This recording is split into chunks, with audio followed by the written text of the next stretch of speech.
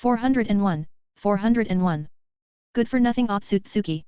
He gathered with Kaguya and Dabi after covering his part of the area. The population of the planet was not big. Each family had huge lands under them that they used as they saw fit. Most families also had children who were just like small Kaguya. This proved that they weren't born to be cruel but were molded into being cruel. It was a cultural problem, not biological. Kaguya, I found someone in the palace. He said and brought her father in front of her. The man was shocked to see her. Kaguya? I thought you were dead. You mean you wish, right? No, I didn't die, I instead lived happily there, albeit for a short time. I also grew much stronger. She emotionlessly said. What are you doing with these attackers? This man just killed the clan head. He started. I know, that was exactly why we came here. She stated. What? Why? He confusedly asked. The look of arrogance was still on his face. Because I hate whatever Otsutsuki stands for and I will make sure it gets destroyed. I still haven't forgotten that day, I still remember their faces and I won't ever forgive you for that. You are a monster.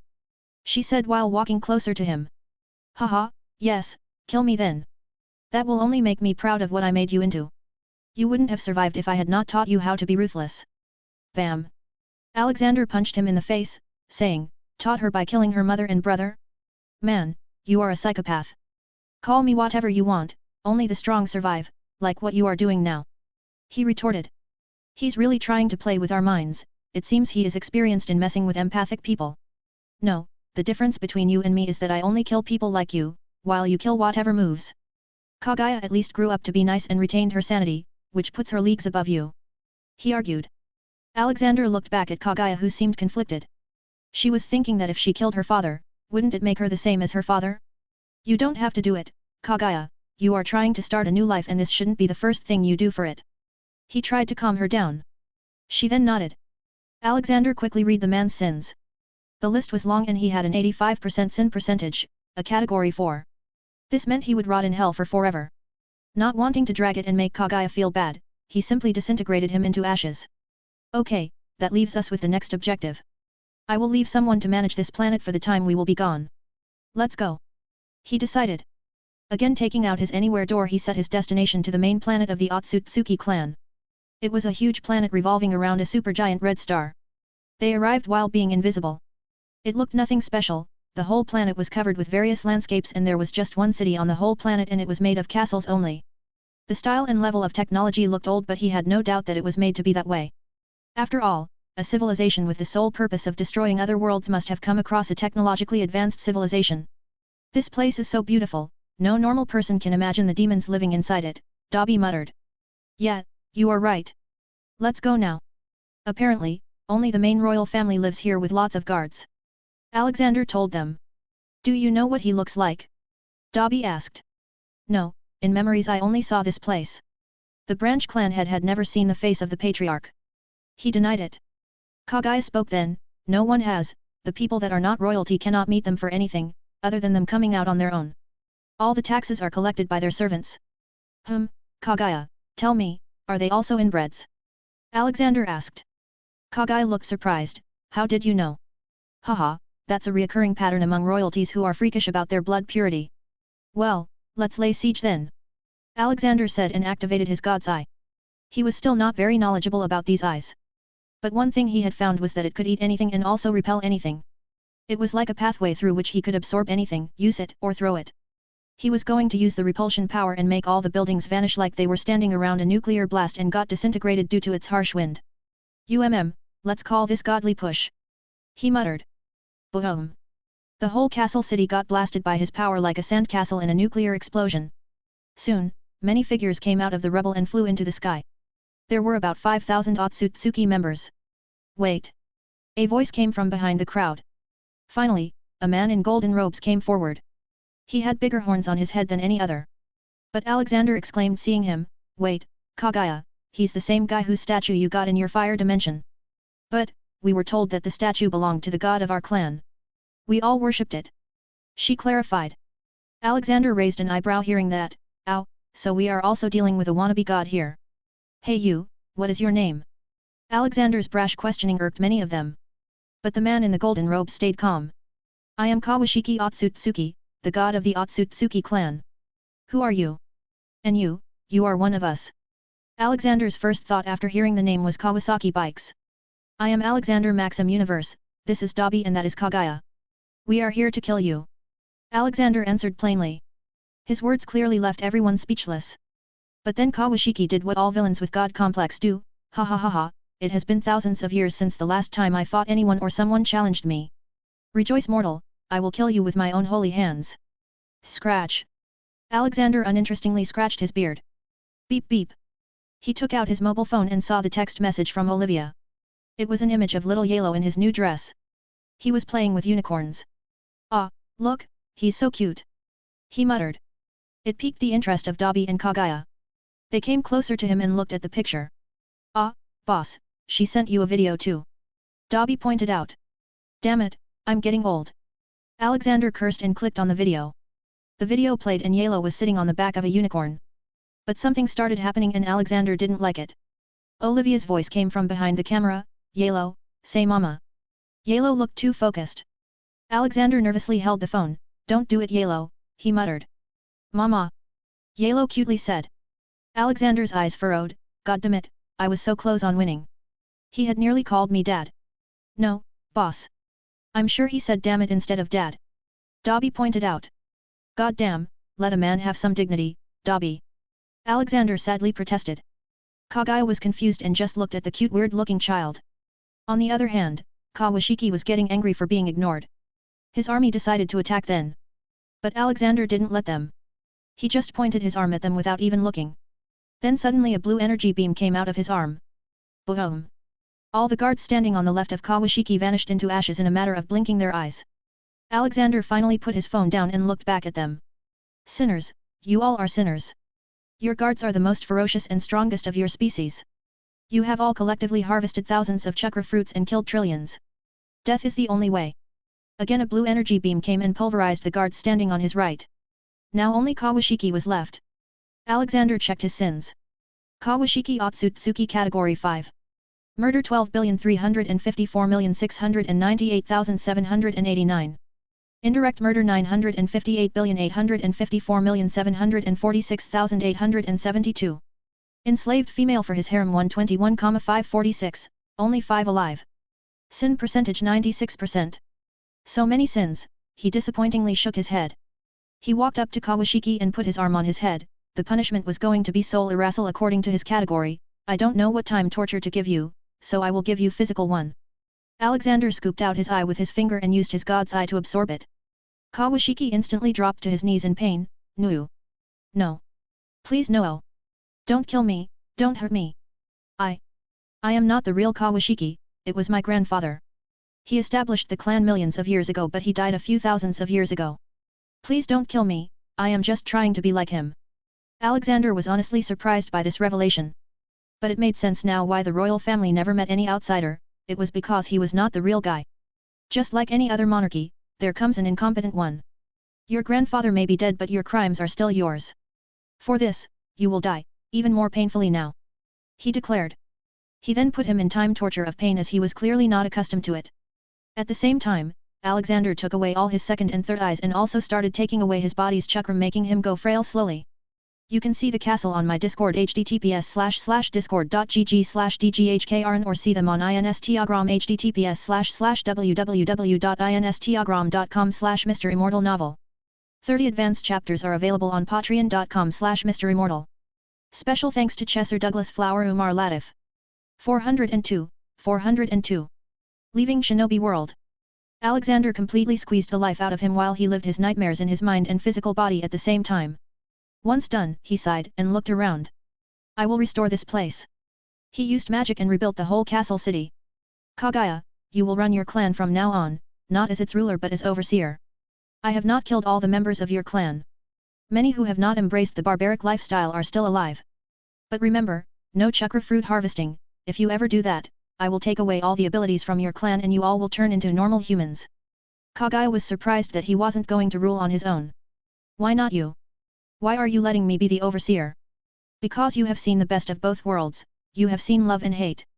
You should know better than anyone that the path of love is much better and happier. You need to build a new culture now, a culture based on love and goodness.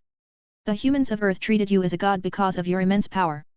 Maybe you can truly act like an angel and help civilizations in need, instead of harvesting them like animals. He explained to her. But Alexander continued, and you will not be alone in this mission of yours. He took out the projector orb and summoned Hago Romo and Hamura. You two must have seen everything. I want you two to accompany your mother. But we don't have much time left. We will soon vanish and be one with the universe's natural energy, Hago Romo argued. Not anymore, Alexander said. He used his power to create a body for the two brothers that would show them in their prime. Then he used his eye power to absorb the two brothers' souls and put them inside their bodies. He had understood that his eyes could act as a pathway to many things. He could even teleport to dimensions on a whim now. Hago Romo and Hamura's souls were still in the physical world, so he couldn't use the reanimation jutsu and had to do this. Soon, the two woke up in their bodies. They were shocked and happy. How? You brought us back to life. Technically, you were still alive, just as a soul. I just gave you a vessel. Now, I hope you will help your mother in building a better society.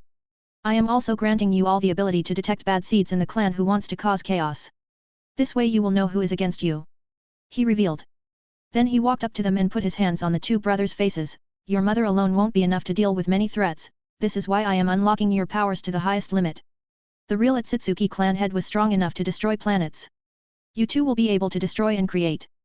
Then Alexander walked up to Kaguya and also did the same, but he instead implanted all kinds of fighting memories into her head and also piqued her Rain Sharingan's power. You have huge potential, but your inexperience in martial arts held you back. Not anymore, Kaguya. You will be the mother of your pack, and to protect your children, you need strength. I am also giving you the ability to erase a fellow Otsutsuki member's powers as long as they have done wrong. He explained to her. These gifts were too much for her. This was the most someone had ever done to her in so many years. Her eyes became teary and just hugged Alexander. Thank you, Gramp. I mean Lord Sage, thank you. Alexander patted her head with a smile. Haha, I am everyone's grandpa, no shame in calling me that. Be good from now on, girl. As long as you don't lose your way, you will have my blessing. There might also come a time when I will pass away to a higher realm. I want you to keep an eye on Earth too and help them if the need arises. She nodded her head. Although she was shocked that Alexander would leave the world someday, I will honor every word of yours. Good, now, I should go back to Earth and deal with all the problems there. I will see you before leaving this realm. He told her. He walked back and took out his anywhere door. Behind, he saw Kaguya tightly hugging her two sons. The joy of physically hugging them was as clear as a day on her face. With a smile, Alexander crossed the door and returned to Earth. When Alexander was gone, Ragnarok was the ruler and safekeeper. Though he was just having fun by drinking in his office. But he had just received a report from Shisui that there was a secret organization whose agenda was unknown but believed to be sinister. The organization was called Kara. Ah, who the hell is this now? Ragnarok tiredly complained and went outside to an open field. He cast an Oxio charm on the whole Kara organization. Pop! One by one, many people started to appear out of nowhere.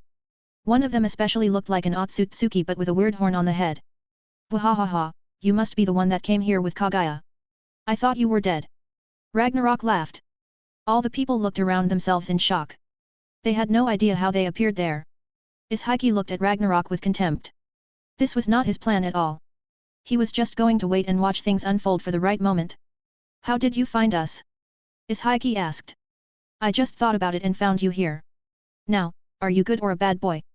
Ragnarok asked. But Ishaiki just attacked him. It was the wrong decision. Ragnarok broke his bones and utterly defeated him before burning him with his dragon fire. He then looked at all the members of the organization. You are all under arrest, he said. Out of nowhere heavy handcuffs appeared on their hands. That's what you get for spoiling my free time. He muttered and called guards to throw them in prison. He went back to the Hokage office but found Alexander already sitting there. Ha ha ha, you're back. I presume it was successful? Ragnarok asked. Yes, very successful. The world's purity had reached 89%. We will be leaving this place soon. He told him. Ah, I was enjoying it, but it was also starting to get boring, Ragnarok remarked. So, what now? He asked. Now, we attend Obito's marriage and put in some contingency plans before leaving. But I don't know how long it will take as I have already dealt with all the major villains. Now we just need to keep on doing good work. Ragnarok planned. Knock knock. The door opened and Obito entered in a suit. Old man, let's go, it's my big day today. I was going to come anyway, you didn't have to come here to get me, Alexander said and got up cheerfully. Well, I owe my and Rin's life to you, so, you are the most important person for me today. Obito cheekily replied. Alexander went and put his arm around his shoulder, you owe your life to no one, kid. Your life is your own, and Rin's now. They went to the marriage ceremony. He let the tailed beasts roam freely as they had no threats now. They were running around and eating stuff. Ji-chan. I want ice cream, Komei came to him and asked. Haha, my little Komei wants ice cream, then ice cream is what he gets. He happily went to the food stalls and made a new stall with an automatic ice cream dispenser. Here, eat as much as you want, also tell your sibling to start preparing to leave, he instructed and left. Alexander had already made them understand what he does and they all were very eager to help him. He had given them an option, they could choose whether they wanted to be with Hago Romo or with him and they unanimously chose him. It was normal as they had spent more time with him than Hago Romo. Alex, did you see the video I sent? Olivia came to him to put salt on his wounds. Ah, yeah, but I'm sure he will start calling me dad soon too, you just wait, he displeasingly comforted himself. Soon the ceremony started and they busied themselves. For the next few years, Alexander would just have to simply keep on working to keep the world progressing. 5 years later. In the past 5 years, many things had happened. For starters, Jiraiya was successful in wooing Tsunade to marry him. Both had come to the realization that they both were good for each other in their age group. Kakashi and Shisui were still lone wolves. But Itaki on the other hand had married Izumi after many years of dating and now they had a little kid. He was really fast with his life, he was also the new Uchiha clan head. Other than this, 19 years old Naruto was now dating the Hyuga princess nowadays. The girl had come out of her shy cocoon. Alexander had also stepped down from the position of Hokage and the new Hokage was Obito Uchiha. Naruto was also next in line after Obito. The Senju and Uzumaki clan were not on the brink of extinction anymore. Hashirama and Tobirama really worked very hard. World peace was achieved. Alexander had also left behind many contingency plans. It was a simple yet effective plan. If the world started a major war again, then all ninjas will lose their ability to manipulate chakra. There will be no shinobi then. He also strengthened the sage locations so they won't be harmed by people. The increase in technology and ease of travel made the whole world interconnected and truly one. There was no nationality now as everyone was dispersed around the globe. But there was still some racism, though it was on a path of downfall. Slowly in the 5 years the world really progressed and so did its purity. Above Hokage Mountain, half of Konoha was gathered there. My time has come, everyone. I must ascend to the other realms now. He announced. Everyone looked at him sadly. Don't be sad, just be happy that I was here and the mess was solved without bloodshed. Itaki, Obito, Shisui, and Sasuke, you four have been great students and were able to master your powers so fast. I am sure you will look after the world. Naruto, your will to never give up is commendable and your heart is pure. I wish you luck and blessings for your future with Hinata-chan. He said, making Naruto and Hinata blush. Nagato, Konan, and Yahiko, may you three always be friends and keep on helping the world. He blessed. Then he looked at Jiraiya and Tsunade, haha, you two are the weird ones. But, you are good people. Tsunade, I hope my teaching will help you advance the medical science around the world and Jiraiya may all your future books go hit, he laughingly said. Then he talked to Brian, his friend for so many years and worlds, even though I feel bad to leave you behind, I still want to wish you a good life. Look after this world, my friend. Brian quickly hugged him, thank you for everything, old man. After saying a few more goodbyes. Alexander looked at all the people, everyone, I will be watching you, I may be like your kind grandfather, but remember, I can also get angry. So, be good and keep on striving for better. Kaguya, you too. You have already done a good job with your people, now you just need to keep on going. Okay, it's time for me to go, take care, everyone. He waved his hand and white light fell from the sky over him. Everyone was waving back at him with some of them having tears in their eyes. We love you old man, many of them shouted. Zib. After Alexander left, many things happened around the world. A few people thought they had nothing to fear now but Obito and many more people from other villages immediately thwarted their plans. They didn't let the world destabilize. After 10 more years, Obito quit his position and let Naruto become the 7th Hokage and bring his own reforms that put more emphasis on technology. Just 25 years after Alexander left, the world had already started to look like modern Earth but with a few things better and purity level remaining at 85–90%.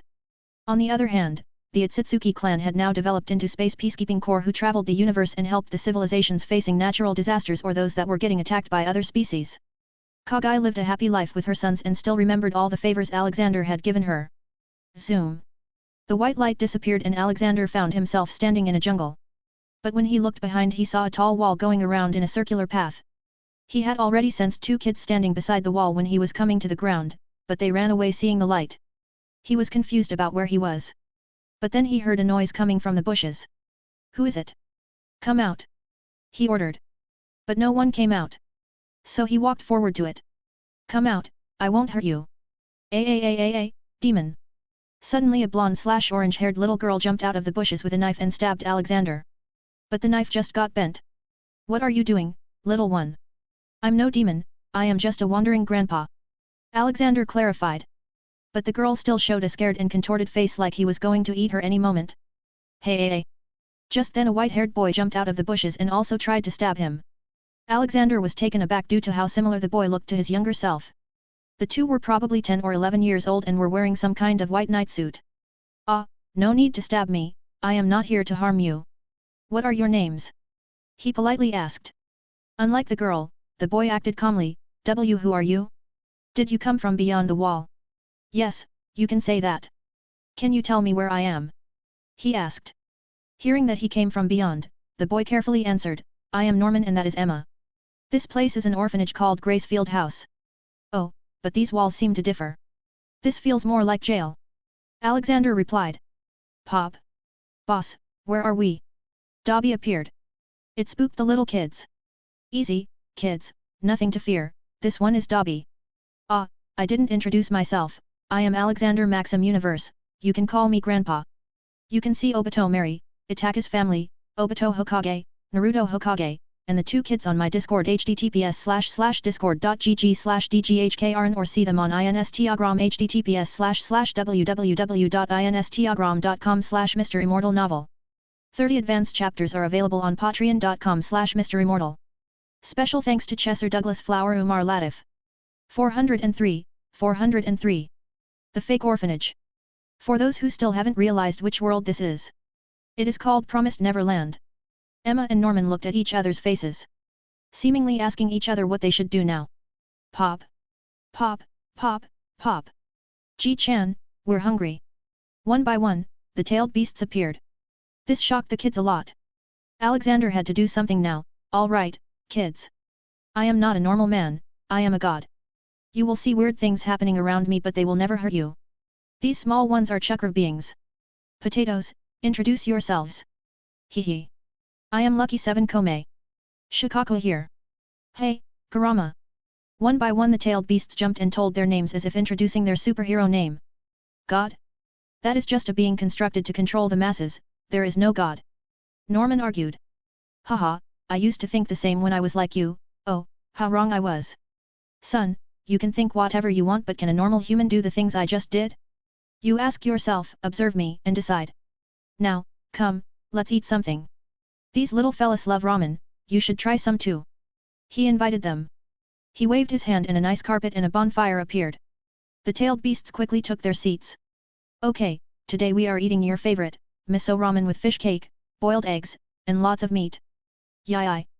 Ramen. Ramen. Ramen, the beasts started chanting. Emma and Norman were extremely confused.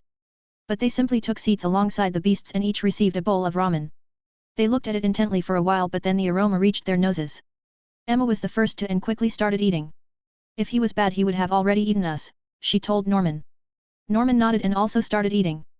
Will you all be staying with me or going back in? Alexander asked the beasts.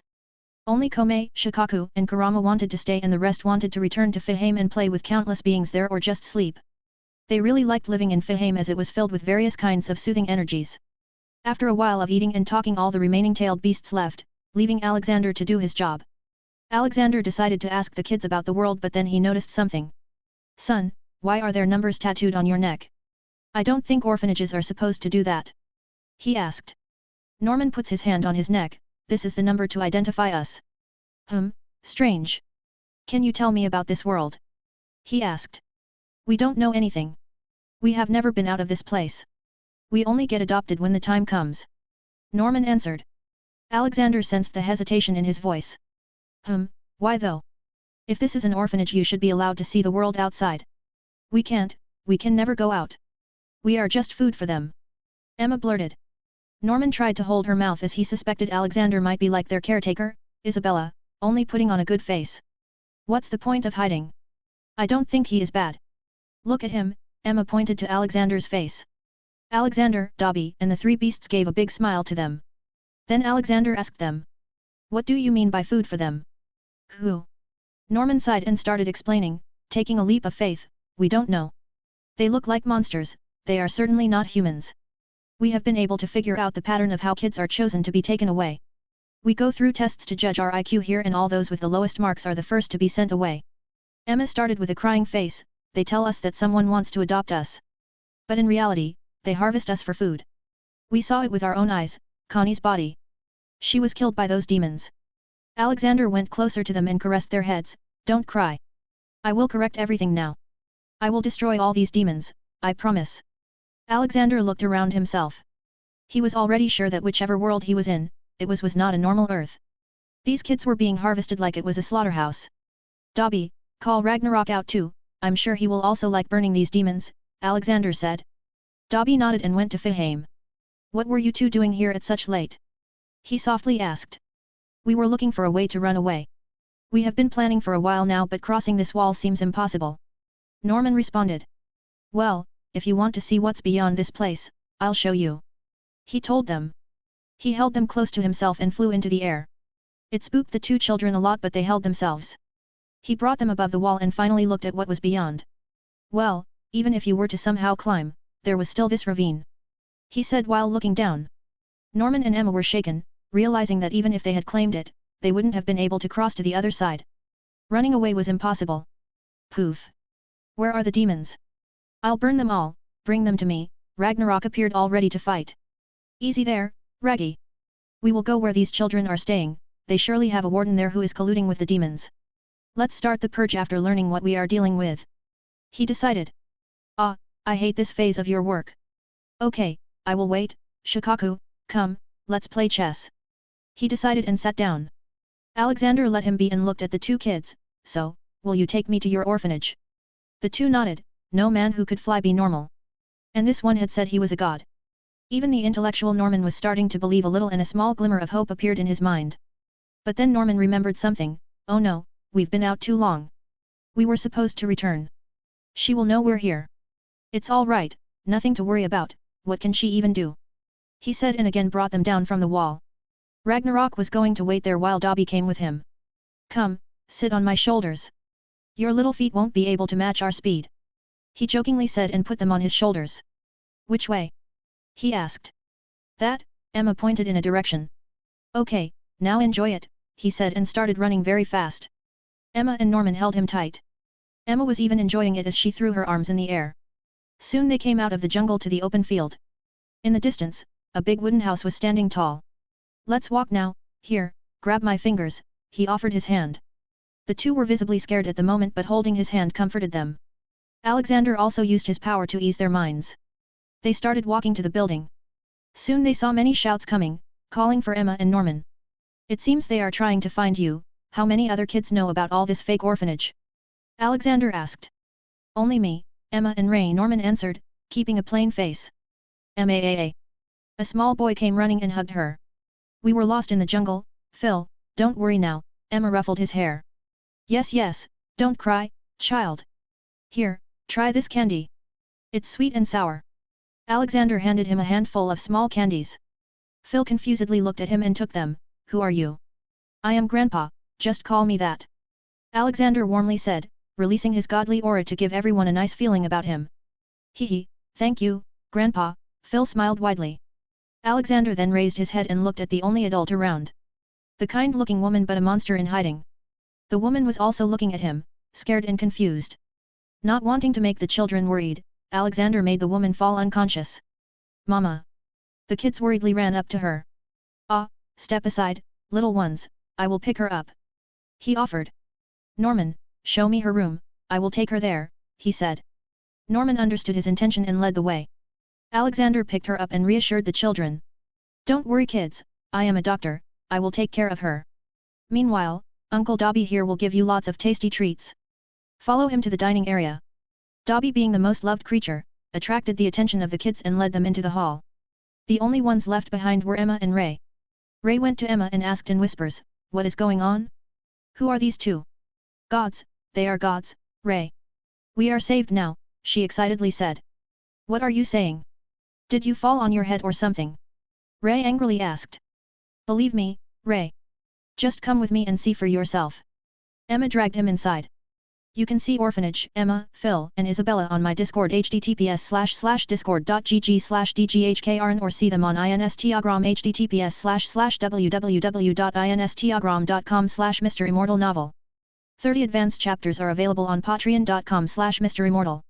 Special thanks to Chesser Douglas Flower Umar Latif. 404. Save the children. Inside the private room. Alexander brought the woman in and put her on a chair. Then he waved his hand and a few metal rods came and tied her hand and feet. Knock knock. Norman, it's me, Emma. Norman opened the door and let the two come in. Ray was shocked seeing the scene in front of him. More shocked by seeing the bent metal rods. What is her name? Alexander asked. Isabella, Norman answered. Okay, I will look into her mind first and get all the information. It is much better than verbally asking. He decided. He probed into her mind and saw her whole life. But he soon found himself unable to hate the woman. She turned out to be just like one of the kids in the orphanage. She just chose to become the caretaker rather than getting eaten. To survive she even had to kill off her maternal instincts, which were still in there, albeit hidden. He also learned a few things about the world. The world was divided into two. 1,000 years ago, humans and demons used to live without borders and constant fighting. Then Julius Ratri of the Ratri clan, the major power of humans, gave a proposal to the leader of demons, called him. The promise was signed and a few years later the demons were given a few humans, whom they kept alive inside numerous premium and factory farms for future human trafficking and meat farming. The orphanage he was in was one of the premium ones. The factory farms were farms that mass-produced cheap orphan meat of poor quality. Orphans who were being kept in these factory farms were being kept alive in a vegetative state through machines, like monitors, to keep their organs functioning and give them oxygen, thus the machines were vital in keeping the orphans alive. The children in these farms didn't learn languages, have names, have free will, and could not think of escaping because they were kept in a comatose state their whole lives. There were supposed to be hundreds of them. It was really sickening for Alexander. Beyond this, not much was known about the inner society of demons. Isabella was only responsible for taking care of the children and making sure they grow happily. Okay, let's wake her up, he said after coming out of her mind. He looked at the dark-haired boy from the corner of the eye, who was supposed to be her son. Isabella woke up with a big jump. She instantly tried to stand up but couldn't under the restraints. Resistance is futile, look where you are sitting, he reminded her. She realized what had transpired and looked at her locked hands and feet. Who are you? A god for ones like these little ones and a monster for the sinners like demons. What you want me to become entirely depends on your choice of the next words. Tell me, is there a way through which you can make demons come here? He asked. She was going to say no but he stopped. Don't lie to me. I can detect lies. Yes, I have a system built here to contact the outside world. She confessed. Good, I want you to do it. Ask for a demon to come here. I don't care what you tell him. He ordered her. Free me first, she demanded. Alexander waved his hand and the metal rods unwrapped around her. She, Emma, and Ray, who had not seen him do this earlier, were shocked. Do it, he nudged her. She eventually used her communication device and called for help. Good, now I want you to be honest about Ray with everyone, Isabella, Alexander said, this time sounding a bit softer. Her eyes widened hearing this. She was even more shocked thinking how this man knew about her secret. Ray already knew that Isabella was his mother from a long time ago, but he was shocked about how he knew that, but considering he said he was going to read her mind, Ray quickly found the reason. Alexander still looked at Isabella. He was going a bit easier on the woman. He could understand that even if she had fought the demons to protect the children, she would have just been killed and replaced, the farm would keep on working like it always has been. She gulped her saliva and looked at Ray. I am Ray's mother. What? Emma and Norman exclaimed at the same time. How is this possible? I thought we were all orphans here, and why would you do this to Ray if he was your son? Emma asked in disbelief. Because if I didn't act then they would have noticed and taken him away from here. I tried to save him. She confessed. Alexander decided to step in for her. She is not lying, Emma. Come, I will show you, only then will you believe it. Emma quickly took his offer and walked to him. Alexander touched her forehead with his index finger and she instantly got flooded with images of Isabella's early life. From the orphan days to the present. By the end of it, she had a small tear in the corner of her eyes. She looked Isabella with a sad face. You were just like us? An orphan. Isabella sadly nodded. I still am. Ray didn't know about the past of his mother, so he and Norman were startled by this new bit of information, but it all made sense to them now. They always thought about how a human can be as heartless as Isabella. It turned out, she wasn't heartless, she was just as scared as they were. She was trapped as they were. Ding ding. The doorbell sounded. Isabella twitched, realizing who it probably was. They have arrived, quick, you should hide. If they saw you they would kill everyone here. No need to worry, it won't be us dying, Alexander replied and walked out. There he saw Dobby handling the two demons like dolls. He had the two held by their necks. Bring them to the dining hall. Let's reveal everything to the kids so they can understand what condition they are in. He announced. He looked at Isabella, you will tell them everything honestly. If you do this, I promise to provide you a safe passage to human land with your son. Isabella quickly made a decision and firmly nodded. Good, follow me. Alexander went to the noisy dinner hall where various dishes were spread on the table and the children were having fun eating them. Okay, little ones, I want your attention here, listen to you mama carefully. He announced. Then Isabella went on to tell the truth about the reality of the farm. Then Alexander showed them the deformed demons. The children were horrified by this, but Dobby and Alexander helped them with Kome and Kurama cheering them on. You don't have to fear anymore as I am here now. Just sit tight and wait, I will solve everything. He assured them. I knew something was fishy about this place. Phil stood up and spoke. Alexander was surprised as the boy was just 4 years old and still had doubts about the place. Then he remembered that all the kids there were supposed to have a very high IQ. Yes, little one, your doubts were right. You all will stay here while I go out and solve the problems, okay? He said and dragged the two demons with him. He also looked into their memories. He learned that there were in total 5 premium farms and hundreds of factory farms.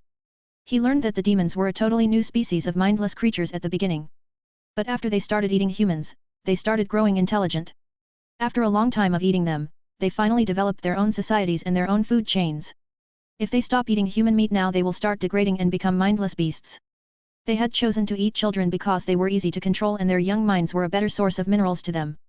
While most of the demon population ate children from the factory farms, the elite and rich ate those from premium farms because the kids from there were smarter and lived a healthy life which according to them made them tastier. Alexander was in a dilemma of judgment. Should labeling the demons as sinners be the right thing to do? Weren't humans also sinners for doing the same with their cattle? The demons saw humans as their food and saw nothing wrong with eating them, just like humans saw some animals. No, they are sinners because what they are doing now is not a necessity anymore. They are doing this to enjoy their meals, they even torture their food sometimes. There may be good demons too, but there were a hell of a lot more bad ones. Including humans, this Ratri clan, who sold children and now controls the whole child trade. Alexander took out his phone and called Ragnarok, Raggy, round up all the demons in the world securely. I will start judging them. All right, boss. Ragnarok got to work. Dobby, you take care of the human side of the world. This Ratri clan is the one that is responsible for catching if anyone from these farms runs away. He ordered. Okay, boss. Dobby vanished from the spot. Alexander also released 100,000 T-800 droids under the command of 100 seraphs that will secure all the premium and factory farms and save the children. You can see Isabella's past, factory farm on my Discord https://discord.gg/dghkrn or see them on Instagram https://www.instagram.com/MisterImmortal novel. 30 advanced chapters are available on patreon.com/MisterImmortal. Special thanks to Chesser Douglas Flower Umar Latif. 405. God in a Modern World. After issuing the orders, Alexander spent some time with the kids. He gave them many gifts and candies. When all the demons were gathered, Alexander mercilessly killed those who liked hunting people as a sport. He killed the whole royalty of the demons and also many more high-ranking personnel. On the other hand, the Ratri clan's few members were also put to death for shaking hands with the demons for money. But by far the most important discovery was Ragnarok's. He found a female demon who looked exactly like humans. Her name was Mujika. She was born special and her blood had the power to act as a permanent substitute for human flesh. However, the demon royal family, the 5 regents' heads, and the Ratri family saw that as a threat to the farm systems, their money supply, their control over the demon world, and the promise they made, so the royals and 5 regents devoured the cursed blood demons, those demons who drank Mujika's blood and became human-like permanently. They never ate human meat, until only Mujika remained. Alexander instantly ordered anyone related to this greedy activity to death. The world's children's farm problem could have been solved if they had used Mujika for help, but they chose money. Alexander took over the whole world in a matter of hours. He asked Mujika to give him some blood so he could replicate it using the Hufflepuff cup. After creating gallons upon gallons, he stopped and gave it to every remaining good demon in the world. This changed all the demons to look like humans and have the intelligence of humans. There was no need for the promise now, and that led to Alexander finding the so-called god of demons, called him. He lived in a different dimension where the time ran differently. He looked small and had a childlike appearance. But his sadistic tendencies were also clear. Alexander gave him the time torture of going through the life experience of every orphan child. Then he killed him too by erasing his soul as he was a category 5. There was also a dragon-like being that Alexander caught so Ragnarok could deal with it later. After that, he only focused on making the whole world one and uprooting the whole farming thing. There were still a few demons left who had not drunk the blood, so they were also caught and made to drink it. He lived in that world for 3 years and helped all the orphans settle down, no matter from which farm. Though he had to help the children from factory farm a lot as they were kept in a zombie state till now. The kids from Gracefield still treated each other like family, and Isabella was trying to redeem herself by genuinely helping them in any way possible. Kids from the premium farms were all intelligent kids, so they all had scholarships from big schools. After making sure that the world didn't have a difference between humans and demons, he checked the sin rating, which was already at 94%. This meant his job was done. In fact, he had overachieved it. He had only reduced the sin percentage but not the mentality of the people. There were still a few differences between humans and demons turned humans. But he left that to the next generation.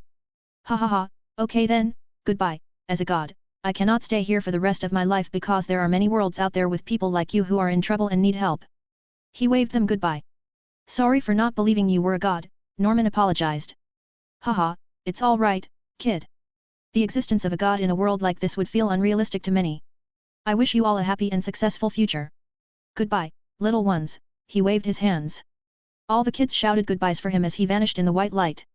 Alexander was very worried about the world and knew that someday some demon will try to ruin everything. That was why he left 100,000 T-800 reinforced with magic. They will keep things clean if anything goes bad. But the situation for their use never came. 30 years later, Norman became the first president of the world government with all other kids from his time in an orphanage as his ministers and other big position holders, working to make the world a better place. Mujika turned into a leader of demons turned humans and worked to erase the gap in society. From there, they genuinely changed the world for everybody. As for the demons, no biological demons were remaining. There were only a few humans left who committed various heinous crimes from time to time. A society could never be perfected, there would always be a few bad seeds. Alexander's eyes adapted to the light after coming out of the white light. He looked around and found himself standing on top of some Himalayan mountain. I appreciate the beauty of this place, but where the hell am I? He talked to himself and checked his phone for messages. The current message said he was just a god and nothing else. Pop. Dobby appeared and looked around. Wait, is that a tsunami? Alexander laughed. Haha, are you drunk? We are on top of a mountain, how ca? Goddammit, it really is a tsunami. What is this place? Alexander and Dobby flew into the air and saw the whole mountain except its tip getting swallowed in water. Boss, look, a ship, Dobby pointed out. Alexander looked at the ship and was hit with a realization. Ah, I think we are in the movie 2012. A very bad yet commercially successful movie. But why are we here right now? The world is already destroyed. Maybe you are supposed to be like some kind of new Jesus to them. Dobby thoughtfully said. No thanks, I am not interested in getting crucified. Jesus had it enough. Instead, I'd like to take a direct approach. Alexander decided. But instead of Dobby's, another voice appeared near his ear. Did you miss me, brother? Alexander twitched a little by the sudden surprise. Ah, damn it, you did it again. Can't you arrive normally? Says the man who uses a pink door to travel dimensions. Jesus joked. Alexander laughed and gave him a hug. How are you, brother? Very fine, coming straight from heaven. Father has been celebrating his small win over that Zulrich for the past 5 years. It's a never-ending party and we will probably run out of virgins up there soon. Jesus worriedly said. He's always over the top no matter what he does. So, what do I owe the pleasure of this visit? Alexander asked. Nothing, just came to check up on you. My last job ended too soon when they crucified me when I was just 3 years old. It was a world of orcs and all they thought about was war. When I preached peace, they crucified me. Jesus revealed. Damn, your job is hard. Alexander sympathized with him. Let's go now, and mess with these humans. Jesus excitedly said and flew towards the ship. Alexander and Dobby also went with the flow. They flew towards the opening hatches of the ships. It was a useless dramatic scene at which point the movie ended, but now they were here. All the people on the ship were in shock and in disbelief. There were 3 figures flying in the air in front of them. One of them was literally Jesus and even looked like that. Alexander just looked old with his long white beard and hair. People mistook him for Jesus' father, the real God. Dobby looked like some kind of buffed Greek god with ginger hair and beard. Instantly more than half of the people fell to their knees and started praying. Ah, what was I even expecting? Jesus sighed. What were you expecting? That they would invite you to a party. Alexander japed back at him. Well, I did want some nice food and a drink, Jesus stated. Alexander decided to handle the messy situation in his own way. Humans, what happened to this planet is the result of your own greed. Constant harm to Earth with your destructive weapons, destruction of the ocean with your toxic waste. Your senseless wars on which God is greater when in reality there is just one God with different names and iterations. I have come to meddle in earthly matters today, but I will make sure you don't forget this experience. You will have 200 years to get your things together before all this comes again. He used his time stone powers and started reversing the time of the whole planet but leaving out people's memories. This way, when everything went back to normal, they still had all the memories. He then only reversed the time of the ecology of the Earth and made it better as it was 200 years ago. So, Jesus, what are we going to do now? He asked, looking at him. I want a pizza, it's been a long time since I ate one, Jesus demanded. Pizza it is, the 3 flew to Italy to find good pizzas. Meanwhile, the world was realizing the crazy thing that just happened. Initially, they thought it was just a dream, but then they asked each other and it spread on social media. It turned out that everyone had experienced it. Even the people who had died very gruesome deaths and were not even on the ship also had the words of Alexander in their heads. Now it was all up to humans whether they take the warning seriously or not. Though Alexander honestly didn't have much hope. You can see demons, Mujika, and Jesus on my Discord https://discord.gg/dghkrn or see them on Instagram https://www.instagram.com/MisterImmortal novel. 30 advanced chapters are available on patreon.com/MisterImmortal. Special thanks to Chesser Douglas Flower Umar Latif. 406. The Spirit God. A/N, a lot of info dump in this chapter for the next world. Alexander spent a good amount of time with his brother. They even went to Disney World after their pizza trip. They just had normal human fun. After that, Jesus returned to his job and he returned to his. He was again thrown into a new world. Alexander opened his eyes and looked around. He was in a jail cell it seemed, and from the movement, he could say it was a ship. What weird past do I have now? He asked himself. He looked around to make sure no one was seeing him. He took out the phone from his pocket and checked it. The moment he opened the message, memories covered his mind and he started to see them. Memory starts. It was an ancient world where spirits and humans were both present. But the spirits were a danger to mortal humans. To protect themselves they took refuge over the shells of the mighty lion turtles who were master of one of the forces of nature, air, earth, fire, and water. Whenever people would have to venture into the wilds to collect food, the lion turtles would bestow upon the hunters the ability to control their own element. Because the distance between each turtle was big, the different communities never met each other. This, eventually, made the majority of the cities lose contact and knowledge of each other's existence, and developed unique cultures with time. But then came a young man named Juan. He misused the power of the lion turtle for selfish desire and for it he got banished into the spirit wilds. He traveled to many places and on one of his journeys, Juan mistakenly severed the link connecting Rava and Vado, the 2 oldest known spirits representing light and darkness. In the process he released chaos into the world. Vado was freed and caused chaos and this needed to be stopped. Hence the light spirit, Rava, and Juan began their journey to master elements. Soon the time of the battle between the 2 spirits every 10,000 started coming closer. For this, Rava and Juan bonded together permanently, making Juan the first avatar. Juan then went on to defeat and lock away Vado in an elemental barrier in the hollow of the Tree of Time. He also ordered the spirits to return to their world and then separated the 2 realms by sealing the spirit portals located at the North and South Poles. As the world now had a new protector, the Avatar, the lion turtles collectively decided that their task as protectors of mankind was done and that they would no longer grant any more bending powers. At the same time, another legend became famous throughout the world. The legend of the spirit god. During the days of the spirit wilds, an old man used to traverse the lands, helping and befriending spirits and humans alike. He was always accompanied by 2 of his subordinates and 9 of his spirit beasts. After the spirits were locked away, the old man also disappeared as if unhappy with what transpired. In the meantime, humanity deboarded the lion turtles. Many villages and factions were formed as a result. They begin to come into contact with each other. The different peoples begin to wage war against each other, forcing Juan to intervene in order to maintain peace. His efforts, however, were of little success.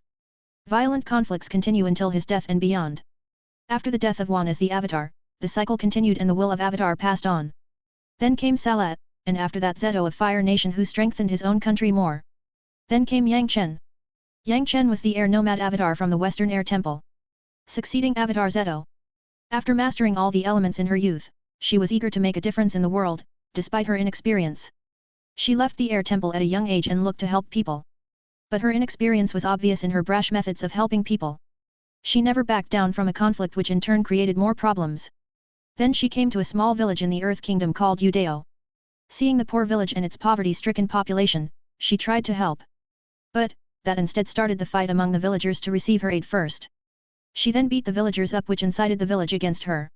She could not understand why people were behaving like this, even though she was just trying to help them. This is human nature, no matter what you do, there will always be a selfish desire to want things for themselves first. Most are like this but there always come a few exceptions. Alexander appeared in his old man's attire in the village. He was still wearing the same attire as in Naruto world. Yang Chan saw Alexander and felt the vibe of a wise man. She greeted him with a bow and asked, "Then how can people like these be helped? You give the hungry man a fish, he will eat it and ask again. If you teach a hungry man to catch fish, he will never go hungry. Just like that, this village is poor because they don't know how to make money. Teach them trade and other crafts that they can sell, this way they will never go poor. You still have a lot to learn, young Avatar," he explained.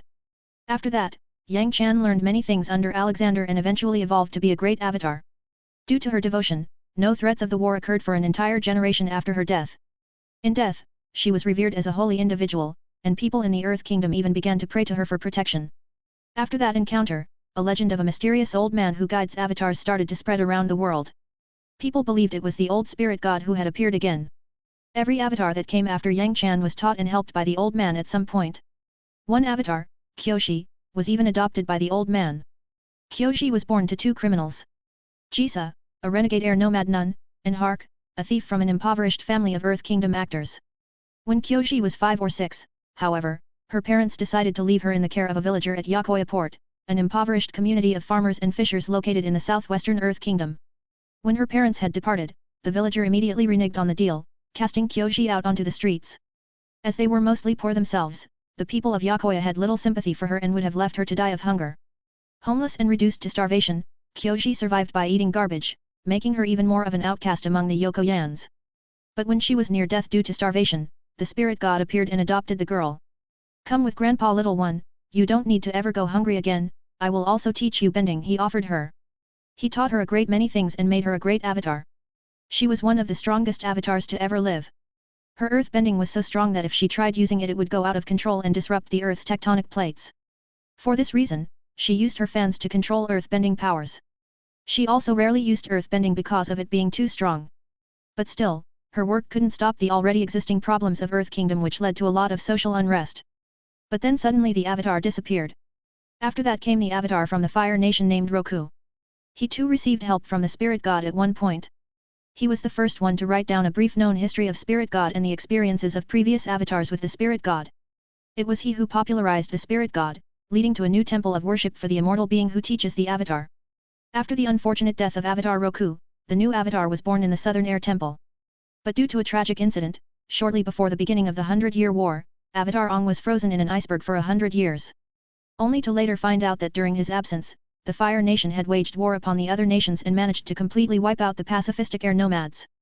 In those 100 years, because there was no avatar, no sightings of the spirit god happened either. Although Alexander still did many things away from people's eyes. Alexander just waited for the next avatar to come while he spent most of his time watching the world and roaming the spirit realm. But when he heard the news of a young bald boy going around with multiple bending powers, Alexander headed to him. But, he found out that Avatar was being hunted by the Fire Kingdom and particularly Prince Zuko. Alexander went ahead to confront them as a traveler, only to find a banished kid trying to prove himself to his worthless father. He also met a good wise man named Iroh with whom he shared drinks. But the prince didn't like that and tried to put them in prison, which Dobby and Alexander voluntarily accepted, as otherwise, they would have ended up destroying the ship. Alexander had a plan that he was going to make a good man out of Zuko and make him the better Fire Lord in the future. Memory ends. Ah, only if I had control over my body in the past, I could have solved this whole mess even before it began. He loudly thought while sitting in his prison cell. Well, let's get to work then. A/N, for those who don't know, this is Avatar the Last Airbender's world. You can see Lion Turtle, Vado, and Rava, Avatar Yangchen, Kyoshi, Roku, Zuko and Iroh on my Discord https://discord.gg/dghkrn or see them on Instagram https://www.instagram.com/MisterImmortal novel. 30 advanced chapters are available on patreon.com/MisterImmortal. Special thanks to Chesser Douglas Flower Umar Latif. 407. Tea friends. Yawn. Alexander looked around to see if there was anyone else in the jail cell. Dobby? They caught you too. Alexander saw his giant friend in the cell across from him. He was tied with lots of chains. I don't know, boss. Never thought I would see a being like you chained up like this, Dobby jokingly replied. Ah, you know it, Dobby. We did it voluntarily. Besides, I have no control over the memory. They are like ultra-realistic movies for me. Most of the time they are absurd, but I can only accept them. Though the good thing is I have a close relationship with all avatars and was able to help so many people. Now that we are physically here, our work starts. Oh, look, someone's coming, Alexander babbled. Soon an old man came to Alexander and opened the cell's gate with keys. Forgive me, my friend. My nephew has very bad control over his anger. Haha, it's all fine, Iroh. Young men tend to be full of themselves. He's a cocoon right now, someday he will become a butterfly, Alexander said jokingly. Iroh laughed, ha ha ha, I just imagine Zuko as a giant butterfly. He then freed Dobby. Let's go, my friends, let's play pie show over some warm tea. Ah, I could use some tea, Dobby agreed. Alexander then put his hand in his pocket and took out a very nicely packed bag. I got some exotic tea, Iroh. Let's drink this, you will love it. Oh, new tea? I have never seen this before. Iroh exclaimed. You won't know unless you try it, Alexander said. Soon the three sat on the deck of the ship, drinking and playing pie show, much to the annoyance of Zuko. Where are we headed to, Iroh? Alexander asked. We are going to the icy northern water tribe. My nephew here wants to catch the avatar there. Iroh answered. Dobby scoffed, since when did people start catching avatar? Isn't he meant to be the key to the balance of the world? My nephew has a strange obsession over catching him after he was banished. He needs to catch avatar in order to return home. Iroh explained. Zuko quickly came to Iroh angrily, Uncle, don't reveal everything to strangers. Oh, they aren't strangers, nephew, we drank tea together and that makes us friends, Iroh heartily replied. Zuko ignored Iroh and looked at Alexander, when will you leave my ship? We are overusing our resources on you too. Haha, you don't need to worry about me, kid. I will catch some fish. About where I want to go. I will deboard in Northern Water Tribe, always wanted to see their icy city. Alexander said. Zuko realizing that Alexander won't leave his ship, he went to his room in a foul mood. Your nephew has too much rage in him, Dobby spoke. Yes, but he wasn't always like this. He used to be a good kid when he was small. But since his mother disappeared he changed. Iroh revealed. Well, bad experiences sometimes make good men too. He just needs support. Anyway, I will go and catch some fish. Alexander said and went to the edge of the ship with Dobby. What's the plan, boss? Dobby asked. Well, this world is fairly simple. Fire Nation is the big bully and Avatar is supposed to be the protagonist of the story. We will just make this whole process less violent. Alexander answered. Dobby nodded, yes, but if Iroh had taken his rightful place as the Fire Lord, things would have never gotten like this. The man has a beautiful mind and heart.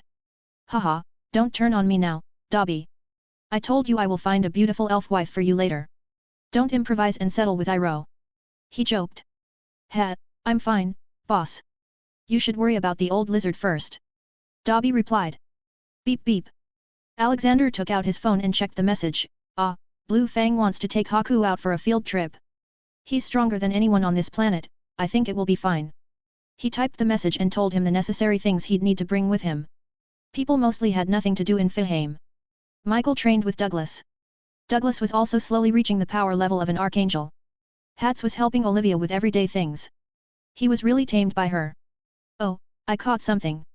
It's time to eat, he said and pulled out the fish. But that was just for the show. Alexander had stopped hunting animals for meat as he had meat trees in Philheim. But he couldn't tell everyone about it. So he puts on a show before releasing the animal and showing the meat from Philheim. Sigh, another world, another war. This is always the story. Dobby sighed. This just goes on to show you that even if you cross dimensions and go to different universes, the nature of humans remains the same. Let's not be emo now, we will be making this world a better place soon. He cheered the big elf and went to cook the fish. He set up a small fire on the deck and started cooking. Soon he was joined by Iroh and a few more men who started singing and dancing. So, tell me about your family, Iroh. You haven't talked about them. Alexander asked. Iroh's face turned sad. This war sadly also consumed my only son years ago. Alexander lightly patted his shoulder, I can feel your pain. But as long as he is not forgotten, he is alive inside you. Who knows, maybe someday you will get to see him again in the spirit world. Iroh smiled, that's the plan, in the long term. But I did venture into the spirit realm once, it is not an easy place to be for a mortal. While they were eating, a guest appeared on the ship. It was General Zhao, who wanted to take the ship and men away from Zuko to use them in the assault on the northern water capital. Iroh worriedly looked at Alexander, this may be a bit problematic. You should eat, I will join you later. Alexander, on the other hand, had a different plan. He was already near the shores of the northern water tribe, so he decided to leave now. The moment he was left alone, he flew away with Dobby. The whole land was covered in icy sheets. He even saw small penguins. This world is quite small, boss, Dobby deduced. Yeah, I feel that too. I guess the whole planet is small. Alexander hypothesized. After flying for a while, they reached the northern water capital. The whole city was carved out of the ice and had many waterways. It was certainly beautiful but also chilling for normal people. Pop. Hey, Alex, wanna drink with me? Ragnarok appeared out of Fihame. He was wearing red and golden clothes that made him look like some royalty. Haha, I don't have time, but you should tag along with me. I'm pretty sure you can pass as an extremely strong fire bender. Alexander said.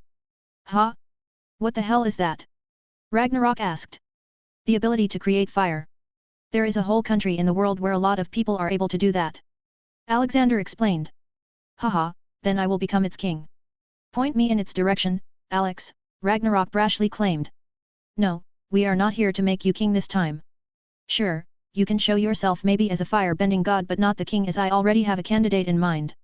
He clarified. Arg, alright then. I guess it will be fun. Ragnarok muttered and started drinking from the bottle. Alexander went in to see where Avatar was and see his progress. Him, Ragnarok, and Dobby's height, features, and address made them stand out a lot and gain the attention of the guards. The guards came to question them, but by the time they could say anything, the war drums started sounding around the city, signifying an attack. Sigh, I guess we will be going to this war first and making sure no innocent loss of life occurs. He decided. They flew to the outer gates of the capital where the Fire Navy had gathered with their machines and men. A battle had already started among them. From the air, Alexander looked at a large number of ships in the distance. He just waved his hand once horizontally towards the ships. Boom! The next moment, all the ships got split in two, with loud explosions. On the land, the Fire Navy was taken aback by the sudden turn of events. Nobody knew what happened. But that moment was enough for the Water Tribe to charge ahead and take the upper hand. You can see Iroh, Zhao, Northern Water Tribe, attack, and ships on my Discord, https://discord.gg/dghkrn, or see them on Instagram, https://www.instagram.com/MisterImmortal novel. 30 advanced chapters are available on patreon.com/MisterImmortal. Special thanks to Chesser Douglas Flower Umar Latif. 408. Moon Spirit. While all that was happening in the capital, Zuko had infiltrated and abducted the Avatar whose soul was in the spirit world. In the spirit world, Avatar was trying to find the location of the Moon Spirit and Ocean Spirit so he could find a way to stop the Fire Navy. While searching for these two spirits, he was visited by the previous Avatar Roku's spirit. Roku, I need to find the Ocean and the Moon Spirit. The Northern Water Tribe is under attack, Ong said worriedly. The Moon and Ocean are ancient spirits. They crossed over from the spirit realm to the mortal realm very near the beginning. There is one spirit I know of, old enough to remember. Roku said. Ong quickly asked who it was. The spirit's name is Koh. But he is very dangerous. They call him the Face Stealer. When you speak to him, you must be very careful to show no emotions at all. Not the slightest expression, or he will steal your face. Roku explained to him. However, he continued, but, there is another way, Ong. Do you remember what I told you about the spirit god? He is like a father to many spirits, good or bad. He is near you, you just have to find him. He can teach you everything and also help you save the Water Tribe. But I don't have time to find him, I need to quickly get the power to save the people, Ong argued. Then you must take the risk of meeting Koh, but keep my words in your mind. No expression, Roku warned him and dissolved into the water. Ong firmly looked around and made his way towards Koh. KOH was born to the Mother of Faces thousands of years before the 100-Year War. Over time, he increasingly interacted with the human world and started to carry out punishments against perceived wrongdoers as well as answer questions to those mortals brave enough to face him. The latter behavior resulted in some discontent among more ancient spirits, who believed that KOH set a bad example by allowing any human to approach him. After looking for a while, Ong finally reached the cave. "You can do this, Ong," he encouraged himself and put on a plain face before entering. "Hello? Anyone here? I am looking for a spirit named KOH." He spoke even though he did not see anyone around. Just then he sensed something behind him. Then suddenly a clownish face appeared in front of him. It had the body of a centipede. "Welcome." KOH tried to get a reaction from Ong but Ong stayed strong. Instead, KOH received a plain thank you from Ong. "My old friend, the Avatar. It's been a long time." KOH said in a creepy hoarse tone. Ong innocently asked, "You know me? How could I forget you? One of your previous incarnations tried to slay me. Maybe 800 or 900 years ago." KOH said in a vengeful voice while changing to his multiple faces one after another to spook Ong to give him an expression. "I didn't know that. Why did he, or I tried to kill you?" Ong asked. KOH started speaking like he was enjoying it. "Oh, it was something about stealing the face of someone you loved." KOH changed his face to a woman whose face he stole and looked at Ong deeply. Then suddenly he moved close to his face and turned his face into a baboon's trying to give Ong a jump scare. But, his tactics didn't work. He continued speaking, "Of course, that is all behind us. Why should I hold a grudge against you for something in the past life? After all, you're a different person now. You've come to me with a new face." He got very close to Ong's ears. "It's been a long time since I've added a child's face to my collection. But again, I wouldn't try to do that either. I still remember the harsh lesson the spirit god gave me for stealing Avatar Kuruk's wife's face. He even made me give the face back." KOH sounded sad for a bit. "But he's a very nice being.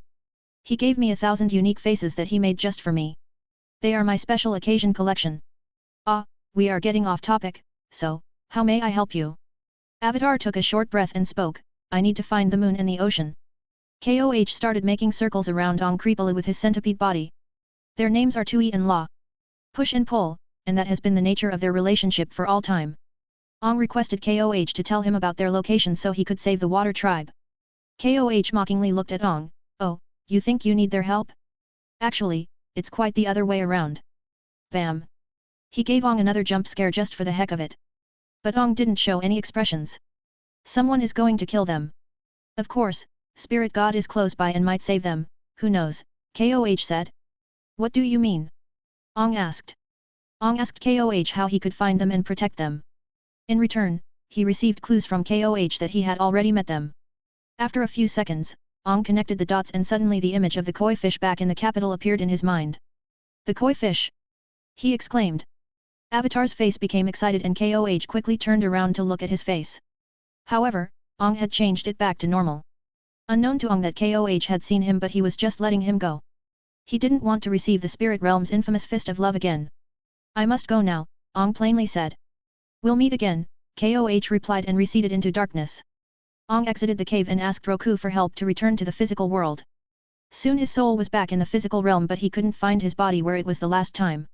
Then his soul flew in the air on its own and returned to the body captured by Zuko. Soon his friends, Sokka and Katara also reached him and they were on their way back to the capital's spirit oasis where the two spirits resided. Back in the capital, Ragnarok decided he wanted to join the fight and jumped down and started using fire. His attire and power shocked many as he was using fire and attacking the army of the Fire Nation. His fire was also immensely potent and destroyed whatever came in his path. From the air, Alexander and Dobby were making sure that no innocent died in the war. Whenever necessary he will throw his powers. The water tribe was winning quite easily. But then suddenly, it seemed the moon got covered in blood, spreading an ominous red light all around the place. Alexander then noticed all the waterbenders losing their water-bending powers. Quickly all the Fire Nation soldiers launched an attack on defenseless retreating water tribesmen. "Goddammit, what have they done now? Ragnarok and Dobby, you two stop this army. I will look for the reason behind this. I sense an imbalance in the forces of nature." He seriously said and flew away. General Zhao had caught the moon spirit that had taken the physical body of a fish, along with the ocean spirit in a piece of cloth, and planned to kill it to make his name famous. But Ong came in time and told him not to kill the moon spirit as it would ensue chaos around the world for everyone. But Zhao was still defiant. Then Iroh came and angrily shouted, "He is right, Zhao. The Fire Nation needs the moon too, we all depend on that balance. He then took an even harsher tone and got ready to fight. Whatever you do to that spirit, I'll unleash tenfold. Let it go now. Zhao, finding himself cornered, kneeled and put the moon spirit back into the pound. But then his face twisted in anger and rage. He lifted his hand and sent a fire blast at the moon spirit. The moon spirit died on the spot and the moon in the sky lost its light. Everything went dark at that moment and the faces of Ong and Iroh turned horrified. Iroh jumped to fight the guards of Zhao while he tried to escape, but a loud noise came from the sky. Boom! A fiery human figure fell close to them as if it was a comet, but dust covered everything and nobody could see the person. However, soon they heard calm yet anger-filled words that would scare even the most seasoned fighters of all. What have you done? You can see Zuko stealing Ong meeting KOH, Moon Spirit attacked in darkness on my Discord https://discord.gg/dghkrn or see them on Instagram https://www.instagram.com/MisterImmortal novel. 30 advanced chapters are available on patreon.com/MisterImmortal. Special thanks to Chesser Douglas Flower Umar Latif. 409. Teaching a lesson. Alexander walked to General Zhao and lifted him from his neck. That spirit was even older than all your ancestors' ages combined. Killing it doesn't make you great, it makes you the stupidest man alive. I will hand you over to the spirits to be judged for the crimes. Alexander then walked up to the fish pond and picked the dead body of the moon spirit. It was a white fish with a black dot on its head. Combined with its partner, the ocean spirit both creates a yin-yang sign. He quickly reversed the time of the body of the moon spirit and soon it started flapping.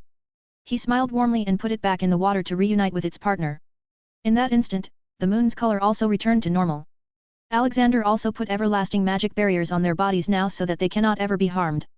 Whoever attacks them in any way, the attack will get reversed and hit the attacker. He put his hand in the water and patted their small heads. The two fishes showed their pleasure by rubbing their heads on his hands. Haha, you will not have to worry anymore about someone attacking. I have put a shield around you. His words were only loud enough for the spirits to hear. But then suddenly the two dots on the fishes started to shine and from them came out to a slightly humanoid figure. One blue and white. They were the size of small-tailed beasts. They quickly came up to him and gave him a small hug. Haha, you didn't have to do that. Now, what will your punishment be for this perpetrator? The two spirits looked at fear-stricken Zhao and then Alexander. Alexander quickly understood what they wanted to do. I agree with this punishment. Alexander looked back at Zhao. The spirits have decided to imprison you in the Fog of Lost Souls. Of course, most people there didn't know about the meaning behind Fog of Lost Souls. It was a boundless prison for humans located within the spirit world. It was inhabited by a sentient fog spirit that can infect the minds of individuals, effectively driving them insane by imprisoning them in their own darkest memories. It acted somewhat like his own time torture. No. No. You don't come closer. I am General Zhao, you will have the whole Fire Nation against you if you touch me. Zhao shouted. Like I care about that, Alexander scoffed. Bam! Ragnarok landed behind Zhao and fire swatted on the back of Zhao's head, sending him flying towards the moon spirit. Zhao quickly got held by the moon spirit as they disappeared back to their body after giving a slight bow to Alexander. Komei, Shikaku and Kurama walked up to the fish pond and looked at the shining fishes. All three had come with Ragnarok. Shikaku then tried to catch the fish but got hit by Kurama on the back of his head. Bam! You dumb trash panda, those are pure ancient spirits. Don't hurt them. Pray to them and just pay respects. Kurama said. Oh, Shikaku exclaimed and pressed his palms together. Oh ancient spirit, bless me so Ji-chan never runs out of ramen, he loudly prayed. Then Komei innocently prayed, beautiful spirit, I am lucky 7 Komei, give me the power to always help my Ji-chan. The two then looked at Kurama. Hey, aren't you going to pray? Kurama scoffed, ha, I've already done it, I don't need to loudly say it for all to hear. Shikaku and Komei complained, hey, not fair, you heard our requests. Tell us yours. They soon got into a small argument and moved to the side. Everyone was confused by the beasts but they took them for some spirit too. Iroh walked to Alexander in shock, I didn't know you were a firebender and also have such an understanding of the spiritual world. Alexander scratched his long white beard, haha, you never asked, my friend. Ah, meet Ragnarok, he's my good friend, also the most powerful firebender I have ever seen in the world. Iroh looked at Ragnarok's regal attire, such fine silk, where did you buy it, my friend? I made it myself, Ragnarok replied, he couldn't say it was from Fihaim. Iroh's face became like he was struck with enlightenment, oh, so you are a silk tradesman. Indeed a very profitable business.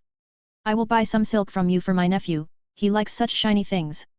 Ragnarok scratched his head and just nodded. Alexander decided to stop any more misunderstandings from happening. So, what are you going to do now, Iroh? I'm sure the Fire Nation will soon declare you a traitor. He asked. No, they won't. Zuko got up from the ground. He was unconscious all this time. If I catch the Avatar and bring him to Father, he will let us stay, Zuko said. Alexander looked at the little bald kid and then Zuko, no, said him. I mean Ong will be staying here. You, on the other hand, need to open your eyes and look at the reality of the world. Look around you, what the Fire Nation has done to the world. Then judge who is in the right, the Avatar or the Fire Nation. Zuko angrily replied, you know nothing. And who are you to speak to me like that? You are also a firebender, a citizen of Fire Nation, you also come under me. I don't think so, Alexander replied. I will teach you manners then. Zuko ran up to fight him. Ragnarok walked up to Iroh. He shouldn't have done that. Wanna bet on who wins? Iroh caressed his beard. I don't want to, but I will put a gold coin on my nephew. Family should always have each other's back. Haha, okay then, Ragnarok laughed. Zuko kicked towards Alexander while using fire bending. All his attacks were with fire. But Alexander wasn't using anything and was just moving around and dodging the fire. He jumped and rolled around, slowly decreasing the distance between them. You put too much rage and little thought behind your moves. HAAA. Zuko turned his body and threw a sidekick. But Alexander simply rolled towards his side, just beside his face. Boom! He threw a normal uppercut at his jaw, throwing Zuko 10 feet off the ground. Then just as Zuko was about to fall, he lightly kicked his body, throwing him towards the feet of Iroh. Just brute strength will not get you far, kid. You still have a lot to learn. Alexander said. Zuko was still down on the ground and accepted his defeat. Just one single move it took the old man to defeat him, and he didn't even use fire bending. Iroh helped Zuko get up slowly. But then Zuko asked something to Alexander, who are you? You are clearly very strong and yet no one has ever mentioned you in Fire Country. Alexander laughingly replied, ha ha ha, I'm just a wandering old man, child. Don't fret about it. You should worry about training yourself for now, otherwise forget Avatar, you can't even catch that monkey. Just then the monkey started making angry noises at Alexander, haha, okay, Momo, not monkey. Zuko embarrassingly stayed silent. Iroh came to Alexander and shook hands with him, well, I guess we will be parting ways now, my friend. I really liked that tea you gave me. Alexander patted Iroh's shoulders, I have a feeling that we will meet again, Iroh. I hope so, take care. Iroh helped Zuko up and walked away. See you later, my silk tradesman friend, here, I lost the bet. Iroh tossed the gold coin to Ragnarok and left. How did you do that? How did you bring the moon spirit back to life?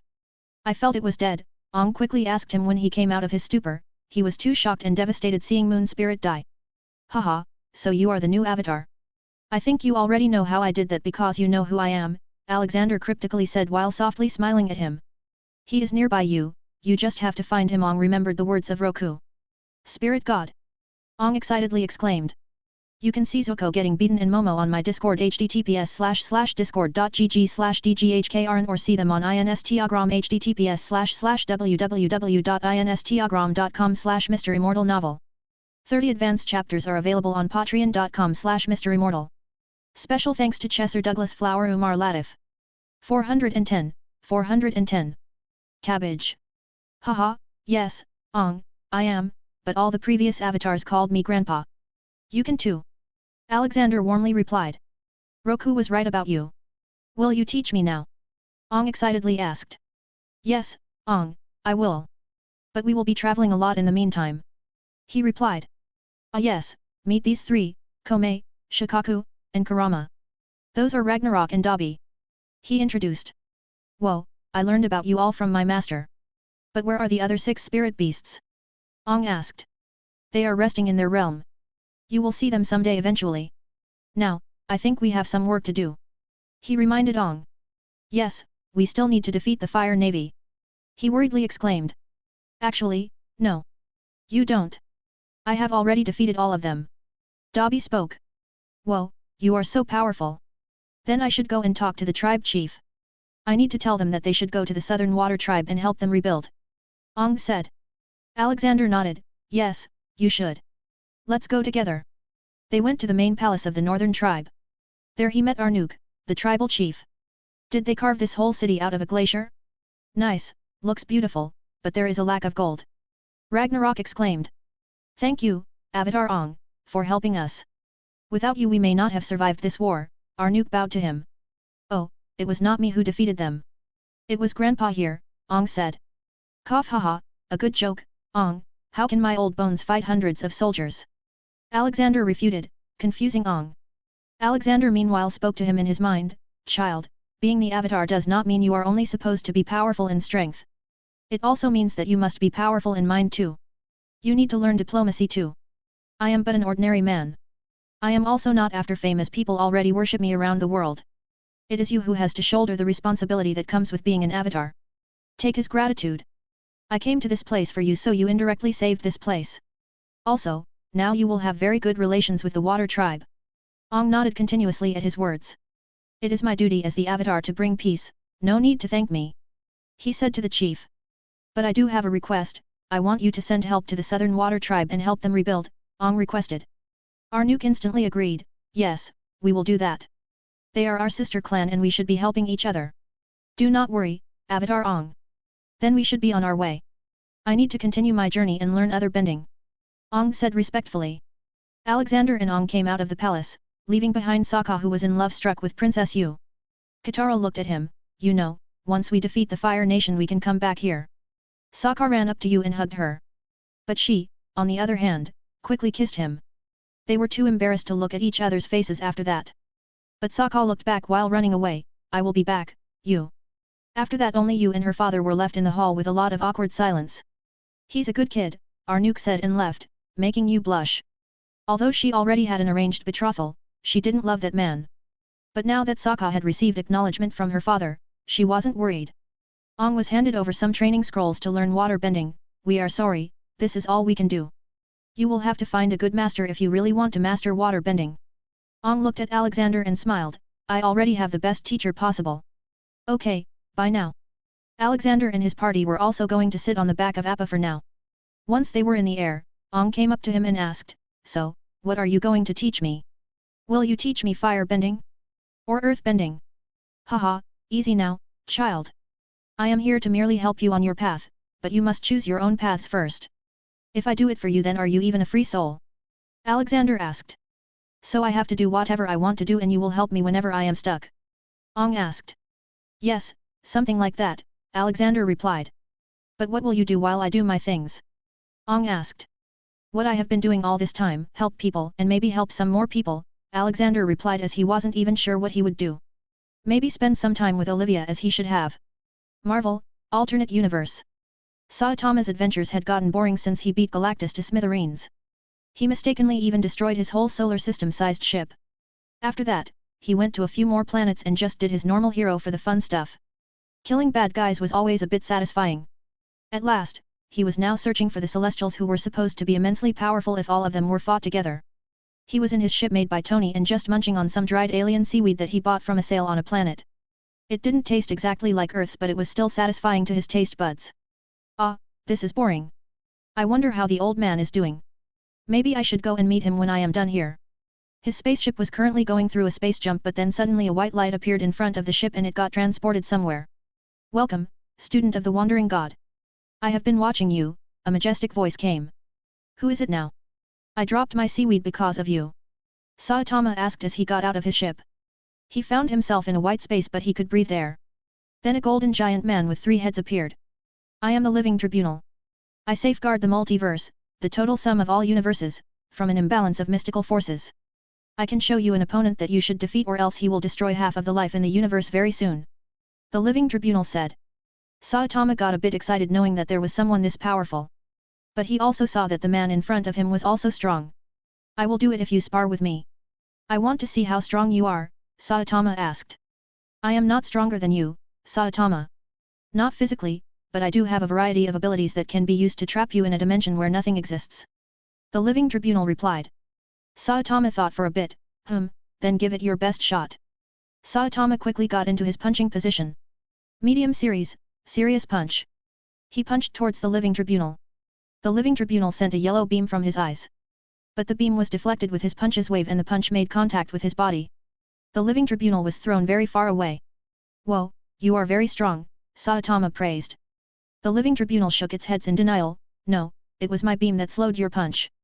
If you had hit me directly, then I would have died. Now, I have kept my end of the bargain, I am sending you to the earth where this being is minutes away from doing the deed. Wait, what? Saitama couldn't speak further as he was pulled into a portal. Earth. All the Avengers and Wakandan forces were fighting Thanos' forces near Wakanda. Thankfully for them, Thor had arrived but Thanos was still beating them very badly. No one was able to do anything. They were hopelessly trying to stop him from snapping his finger. Boom! A huge thunderstorm appeared in the sky and it looked like a tornado was forming. Thor, what are you doing? Rocket shouted. I am not doing anything, Thor shouted back. Then with a red thunder, a bald man in a yellow jumpsuit was thrown towards the Wakanda city. Wait, is that the same bald guy? Dr. Banner asked. It seems so, don't get distracted, Cap is still fighting Thanos. Let's just hope he comes to help us, Natasha said on the comms. Meanwhile, Saitama fell inside the high-tech city. He looked around and noticed he was just outside a vegetable shop and after seeing the signs on the door only one thing was on his mind. Sale, 80% off on cabbages. To be continued in the next chapter. You can see Sokka and you, Ong, Cap vs Thanos and Saitama on my Discord https://discord.gg/dghkrn or see them on Instagram https://www.instagram.com/MisterImmortal novel. 30 advanced chapters are available on patreon.com/MisterImmortal. Special thanks to Chesser Douglas Flower Umar Latif. 411. Thumbless Thanos. Saitama's adventures continue. Ah, crap, I need to save them, Saitama remembered. In his hand was a big bag filled with cabbage but he still ran to the battlefield. He jumped from his location to the forest where the fight was going on. But he fell too hard on the ground and everyone around him fell down due to the shock wave. Oh, sorry. Where is the bad guy? He asked. Although Thor was beaten by Saitama back then he wasn't salty about it. Mighty bald warrior, you have come at the right time. That blue man is the enemy. The gauntlet in his hand is the power with which he can wipe the universe. Thanos who had fallen down stood up, towering Saitama who still had a poly bag in his hand. Ah, he's tall, Saitama exclaimed. Ha, I won, Thanos smirked and proceeded to snap his finger. Don't let him snap his finger, Natasha shouted. Saitama reacted in a tenth of a second and broke Thanos' thumb. But he used too much strength and Thanos' thumb got ripped off from his hand along with a piece of his gauntlet. Time Stone also came with it. Ah, I used too much strength, Saitama exclaimed with a purple bleeding thumb in his hand. Thanos groaned in pain. Wahaha, how will he snap his finger now? Thor started laughing. Thanos then angrily tried to punch Saitama but Saitama was much faster and better than Thanos. He punched Thanos' head with a good enough strength. It instantly fractured his skull and turned his brain into liquid. Thanos' body was thrown a fair distance away. Everyone was shocked by how easily Saitama defeated Thanos, whom they all were trying to beat all this time. Even Thor was finding it hard to beat Thanos. All of them except Thor knew that Odin was already defeated by the bald man. Saitama picked the time stone in his hand and checked it, then proceeded to lightly lick it. This doesn't taste like candy, my time is wasted. Wait, there is more on that gauntlet. He went ahead and took all the stones out of the gauntlet. I should take these to old man, these are absolutely not safe here if anyone can use them to destroy the universe. Ignoring him, many of the Avengers went close to Thanos' dead body to make sure it was dead. Ah, I'm bored, Saitama sighed. But Natasha came to him seductively, then maybe I can help you. Saitama scratched his bald head, no, I am busy. He plainly refused and left for the city to cook his cabbage and have a nice dinner. Ah, what a monk, even ignoring Nat, Hawkeye commented. Back to Alexander in his universe. Oi, flying monkey, give me my crayon back, Komei shouted and flew after Momo. They all had entered the Earth country and were headed to the city of Omashu whose ruler was Ong's friend. He wanted to learn earth bending from him. Grandpa, look, I can easily do water bending now, Ong shouted while he practiced in the water. Alexander nodded at him then used his powers to create a humongous water dragon. Try to replicate that. Ong looked at the dragon with excitement and worship. He went ahead to practice making the dragon. On the other hand, Katara was also training but her speed was slow as compared to Ong's. Kurama, come, I'll get you washed up in the river, Alexander said. Suddenly all the hair on Kurama's body stood up and he jumped back, no. I hate water. Ah, what's there to worry about? You haven't bathed in a month and licking yourself doesn't make you clean, he argued and picked Kurama in his arms, even though he was protesting. Wahaha, this will be fun, Ragnarok laughed while laying down on a recliner on the side with a beer in his hand and having a sunbath. Alexander was about to pour water on Kurama but he suddenly grew bigger to his normal size. He was mountain-sized Kurama now. This was the first time others were seeing his full-size Soong and Katara were spooked and Sokka was screaming like a girl. Haha, you think your big size is a problem for me? Alexander chuckled. He used his magic and turned Kurama small. But now because Kurama was already in his full body he wouldn't be able to get bigger, and if he tried to get smaller he would become the size of a frog. Nuji-chan. Kurama complained, but Alexander still washed him neatly with special shampoo. Soon his orange fur was shining. Then he blew air on him and dried him up. Good, look how good you smell. Your grandma gave me this conditioner to use on you. Sniff sniff. Komei came and sniffed Kurama. Yes. He smells like roses. Ha ha ha, Rossi Kurama. Shikaku started laughing. Okay, next is Shikaku and Komei, Alexander said, making Shikaku stop laughing abruptly. Yai. I love bathing, Komei cheered. He was always the opposite of everyone else. Shikaku tried to run away but Kurama caught him and brought him to Alexander. No, Ji-chan, I am made of sand, I will melt if you clean me with water, Shikaku shouted. Ah, stop making excuses, Shikaku. We both know the truth.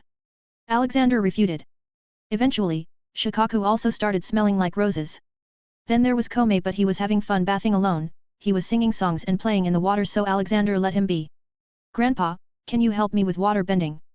Katara came to him and asked embarrassingly. Absolutely, child. What is the problem? He asked. I can't seem to be able to manipulate more than a certain amount of water. She said. Then you need to increase your body's strength.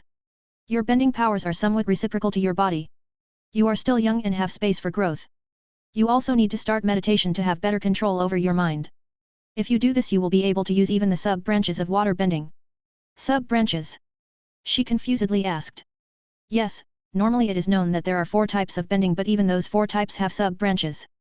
For example, water bending has ice bending, healing with which waterbenders can channel chi through their water abilities and heal injuries, plant bending that allows users to manipulate any type of plant life with water in it, and the dreaded blood bending, the ability to control the liquid in a person's body to manipulate them physically. He explained. Can I learn all these? She asked. Absolutely, you have already learned the ice bending. Healing is very complex and takes time, but I can help you with plant bending. He said and patted her head. Then suddenly Sokka came running to him. What about me? Can you teach me something? Sure. What do you want to learn? He inquired. Teach me to throw my boomerang so fast that it can split trees in half, Sokka requested. It is possible but will require a lot of practice. Are you sure you want to do this? He asked. Sokka strongly nodded his head. Okay then, you need to practice your chi first. Go to Dobby, he will teach you that. Sokka happily went to Dobby in hopes to learn something new. But the chi training required meditation, which was not his cup of tea. But he tried. He was very easily distracted, so Dobby stood behind him and every time he moved Dobby swatted at the back of his head. Kid, I won't go easy on you. My students are always supposed to be the best, Dobby said, making Sokka scared. Meanwhile, Ong was finding it hard to make a water dragon. This is so hard to do. Alexander went to help him. Ong, don't be so hasty. Keep your mind at peace and focus. Don't just think about doing it, try to feel it, try to imagine the result. Don't be like water in the ocean that is violent and always moving, be like a fresh water pond, clear and calm, that's the best state of mind you can have, he advised. Ong heeded to his advice and took a long breath before trying again. He slowly built the water dragon, albeit a bit smaller than Alexander's. Whoa, I did it, he cheered. Boom. He lost his focus and all the water fell back down on him. Hey, look, Katara suddenly shouted and pointed to the sky behind the mountains. A lot of smoke was rising from there. Oh no, it is Omashu. Ong worriedly exclaimed. Must be the Fire Nation, Katara added. Then pack your bags and let's go there. If they are in need of help then it is the duty of the Avatar to help them, Alexander decided. You can see Saitama and Thanos, Ong, Sokka on my Discord https://discord.gg/dghkrn or see them on Instagram https://www.instagram.com/MisterImmortal novel. 30 advanced chapters are available on patreon.com/MisterImmortal. Special thanks to Chesser Douglas Flower Umar Latif. 412. Liberating Omashu. Zuko was in deep thoughts now. Since the day he was beaten by Alexander he had lost his will to fight anymore. He had seriously started thinking about the things Fire Kingdom has done all these years. He had traveled to many villages now and had seen their misery. If he was inside the Fire Kingdom, then he would have never learned about the atrocities committed by his country. But he was lucky enough to be outside and look at the world for what it was. All his life, just like the other kids, he was led to believe that Fire Nation was good and they were fighting not because of bad ambitions but for peace. They were told that Fire Nation wants to bring prosperity across the world and for this they needed to rule over it. He now knew what a lie it was. Don't be sad, Zuko, when life gives you lemons, you make a lemon tea.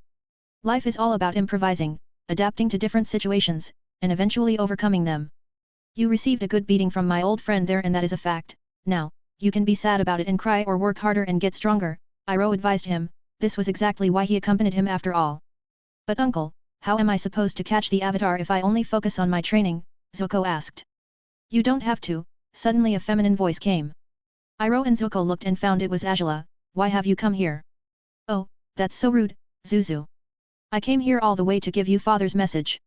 He wants you to return. He thinks people are plotting against him and that he can only trust his family. Azula informed them while rolling her eyes as if tired of all this. Father, want me back? Zuko muttered. No matter what he was still hungry for parental acknowledgement. I will be waiting on my ship, come soon, Azula said went back, hiding a wicked smile. We are going home, it is unbelievable. After 3 long years, Zuko muttered with a secret excitement. But Iroh didn't buy it, this is very unlike my brother. He would never send a letter like this, I have never known him to regret anything. Zuko was quick to refute him. Did you listen to Azula? Fathers realized how important family is to him. He cares about me. Iroh still didn't buy it, I care about you. And if Ozai wants you back, well, I think it may not be for the reasons you imagine. Zuko being a young hot-blooded teenager, whose mother had gone missing and hungry for parental love. He strongly denied whatever Iroh said to him, refusing to see who truly loves him. You don't know how my father feels about me. You don't know anything. Zuko shouted. Iroh took a softer tone and added, Zuko, I only meant that in our family, things are not always what they seem. Not wanting to realize the hard truth, Zuko lashed out, I think you are exactly what you seem. A lazy, mistrustful, and shallow old man who has always been jealous of his brother. Clap clap clap. Good family drama is what I always like, go on, continue, I haven't finished my popcorn yet. A flying cat appeared in their room. Zuko took a fighting stance while Iroh didn't. What are you? Oh, I am the one and only, your friendly neighborhood chaos god. Hats introduced himself. You can call me Lord Hats, he added. Are you a spirit? Iroh asked. Hats thought for a second, I guess you can say that. Have you come to guide us? Great Spirit. Iroh politely asked. Ah, you are such a positive man. No, I am here to enjoy what is going to happen soon, bye-bye. Hats turned invisible. I feel that this cat was a bad omen and tried to warn us, Iroh mumbled while scratching his beard. The next day, they went to board the ship but as expected by Iroh, they weren't being taken back as the family members of Fire Lord but as prisoners. The captain of the ship had mistakenly called them prisoners instead of Prince and General Iroh. So they fought and ran away. Their whole way they could honestly hear a laughing sound always near them, as if mocking them. Alexander, Dobby, Ragnarok, and the Avatar team came across the city of Omashu. Omashu was the second largest city in the Earth Kingdom and the capital of one of its states. Surpassed in size and importance only by Ba Sing Se. The gates of the bustling metropolis were normally guarded by an army of earthbenders. The city was also well known for its famous delivery system powered by a combination of both earthbending and gravity. The tall mountain peak on which Omashu was founded was located in the southwestern Earth Kingdom. It rises high out of a deep chasm and was created by earthbenders several centuries prior. The only way to reach the gates of Omashu is across a long narrow bridge of stone that spans the sheer gorge. Yes, we were right, the city is taken over by the Fire Nation. I must save Bumi, Ong exclaimed as soon as the city came into view. But how should we enter? There is only one entrance to the city. Katara reminded him.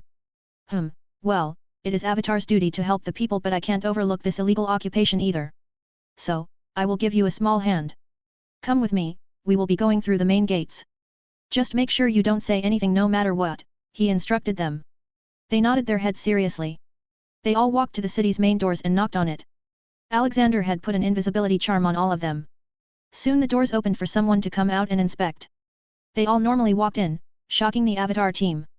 Once a good distance away from the gates, Ong asked, how did you do that? They didn't even look at us. Haha, just one of the perks of being an old knowledgeable man. Alexander laughed it off. So, where do we find this friend Bumi of yours? He asked further. I don't know, they must have captured him, Ong sadly answered. Okay, your Avatar team will go and find Bumi and I will help the people here. Komei, you are the most responsible of all, you will accompany them, Alexander instructed. Yes, Lucky 7 Komei is always on duty, let's go. Komei flew ahead, making others run after him. So, what are we going to do, boss? Dobby asked. Well, the Fire Nation must have appointed a new governor here. Let's just go and meet them. He proposed. Haha, okay, they agreed. Omashu was renamed as New Oze after it was conquered and a man named Yukino was appointed as the Fire Nation governor. He was the only person to ever become a governor in the Fire Nation. He and his family were standing on the balcony and looking down at the city, but then they heard a voice out of nowhere. Hey, can you give the city to me? Ragnarok appeared in front of the balcony with his feet on fire making it look like it was making him fly. Yukino looked at Ragnarok in shock. But because Ragnarok's attire matched with that of a fire national, Yukino politely asked, Who are you? And how are you flying? Ha ha ha, I am the mighty fire dragon, the strongest of all. But he was interrupted. Muhaha, I am the mighty sand beast, Shikaku added. Ragnarok facepalmed himself, that is why Komei is the smartest. Guards! Yukino's wife shouted. No, there won't be any guards coming here. Dobby came from behind them, cornering them between Ragnarok and Dobby. Then Alexander came, listen, I mean no harm to you or your family. Just stay calm and do as I say. That child will also not have to cry then. What do you want from us? Money? We got money for, why you, Yukino fearfully stuttered. Sigh. No, what I want is freedom. He waved his hand and chairs appeared behind the family. Sit down and tell me your names one by one. I am Yukino, the governor appointed by Fire Lord himself, IA. He was interrupted by Ragnarok. That's enough, next. His wife introduced herself, I am Mitch, this one is my daughter Mai and my son Tom. Why multiple Tom, Alexander thought. Good, I am with the Avatar. That should be enough to tell you why I am here, he introduced himself. Yukino and his wife nodded sharply. Yukino looked at his wife, I guess we will be going home, Michi. You can see Angela, Zuko, Omashu, Yukino, and his family on my Discord https://discord.gg/dghkrn or see them on Instagram https://www.instagram.com/MisterImmortal novel. 30 advanced chapters are available on patreon.com/MisterImmortal. Special thanks to Chesser Douglas Flower Umar Latif. 413. Komei's patient. Yes, you are here illegally occupying another kingdom. This is oppression and I do not agree with it. Stay nice and I will send you back to the Fire Nation safely, try to fight, and I will send you to jail, Alexander told the small family. But then the eldest daughter of Yukino threw some knives at him. All of them touched his body and made a clanking sound like they hit metal, then they fell down, leaving behind an awkward silence. I will ignore that this happened but if you want your father, brother and mother to not go to jail and live in conditions then refrain from doing this again, he warned her. He then went ahead and escorted the small family to a windowless room to lock them in. But someone else was waiting for them there.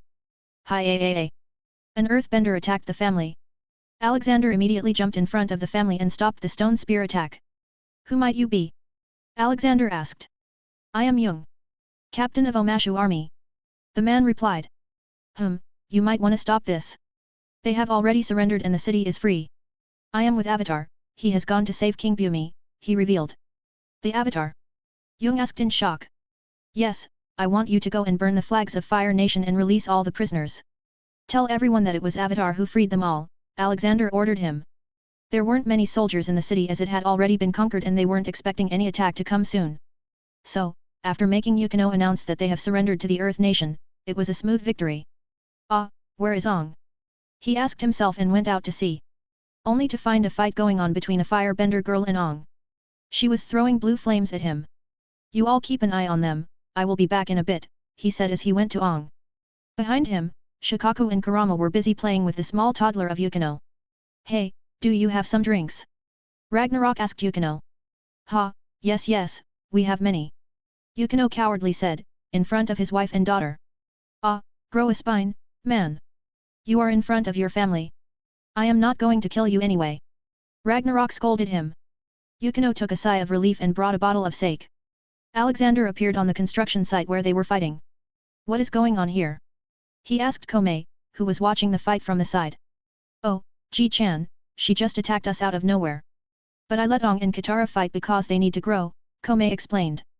Alexander proudly patted Komei and asked, do you know her name? Komei made a noise like he was concentrating, it had Z in it. Zilla? Godzilla? Yes. Godzilla. Alexander saw the confident face of Komei but couldn't bring himself to believe him. He looked at the violent girl and just turned the floor in ice. She tripped and fell. The next moment she found everything except her head covered in ice. He walked up to her. Who are you, girl? Release me right now, or I swear to God I will kill you. She seethed in rage. I asked for your name, not about your weird fetish, Alexander scoffed. I am Angela, Crown Princess of the Fire Nation. Who are you? She shouted. Alexander looked back at Komei who was embarrassingly rubbing his helmet-shaped head. Hee, it wasn't Godzilla. I am the Avatar's teacher. Are you Zuko's sister? He asked further. Hearing his name seemed to have made her even angrier. She truly looked psychotic at that moment as she raged and twisted her head. What a crazy girl. Must have family issues, he thought. He decided to look into her sins. Angela, age 14, category 3. Murder 13. Indirect murder 23. Attempted murder 4, her family. Mental state psychotic. Self-harm 59. Sin percentage 55%. Sigh, she is broken. I guess she needs some counseling. Angela, you will be getting medical rehabilitation. Until then, you will be staying around me. He announced. The next moment she was freed from the ice cage. But the moment she would try to do anything extreme like attacking someone, her hands would go numb and get paralyzed. What did you do to me? She asked loudly. I am helping you, Alexander replied. No. Release me now, she screamed. Bam. Komei lightly slapped her on the face. Hey, you shout too much. My ears are hurting. No, Komei, don't hit her. She is mentally ill. He reprimanded. What? Then. Lucky 7 Komei, the world's best nurse is at your service, Komei cheerfully said. Haha, sure, you take care of her, boy. Alexander laughed. He looked towards Ong who had gone to his friend Bumi who was in a cage. But the old man didn't need anybody's help and came out on his own. Oh ho ho. Ong, how did you get here? Bumi asked cheerfully. Alexander came up to them. You are clearly immensely powerful and could have stopped the invasion. Then why didn't you? Oh, a new friend, I am Bumi. And to your question, being neutral is the way of an earthbender. I could have easily defeated them. But what after that? They would have sent more forces and I would have won again. But then a time will come when I cannot win, and in this entire process, so many people would have died. So, sometimes it is okay to admit defeat and wait for a chance for victory. Bumi shared his wisdom. Alexander smiled and nodded, spoken like a wise man. Yes, you saved many people by surrendering. But there's no need to do that now. Oh, how so? Bumi asked. But Ong answered his question. Bumi, he is my master in 4 elements. Ong went closer to his ear and whispered, he is the spirit god. Bumi delightfully laughed, then this is the greatest moment of my life. Meeting the god I pray to is the greatest blessing. Alexander didn't tell him not to worship him. If people get hope for a better future and strength to face hardships by praying to him, then that was a good thing. Also, in his experience, whenever he told people not to worship him, they would worship more. Like those CUNT chanters. The pleasure is all mine, and you can call me Alex, Bumi. I have already liberated your city. I will leave behind one of my seraphs who will protect you all if the Fire Nation attacks. He proposed. Thank you for protecting us all, Spyri. Lord Alex. I will forever remember this. Bumi tried to bow, though Alexander stopped him. A man of your standing doesn't look good bowing, also it is bad for your back, Alexander joked. Ha ha ha, yes, my back has been having some problems. Let's go, I will organize a feast for you. Bumi invited. Alexander nodded, why just me? Let's arrange a feast for the whole city, food is on me. Release me now. Everyone was interrupted by the screams of Angela. Komei, who was just beside her, looked at her with confidence. Oh no, she's having an episode again. Tickle treatment starts. Komei had multiple feathers in his arms and started tickling Angela here and there while telling her she is a good girl. Alexander was in reality giving her medicine to bring her sanity back, but that would take some time. He was letting Komei do this because she was indeed a category 3 sinner and deserved some punishment. Using time torture on her would have also worsened her mental state. Wahaha. No. Haha. I hate you. Stoob. She cursed and laughed at the same time. Let's go Bumi, Ong, let Komei handle her, Alexander said and took them with him. They later went to the dining hall, but to everyone's surprise, the Fire Nation governor and his family were also there.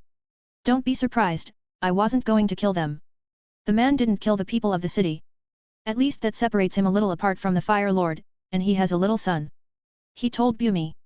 That is the best decision. I wouldn't have killed them either, Bumi agreed. Hey, Bumi, will you teach me earthbending? Ong asked. But Bumi looked confused. You have Lord Alex with you, why would you need me? Then Ong explained to him that he needed to naturally make his choice and the spirit god was only there to help him when he was stuck. Still, Bumi declined to it as he was very old now and would not be able to take out time for him because he needed to help his city to get back on its feet. And if he ignored the city for him then he would be ignoring his duty as the king. Still, Bumi told him about a girl in Jailing who is rumored to be the best earthbender of the generation and he should seek her. Meanwhile, Alexander had to go to the side because Amy had asked him that she wanted to come outside and travel with him because she was bored. He let her come out and then brought her to the dining hall. Everyone, meet my granddaughter, Amy. Immediately, Sokka came up to introduce himself in his foolish ways, trying to impress her. In return, he won an irritated look from Alexander, Dobby, and Ragnarok. Amy was like a piece of their heart for them. Sokka suddenly felt chills on his body. Why did it suddenly get cold here? Katara, did you do something? You can see Angela, Ong, and Bumi on my Discord https://discord.gg/dghkrn or see them on Instagram https://www.instagram.com/MisterImmortal novel. 30 advanced chapters are available on patreon.com/MisterImmortal. Special thanks to Chesser Douglas Flower Umar Latif. 414. Chin the not so great. Alexander helped Omasha get a lot better. Meanwhile, he had sent Ong with his team, Amy, Kome, and Angela to find the earthbender girl in Jailing. Amy was just enjoying the beauty of the natural world along the way. She had explored Fahame many times so this new change was very much welcomed. So, can you also do bending like Grandpa? Ong excitedly asked Amy. She nodded, yes, he has taught me everything. Then can you teach me? He asked. Amy was much older than Ong and was like an older sister. Sure, what do you want to learn? Amy asked. Can you teach me how to turn invisible like Grandpa? He asked. I can tell you how it is happening. You see we are able to see each other because the light reflects when it touches us. So, theoretically, if you could make your body so that no light gets reflected from your body you will be virtually invisible. But you will not be able to do it how I or Grandpa do because our technique is special to our biology. What we do is not called bending but wizardry or simply magic. And magic has no limitations while bending does. She explained. Can I learn magic? Ong asked. This only Grandpa can answer. You need a certain type of biological features to do it but I don't know how to check it yet, she honestly answered. Look. There is a village down there, Sokka shouted, disturbing their discussions. They brought Appa down to visit it. Oh, look, they are celebrating avatars, Katara exclaimed. Back in Omashu. Alexander was done with Omashu city. He had brought the city back on its feet and now with impenetrable defense. All right, boys. Let's head out. We've still got a lot more places to help. Bumi, take care and keep on taking those medicines. Alexander instructed everyone. Hehe, yes Lord Alex, I will. Thank you for your help, say my hello to Ong, Bumi waved his hand enthusiastically. With that, he, Dobby, and Ragnarok soared to the sky. Boss, you should ask Olivia to come too, Dobby advised. I will, right now she is doting over her son and daughter-in-law. Once they go back on their adventures she will have nothing to do. She is also taking care of Natasha as she is pregnant, Alexander planned. Ha ha ha, I am happy that I do not have to worry about such things. I am free, Ragnarok laughed. Haha, look who's talking, the dragon in the heat, Alexander joked. Shikaku then suddenly spoke, yes, very much heat. I am feeling very hot too, oh, this climate. All of them started to laugh at his naiveness. But Shikaku, your nature is sand. How can you feel hot? Alexander asked. Ji-chan, I can control sand doesn't mean I like heat. I also enjoy a nice ice cream every once in a while. Shikaku stated as a matter of fact. Haha, okay. Well, we are close to the Si Wang Desert. But we won't be going there. Ong has gone to some village called Chin. We are going there. Alexander informed them. How does one name a village Chin? Do they have big chins or small chins? Kurama wondered. Alexander laughed and flew to the village at full speed. In a matter of seconds, they reached the village. It seems a festival is going on there. Look, it's a bonfire, Ragnarok pointed out. Haha, no, it looks like they are burning the statues of Ong and the previous two avatars. Alexander corrected. They made themselves invisible and landed near the crowd. But Alexander noticed Ong standing on top of his own statue and confronting the people about why they were burning his statue. I suggest you leave, you are not welcome here, Avatar, a man from the crowd shouted. Why not? Ong helps people.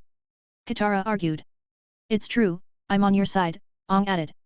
But the man who was probably the village leader didn't accept their words. I find that hard to swallow, considering what you did to us in your past life. It was Avatar Kyoshi, she murdered our glorious Jin the Great. You think I murdered someone? Ong said with self-doubt. All the people started booing, so he came forward and said, give me a chance to clear my name. The only way to prove your innocence is to stand trial. The village leader said. To which Ong agreed. You will have to follow all our rules, that includes paying bail, the leader added. Then by the laws of Earth Kingdom Ong has the right to have counsel to represent him. Alexander came down from the sky, making the villagers' jaws drop. Where are Amy and Kome? Alexander asked. Oh, they went to the Kyoji Island to sightsee, Katara answered. Alexander nodded and looked at the man. Can you tell me again why you are accusing Ong? The leader came forward. In his past life, Avatar Kyoji murdered our glorious Jin the Great. Alexander nodded. Okay, I want you to say that again, but this time very slow. The leader came forward. In his past life, Avatar Kyoji murder. Stop right there. Did you say past life? How do you know that this avatar is the same avatar of the past? Alexander asked. Because they reincarnate, the man replied. Everyone reincarnates, but can you prove that Ong is the same as Avatar Kyoshi? He asked. The man was confused and speechless now. His own game was reversed. It was Avatar who was supposed to prove his innocence. I am not the one on trial, it is the Avatar, he rebuked. But to put someone on trial you need to catch the right culprit. Prove that Ong is Kyoshi and prove that what you are saying about Jin is right. He countered. But he didn't receive any counter-argument. What is your name? Alexander asked the man. Tong, I am the village leader, Tong answered. Did you know what Jin was truly like? He asked. They all denied to this. So, Alexander made a holographic magical show. Jin was an earthbending warlord and he aimed to overthrow the 46th Earth King and launched a largely successful conquest of the Earth Kingdom. He was an extremely stubborn and proud man. Jin fell to his death when he refused to back down as Avatar Kyoshi separated her village from the mainland and formed Kyoji Island. But you might not believe me, so I will summon the soul of Jin, for him to speak for himself. He announced. He used his resurrection stone and summoned Jin. Soon a transparent ghostly figure of a 5 feet tall man appeared. PFF, this is Emperor Qin? Qin the Conqueror? Wahaha, he is even shorter than Napoleon. Ragnarok laughed loudly. Many others there were stopping themselves from laughing too. Tell the truth about the atrocities you committed in your days, Alexander ordered. Qin was bound to the stone for as long as his soul was here, so he answered quickly. Even the voice of Qin didn't feel very manly. I killed and pillaged my way through all the surrounding villages and conquered them. My focus was to eventually reach the capital and take over it. But I reached the village of the Avatar and challenged her. She was the fiercest foe I had ever fought and she beat me to the fight very easily. After she separated her village from the mainland, I fell from the cliff and died in the lava. So you are telling me that you provoked Avatar Kyoshi and that is why you died? Alexander asked further. Qin's ghost nodded. Yes, I wanted to take her land and she defended it. Alexander looked at Tong. Happy now? This is the soul of Qin. You can also ask something if you want. You are not the real Qin. This is an illusion, a trick. Tong shouted. It angered Qin. Silence, how dare you question my honor? I may be dead, but I still take pride in my past life. If you are the next generation of my homeland, then I am disappointed. Alexander let Qin back as he was getting agitated. He looked at scared Tong on the ground. See, it's all proven now. If you still insist on your senseless drama, I will inform the Earth King about your activities of acting as the king here, not following the laws of Earth Nation. He threatened. From today, if I hear about any stupid thing happening here, I will return and let Qin punish you all. He warned. Alexander then looked back at Ong. Let's go to Kyoji Island and get Amy. Then we will head to Jailing. Alexander used his powers and they were back in the air. Sokka and Katara were very scared of flying like that. Ong, on the other hand, was experienced.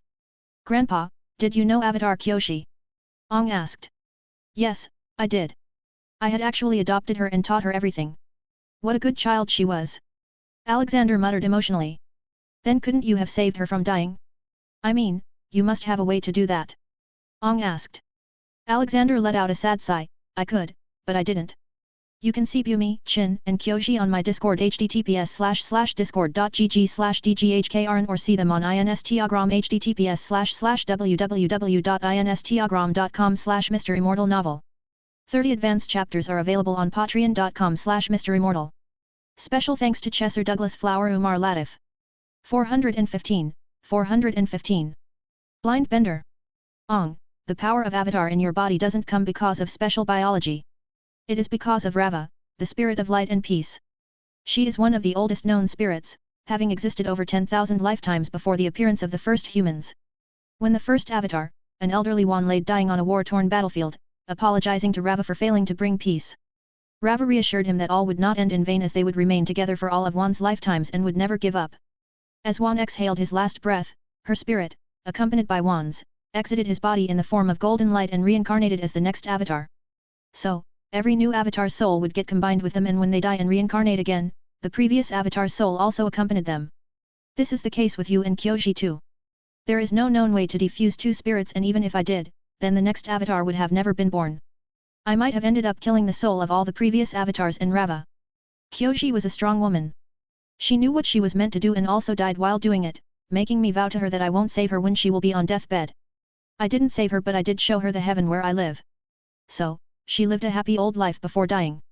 It was very painful for me to see her, my child, die like that. It is never easy for a parent. Alexander explained in depth, though his face had turned sad by the end of it. Ong nodded at that and stayed silent. He didn't know what to tell him. He had himself lost his whole tribe. They eventually came to Kyoji Island, where Alexander went to the huge monument of Kyoji first and prayed for a while. He knew that Kyoji's spirit was in Spirit Realm and was recallable by Ong if he ever needs to. But it was also true that he couldn't give her a physical body.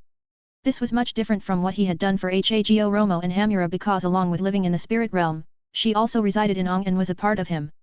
Wahaha, stop. No more. Okay, I will not shout. No good, you are still shouting. Tickle punishment, Komei replied. Alexander heard the noises and went towards it. Soon the view of Komei teaching his patient a lesson and Amy brushing Appa came into view. What are my kids doing? He cheerfully said. Oh, Ji-chan, this Mina tried to burn people here, Komei complained. Alexander looked at Angela. It seems I will need to increase the dosage. Well, don't worry, I will never give up on my patients. Keep up the good work, Komei. Alexander then went to Amy. Haha, grooming Appa, ha. I have never seen an animal like this before. And he's also so cute. She said and dived on the soft fur in Appa's back. Hehe, good thing you are enjoying this. We need to head to Jailing now. Ong's new earthbending teacher is there. He informed her. The current village was a small island and people lived fairly well there, so after he left lots of supplies for the people, he and everyone else sat on Appa's back and flew to their next destination. So, any idea what this new teacher of yours looks like? Alexander asked Ong. I don't know. I had this vision in which I saw something. It was a flying boar and a girl in a white dress. Ong said. Well, that is something. We will surely find her in no time.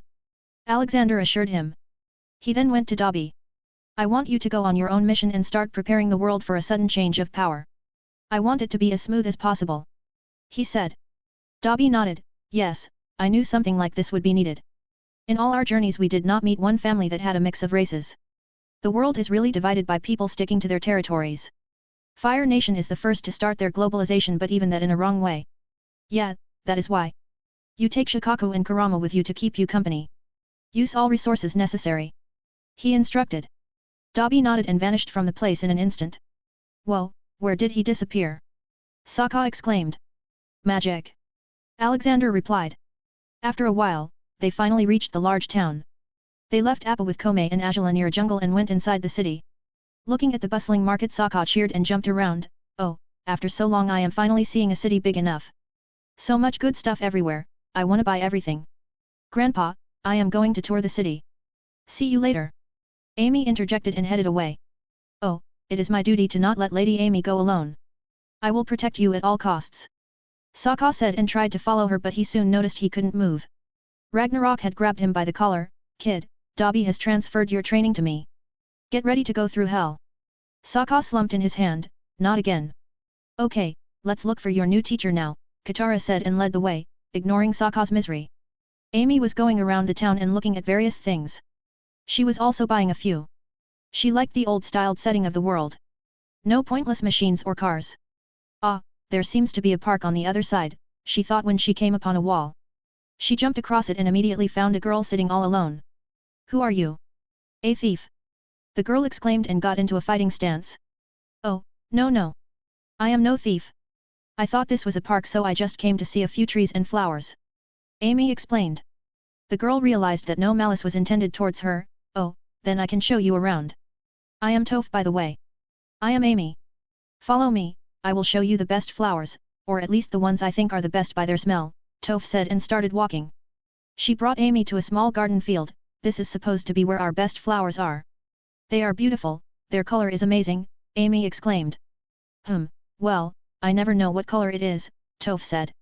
Amy just then looked at her face and realized a problem. You can't see. Yup, born blind, Toph replied. Amy then suddenly remembered when she used to be blind, and scared. Then how are you able to walk so precisely? That is because of my earth bending. I see through my feet. I can sense my surroundings with vibrations happening on earth. Toph explained. That is amazing. Well, I used to be blind when I was small too. But I didn't have any kind of bending to help. It was just darkness and fear. Amy shared her thoughts. Toph was interested now. You said you used to be blind? How did you get your vision back? Yeah, I was an orphan back then, my parents had died due to war. Then Grandpa adopted me and gave me my vision back with his mystical medicine. I still remember the day I saw for the first time. The first face belonged to Grandpa. He may look old to others but to me, he had the most handsome and kindest face in the world. Amy spoke at length, reminiscing about her past. Toph could sense Amy's feelings through her change of tone. Then she asked, can your grandpa also give me eyes? Amy nodded, yes, he can surely do that. He is especially kind to all children. Why don't we go out and meet him? He is around the town. Toph quickly agreed, okay, let's go. I also have to participate in an earth-bending tournament. Will you be all right? Amy worriedly asked. Hehe, I am very strong, Amy, Toph chuckled gleefully. Alexander and his party had come to the Earth Rumble Stadium as it was said that all powerful earthbenders will be there. They soon realized that it was a brutal fighting ground. Alex, why don't you participate in it? I will bet on you, Ragnarok nudged Alexander. But that would be cheating. We already know I will win, Alexander said. Oh, come on, Alex. Besides, these guys are all criminals and run an extortion racket. Ragnarok tried to convince him. Well, in that case, I will take the reward and donate it. Alexander decided and filled his name in the tournament. Ragnarok then quickly went to the betting station and put 1,000 gold coins on Alexander winning with 0 injuries.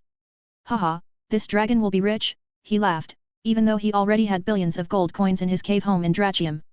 Hiding from Ragnarok, Sokka also put all his money on Alexander. Hehe. I am gonna be so rich. 30 advanced chapters are available on patreon.com/MisterImmortal. Special thanks to Chesser Douglas Flower Umar Latif. 416. Senior Citizen. Alexander's number to fight was 3. So the first 2 went on stage, who were called the Boulder and the Big Bad Hippo.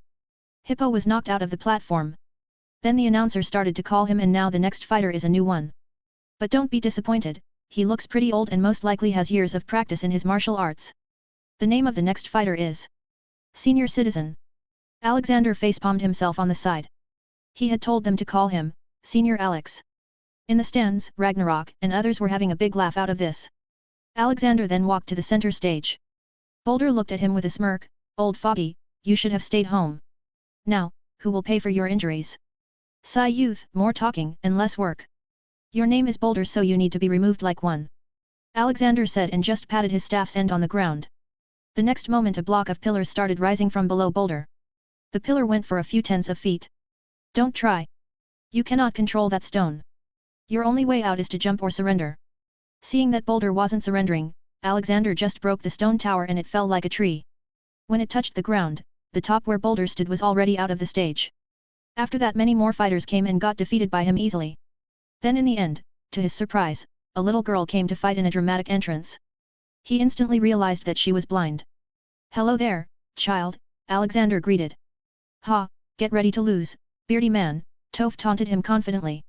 Haha, then attack, Alexander laughed, but also wondered how she saw he had a long beard. The next moment Toph started throwing rocks and trying to push the grounds under his feet to throw him off the stage. Alexander, meanwhile, was just checking how she was able to judge where to attack. When he doubted she was sensing the vibrations on the ground, he flew an inch from the ground. As he expected, the girls were confused and looked to her left and right. Alexander then threw 2 rocks to his opposite side. Toph thought it was him and attacked, but unknown to her, Alexander had come within hand's reach to her. He lightly patted her shoulder. I can fly, child. That is why you can't sense me. Toph was surprised by the sudden breach of personal space. She quickly attacked him. Alexander couldn't bring himself to really hurt her and defeat her. Their power level was so out of comparison. You win, little one, I quit. He said and walked out of the arena. When he reached the stands, Ragnarok was glaring daggers at him. How did the most powerful being in the world lose to a little girl? Ragnarok angrily asked. No, Raggy, she is just a little girl. Using my powers to bully her would be bad. Alexander argued. Whatever, I lost so much money today. You will have to pay it back, I'm telling you. Ragnarok said. All right, you and your gold fetish. Where are Ong and others, and why is Sokka crying? He asked. Oh, that poor boy put all his money on you too. Ong and Katara went to find the girl you just fought with. They think that she is the girl Ong saw in his vision. Ragnarok answered. Then let's follow them too. Oh, you're here too, Amy.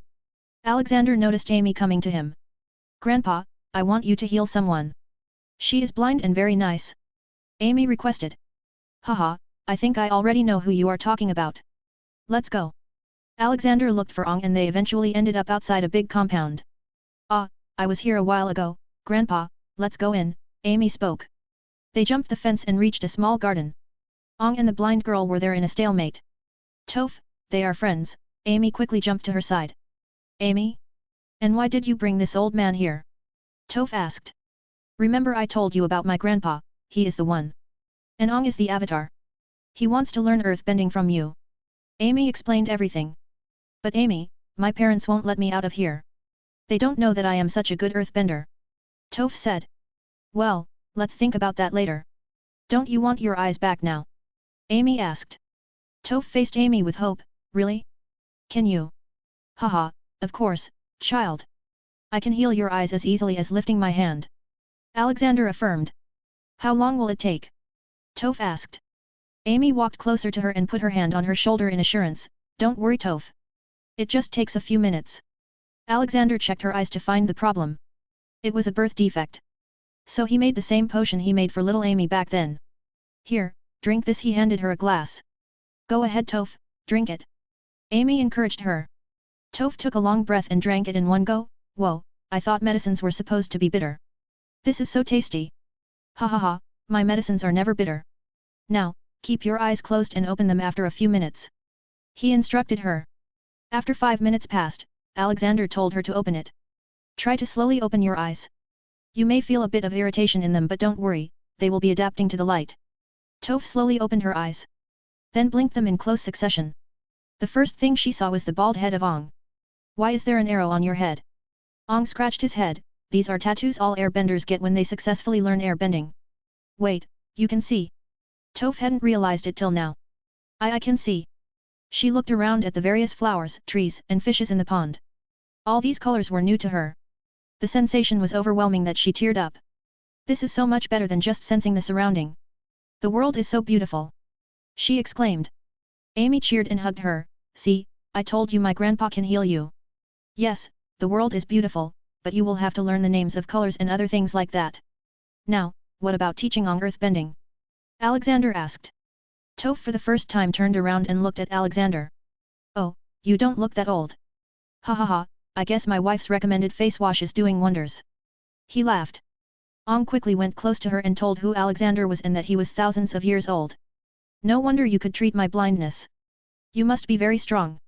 Okay, I will teach Ong, but I don't know how to get my family to agree. She doubtfully said. Leave that to me, child. You just have fun. He said and went towards her house. Toph then pointed at Sokka. Oh, he looks exactly what I imagined a pervert to look like. Hey, that is so rude, I am handsome and ladies are crazy over me. Sokka refuted. Whatever, Mr. Weird Hairstyle, Amy, let's go out. I want to see the whole town. She grabbed Amy and dragged her along. Hey, don't ignore me. I am handsome. Sokka ran behind them. Alexander changed his attire to a more regal and the Earth Kingdom themed. He took out a family seal that he had received from the first king of Earth Kingdom. It was a golden cloud and represented him as a close friend of the royal family in the Earth Kingdom. He went to the Bafang family officially. Just showing them his seal made all of them fully serious in welcoming him. What can we do for you, Lord Universe? Lao Bafang, the father of Toph asked. I have seen a great talent of earthbending in your daughter. I want her to come with me to Ba Sing Se and teach her earthbending so one day she could become a general of the Earth Kingdom. Alexander said, making the two parents shocked because the last they knew their daughter was blind. I think you have mistaken our daughter for someone else, Lord Universe. Lao Bafang said. No, I am absolutely correct. Why don't you ask her to come and question her yourself? She will tell you how great she is. Alexander advised. You can see Toph and her parents on my Discord https://discord.gg/dghkrn or see them on Instagram https://www.instagram.com/MisterImmortal novel. 30 advanced chapters are available on patreon.com/MisterImmortal. Special thanks to Chesser Douglas Flower Umar Latif. 417. Car ride. Later that day, Toph came back to her house and was bombarded with questions from her father. So, she just brought them to the garden and proceeded to show them her earthbending. Alexander also challenged her and she showed him her prowess. That old man even cured my eyes. I can see just like anyone else now. She added. Both her parents were dumbfounded. I want to go out, father. I can learn so many things in the capital. Not to mention I will be friends with Avatar. Imagine the opportunities I can generate for our family. You were worried about me all this time because I was blind, but now I am not and I even have the power to keep myself safe. I want to see the world outside, father. She pleaded. Yes, Earth King Ki will also be very pleased to see her, Alexander said, buttering up the deal even more. The mention of the Earth King piqued Lao Bafang's interest. Will my daughter meet the king? Yes, she will, Alexander affirmed. With that, Toph was free to come along with Alexander and the rest. They didn't waste any time and went back to Appa. When they arrived they saw Komei making Angela sing songs along with him. Sing with me, sick girl. Ji-chan is the best. He let me have some rest. Helping him is my life's quest. La la la la la a a. La la la la la a a a a a. Ji-chan gives me tasty food. So I won't ever be rude. Lucky 7 Komei will always be good. Hey, are you stupid? You are not Lucky 7 Komei, use your own name, he angrily told Angela, who was copycatting his song, to not get tickled by him. Wah. Appa also made noises from beside them, trying to mimic the songs. Just then Alexander came. Ha ha ha, what is my small potato doing? Ji-chan. Komei flew into his arms and snuggled. So, how was your work today? He asked. Oh, this Mina tried to run 300 times but I caught her and gave tickle treatment. She is doing good now. Komei briefed. Ragnarok walked up to Angela in wonder. How the hell were you able to attempt escape 300 times when we were gone just for a few hours? Haha, it's okay. She is getting better. Get on Appa, everyone. We are leaving for Ba Sing Se, he announced. Sing? Do people sing there? Komei asked with a confused voice. Not everyone, but you can surely find many people there who will sing along, my sweet Komei, Alexander replied and handed Komei to Amy. Zuko and Iroh had been traveling all this time. They were headed to Ba Sing Se too. They wanted to start a new life there. Uncle, I thought a lot about what you said. It helped me realize something. We no longer have anything to gain by traveling together. I need to find my own way. Zuko said and started to leave. Wait. Iroh stopped him and gave him his ostrich horse. Zuko didn't even say anything and just left. Poof. Hats appeared again. Ah, man. Who should I follow now? Well, I guess I will stick with you, old man. At least you are not emo and you pass the vibe check. Iroh was not surprised by the magical cat anymore.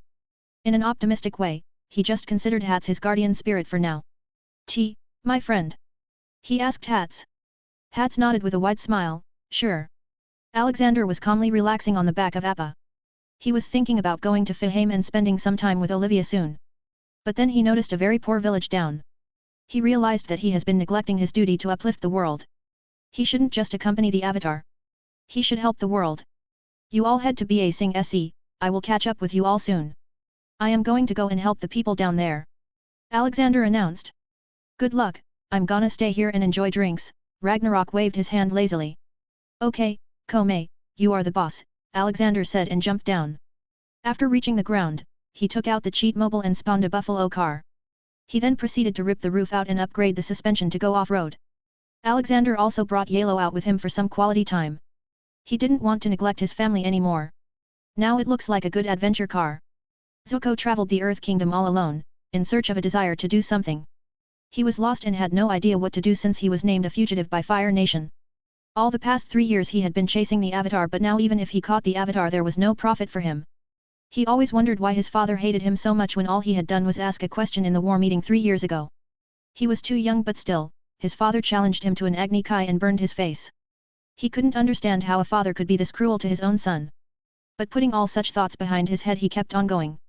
He was soon nearby a village called Plains Village. It was a sandy and poor place. Zuko had been going hungry till now and was looking for food.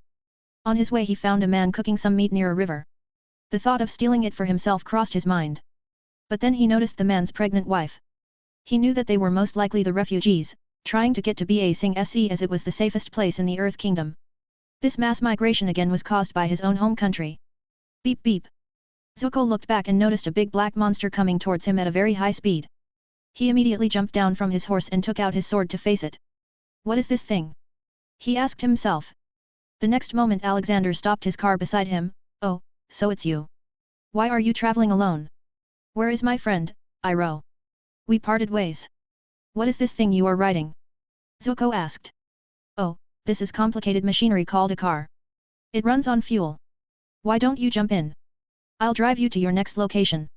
I am headed to the nearby town. Alexander offered. Alexander noticed the desire in Zuko's eyes, but he was not entering. His petty arrogance was stopping him from socializing. Oh come on, don't be shy. Get in. He then secretly ordered the ostrich horse to run away. See, now you don't even have the horse. Ah, look, more people. I should help them. Alexander got out of the car and walked to the husband and wife near the riverside. Greetings, travelers, Alexander greeted them. The man looked at him suspiciously. Yes. Oh, don't be afraid of me, children. I am just a passerby. I saw you two here with no means of traveling. Your wife here is pregnant and it is bad to make her walk in such heat. Come, I will give you a lift in my cart. He offered. The husband and wife looked at each other and nodded. Alexander's aura was always filled with positivity, so normal people easily trusted him. Thank you, kind mister. Alexander helped them pack up and get in the car. Inside, Yalo was sitting in the driver's seat. Alexander picked him up and then put him on his lap. Beep beep. Yalo had some kind of revenge to settle with the car horn and was pressing it continuously. Alexander just made the horn sound only audible by Yalo. Okay, let's go then. Where are you two going? He asked the couple.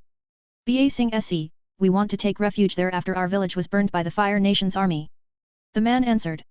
Alexander saw the guilt appearing on Zuko's face. Haha, what a coincidence, I am going to Ba Sing Se too. If you are lucky, you will be able to meet the Avatar as well. He revealed. Not just for the couple but Zuko too. Now Alexander was sure that Zuko would stick with him. Okay, it's time for some music then, Alexander cheerfully stated and switched on the music played. I am a Barbie. Damn it, not this again. I hate Barbies. He cursed and put on some orchestra music.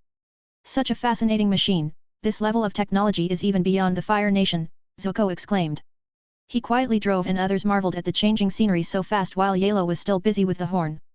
You can see Zuko and Iroh, Zuko Hungry on my Discord https://discord.gg/dghkrn or see them on Instagram https://www.instagram.com/MisterImmortal novel. 30 advanced chapters are available on patreon.com/MisterImmortal.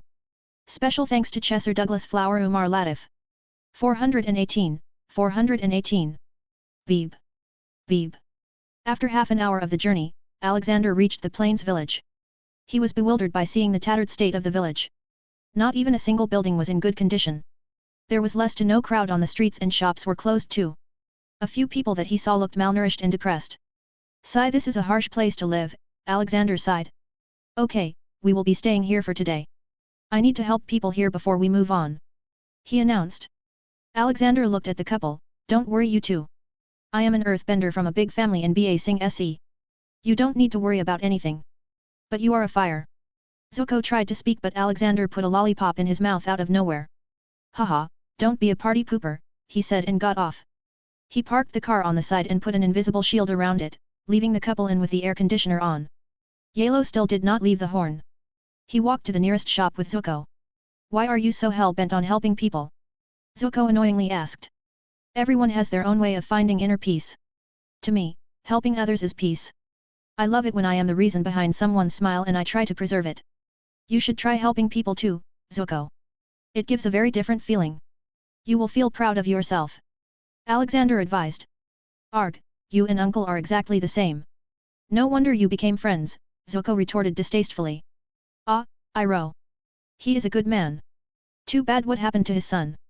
Maybe he sees you as his son, Zuko. Maybe he sees the shadow of Lu-10 in you and wants you to become a great man. During the war, Iroh was a mighty general. The best of the best. Do you really think that your father could have become the Fire Lord if Iroh was serious about taking that position? Iroh at that time controlled the whole military of Fire Kingdom, yet he chose not to pursue power. A man willingly didn't succumb to the taste of power and chose to live a simple life. I have nothing but respect for such a man. You should talk to your uncle about his life sometimes, after all, he was indeed a powerful general, you may just learn something useful.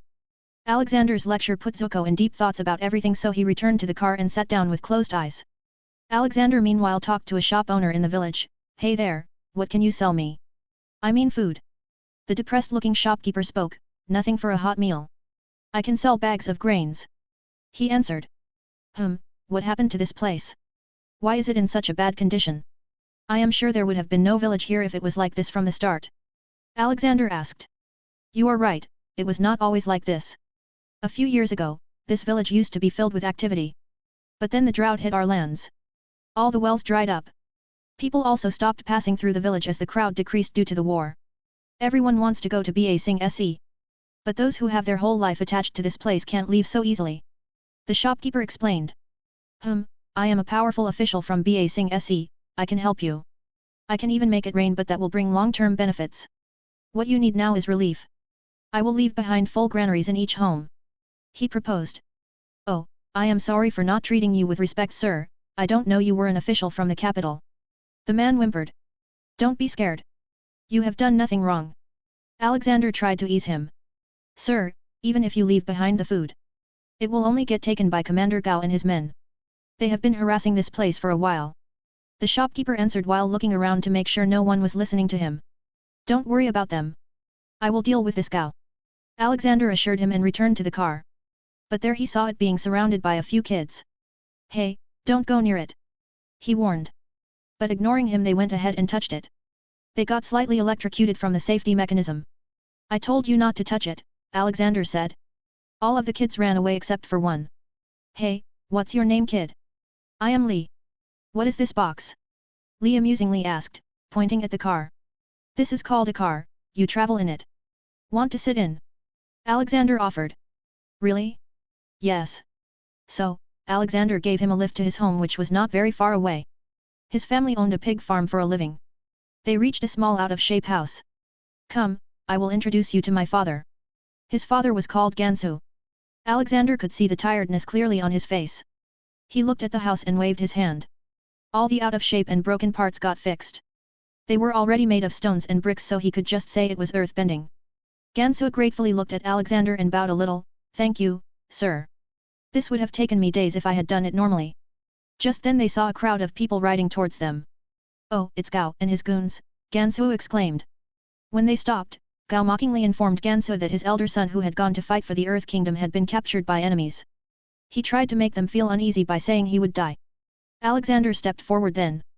Are you the officially appointed troops commander in this village?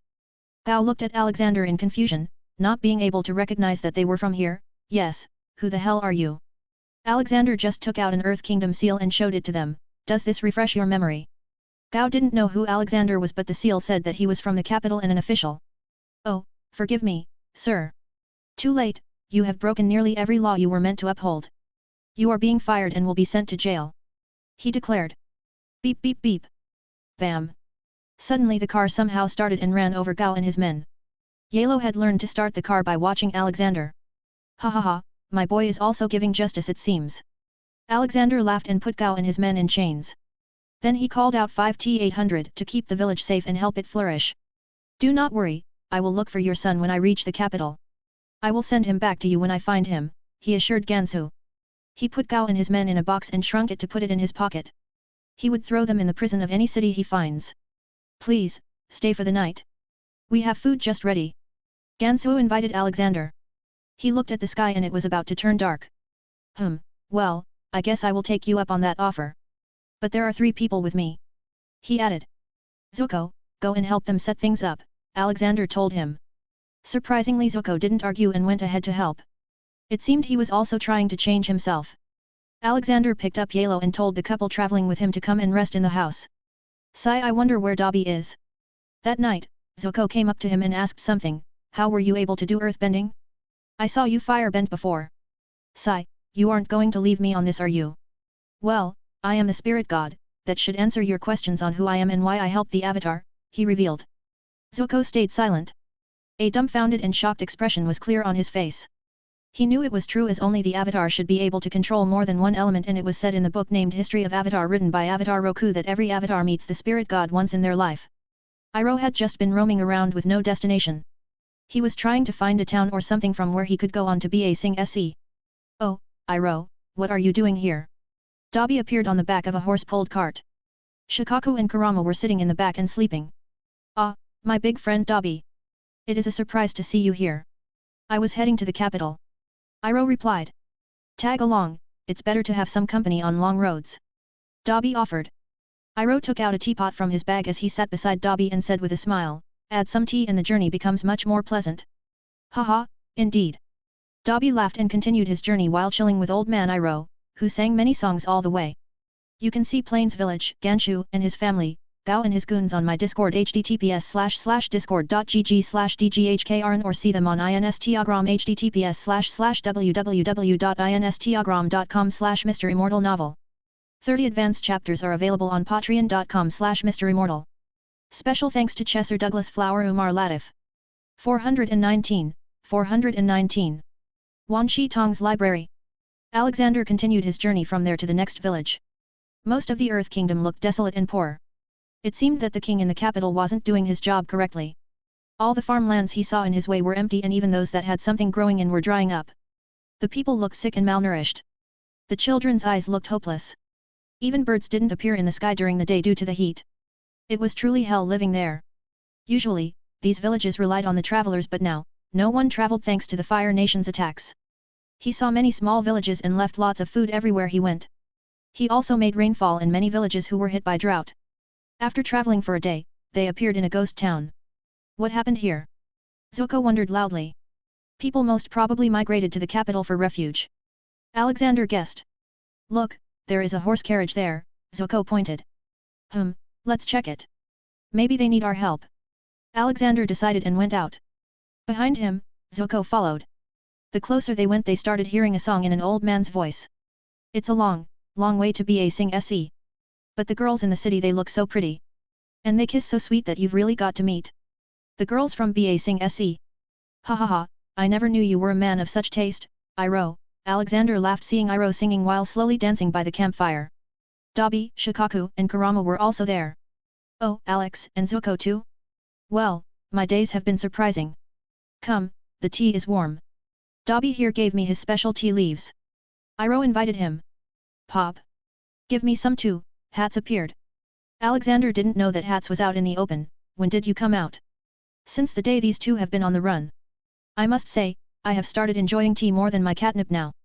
Hats said. Ha ha ha, yes, tea is better than drugs, or maybe it is a better drug. Alexander laughed.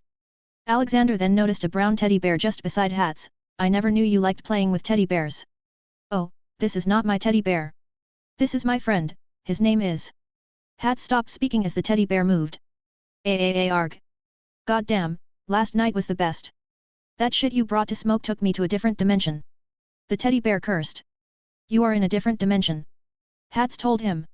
Ah, yeah, I remember. Those chicks were crazy. We had to run away. The teddy bear said. Alexander was looking at the teddy bear with an ominous hunch. What's your name? Oh, I'm Ted, who are you? Some kind of guru? Sorry, not interested in your religion, I only follow weed and booties. Ted brashly stated. Alexander now remembered the crude, foul-mouthed, alcoholic teddy bear from the movie called Ted. Hats, send him back. He will be a bad influence on everyone here.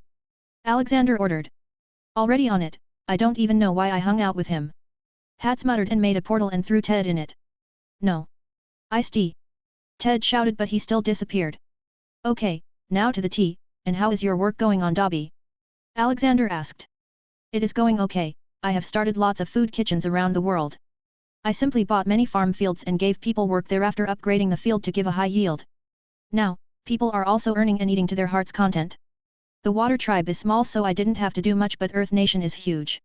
So, I am traveling to Ba Sing Se to make the king bring new reforms. Dobby briefed. Yeah, I also want to meet the king. How incompetent do you have to be to not know the situation of your own country? Alexander commented. Well, I have heard rumors that the Earth King does not run the country. Instead, it is the Dai Li. Dai Li is the secretive and elite police force of Ba Sing Se who works to capture, interrogate and imprison political dissidents. The organization was founded by Avatar Kyoshi. But it has degraded a lot and now has too much power. Iroh revealed. This would explain why this country is so mismanaged, Alexander thought. Back on Appa. Have you ever wondered why the Fire Nation wants to catch you? Sokka asked Ong. Ong wasn't sure, I don't know. When I woke up from the ice my whole tribe was gone due to the war and since then they are after me. I think I know but why not just ask the Fire Princess? Amy proposed. They all looked at Angela. I'm not saying anything. Angela huffed. Komei quickly brought out his tickle feathers, are you sure? Angela's face instantly started sweating. She then started speaking, it is not a very hard thing to guess. My father wants to rule the world and the Avatar exists to keep peace around the world. So, he knows that one day he will have to fight you. It is just a matter of when. So, he wants to deal with you. But you all are obviously too dumb to realize that. So you are accepting that what your father is doing is wrong? Amy asked. I never said that, Angela said and looked away but Amy could see the frustration on her face. She had started to question. Oh, look, a tower in the desert, Komei shouted excitedly. They all looked at it amusingly. For all they could see around them there was only desert and just out of nowhere there was a big stone tower. It looked like it came out from the ground. Weird, let's go and check it out, Ragnarok suggested. Oh yes, I like adventures, let's go and slay some beasts, Sokka tried to boast to impress Amy. But he was just making a fool out of himself. Soon, they all went inside except Toph as she was not interested in exploring. They entered the building and found it to be huge. It went deep to underground. This looks like a library, Ragnarok remarked. Suddenly a heavy voice came, indeed, this is my library. People call this place Wan Shi Tun's library. And I am Wan Shi Tong, he who knows 10,000 things, and you are obviously humans, which, by the way, are no longer permitted in my study. But because you have come with Lord Ragnarok, I will allow you to have any knowledge here as long as you add to the knowledge. They all looked at the origin of the voice and it was a huge owl. Wan Shi Tong was an ancient, wise, and powerful spirit who collected information for his spirit library. He was the most knowledgeable being among humans and spirits, never missing an opportunity to learn new facts or boast about his vast intelligence. Although his regular shape was that of a huge black and white barn owl, when angered he could assume much more frightening, stronger forms. So, he was more of a shape-shifting spirit. Wahaha, in that case, here take my special whiskey. Ragnarok handed the big. Thank you, Lord Ragnarok, though you didn't have to give me anything, songs of your mightiness are still famous in the spirit world. Wan Shi Tong said. Ha ha ha, thanks. Well, you all contribute something too. Ragnarok told everyone behind him. Then came Katara's donations, an authentic waterbending scroll. Then came Ong and Sokka's turn, which were a wanted poster of himself in a knot. Wan Shi Tong was less impressed with it, though nonetheless accepted the offerings. What about you? The owl asked Angela. Angela was flustered and didn't know what she could give. But an unlikely savior appeared. Komei flew in front of Angela, I will give you the lyrics of one of my songs. Fair enough. The owl said and accepted it. You may look at my library now, he said and started to leave. What about Komei and Amy's contribution? Katara asked. Wan Shi Tong turned around, children of the great spirit god are always welcome to my library.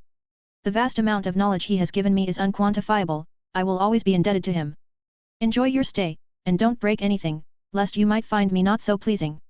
He warned them and left as he came. You can see Ted, Library and Wan Shi Tong on my Discord https://discord.gg/dghkrn or see them on Instagram https://www.instagram.com/MisterImmortal novel. 30 advanced chapters are available on patreon.com/MisterImmortal. Special thanks to Chesser Douglas Flower Umar Latif. 420, 420. Messed up party. Ragnarok went ahead and looked for the section with knowledge about all the drinks and other smoking stuff. In the end, he came to a section with a lot of bottles and books beside them. To his shock, they were all recipes of different drinks. Haha, I will show that old boy who the best brewer is.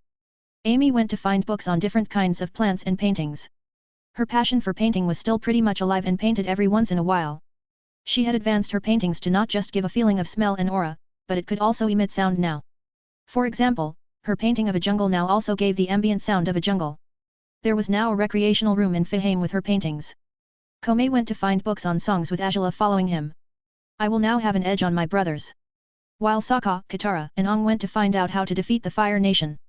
They eventually found a piece of paper that said that the Firebenders lose power on the Day of the Black Sun.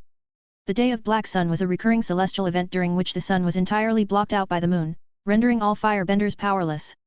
The three later found the planetary calendar room and looked for when the next Day of the Black Sun would happen. It was nothing but a total solar eclipse. We need to tell this to everyone. This could stop the war, Katara exclaimed. Yes, we should also tell Grandpa. He must have an idea on what to do. Sokka added. But we should tell this to the Earth King too. They are currently the most threatened by the Fire Nation. Ong said. Achoo. Ah, those guys must be talking badly behind my back, Alexander muttered. He had to use expansion magic to expand the inside of the car for all of them to fit in it. They were currently traversing through the Si Wang Desert. Hats was currently rolling a joint for himself. What are you doing? Alexander asked. Oh, today is the weed day, boss. You can't stop me. In fact, you all should take a puff too. Hats argued.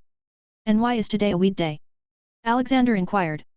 Because you know, the gorilla just reached 420th. We should all celebrate. It is happy 420th, Hats explained. Ah, yeah, I had forgotten about that.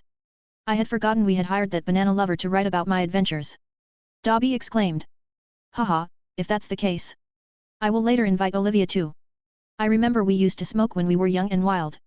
Alexander reminisced. Beep beep. Ah, Yellow, why are you still pressing the horn? Aren't you tried with it?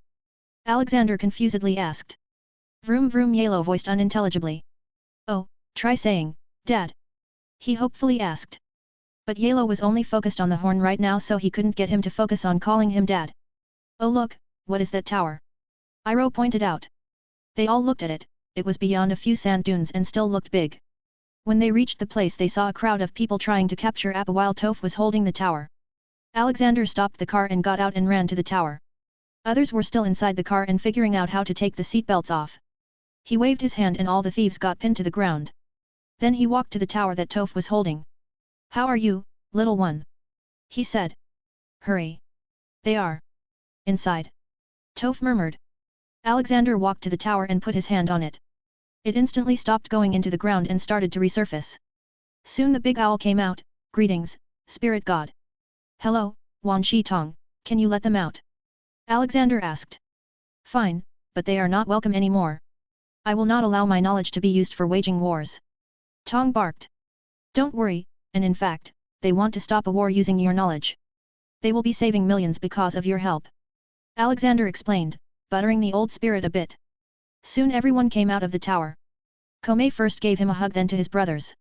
I thought you all would have reached the capital by now, Alexander said. Ong came to him running. We found a way to defeat the Fire Nation, Grandpa. The total solar eclipse makes the Firebenders lose their power. Oh, I already knew that. Alexander nonchalantly replied. What? I've been alive for a long time, I have seen it happen, Alexander revealed. Yes, it is true. I have only experienced it once in my lifetime. The feeling was dreadful. Iroh came forward with Zuko by his side. Zuko had grown hair by now. Ong, Katara and Sokka took a fighting pose seeing him. Zuko. Zuko also got ready to fight. Okay, no fighting in front of me. Zuko, go and greet your sister. She's been getting treated by me. What's the progress, Kome? Alexander asked. Ji-chan, she's getting better. I only had to give one tickle treatment since yesterday. Kome reported. Iroh then went forwards and patted Angela's shoulder. I am happy that you joined the Avatar in my friend's side. You will learn so many new things.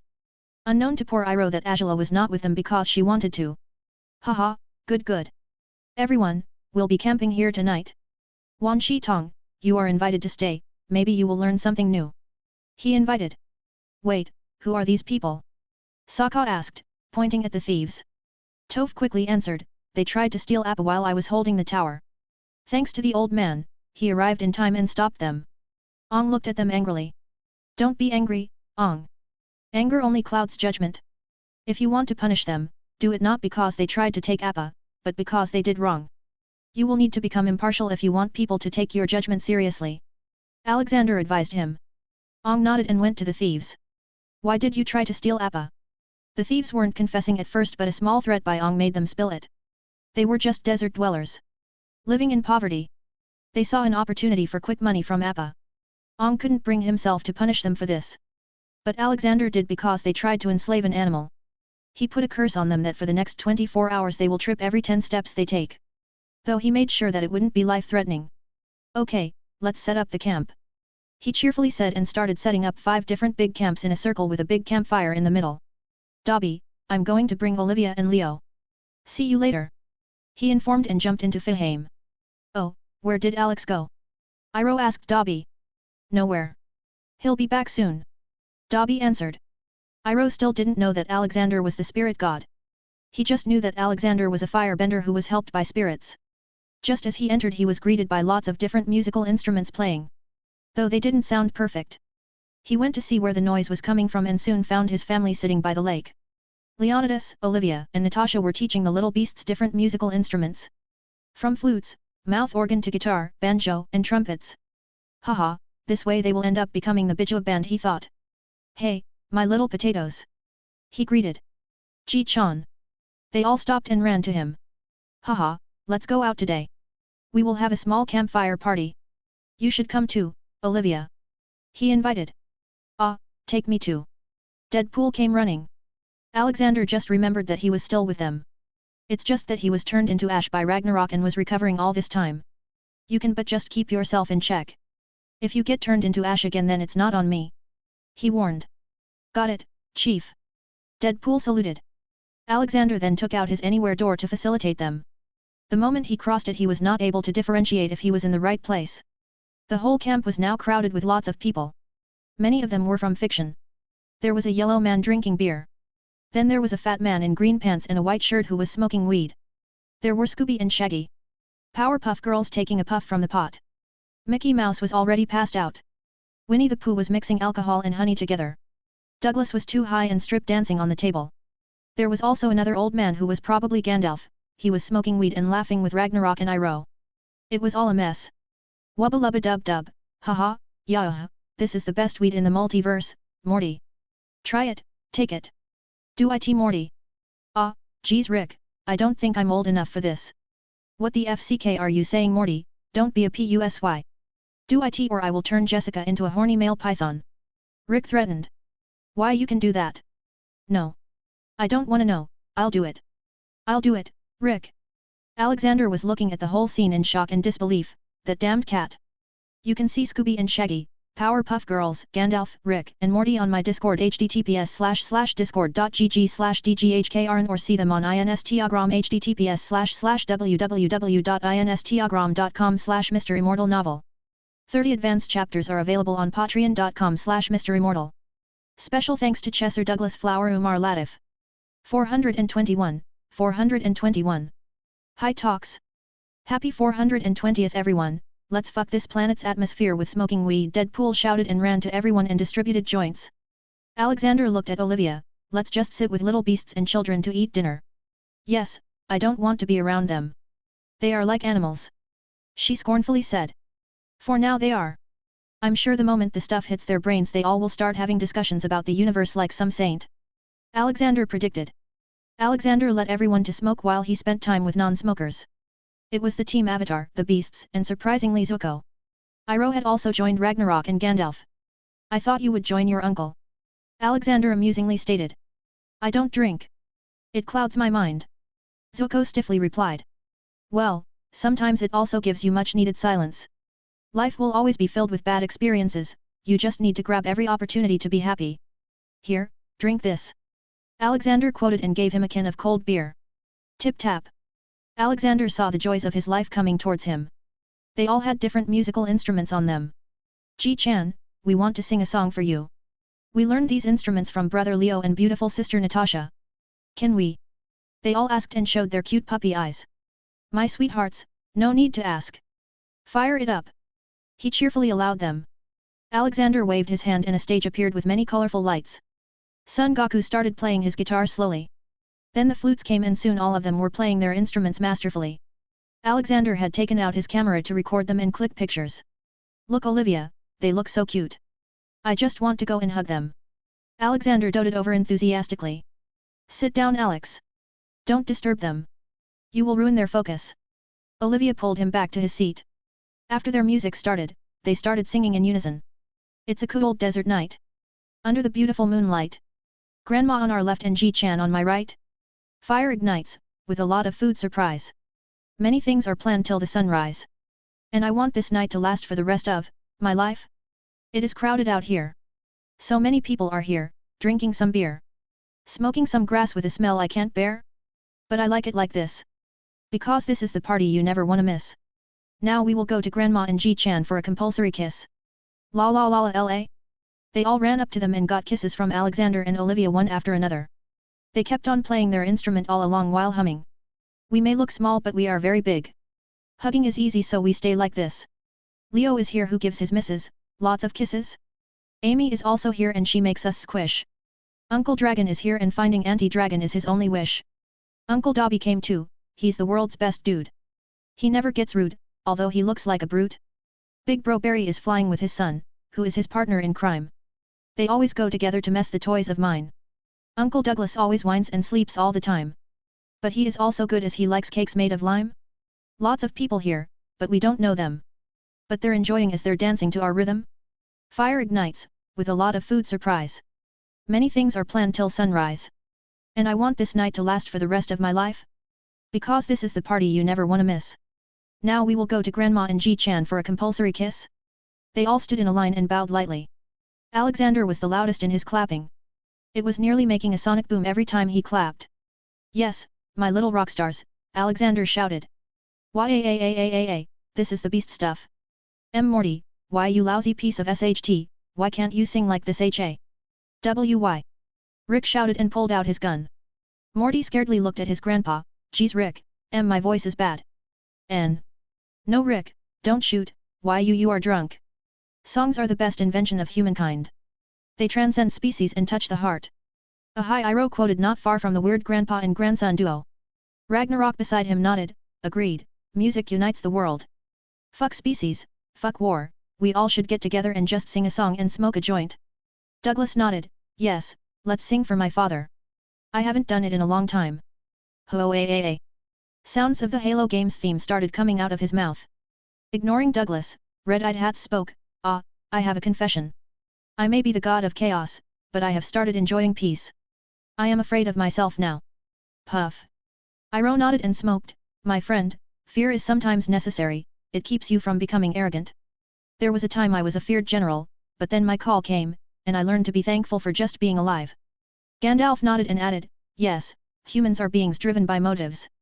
Most people just think about becoming rich or famous but a few dreams of ruling the world, those are the ones who do the most damage. They need to take a puff and chill. Absolutely right, look at that girl. Crying because she feels she was not loved by her mother. Who knows for how long she had been keeping those emotions locked. Ragnarok said and pointed at Angela. They all nodded their heads. A distance from them, Homer Simpson and Peter Griffin were beating each other and also making out alternatively. Both of them were too weird so except Deadpool, no one talked to them. Scooby and Shaggy were smoking with the Powerpuff Girls. I'm gonna forgive Mojo Jojo. We have beaten him so much that I now think his only motive to do bad is to get beaten by us. Blossoms gloomily said. Shaggy and Scooby were too high and vibing without even speaking. They were constantly laughing while thinking of the jokes they wanted to tell each other but never reaching the point of speaking. A distance from them. Deadpool was trying to make a foot-long joint and smoke it in one go. What is this? I didn't sign up for this. Sokka complained, looking around. By now he had been made fun of by everyone there. They are just having fun. Many in Southern Air Temple used to do this too, Ong said. You monks were crazy, Sokka interjected. Alexander had made sure that no one was inconvenienced by the night. He had also provided a different tent to the man and his pregnant wife who were traveling with him. Apparently, the man was called Then and his wife was called Ying.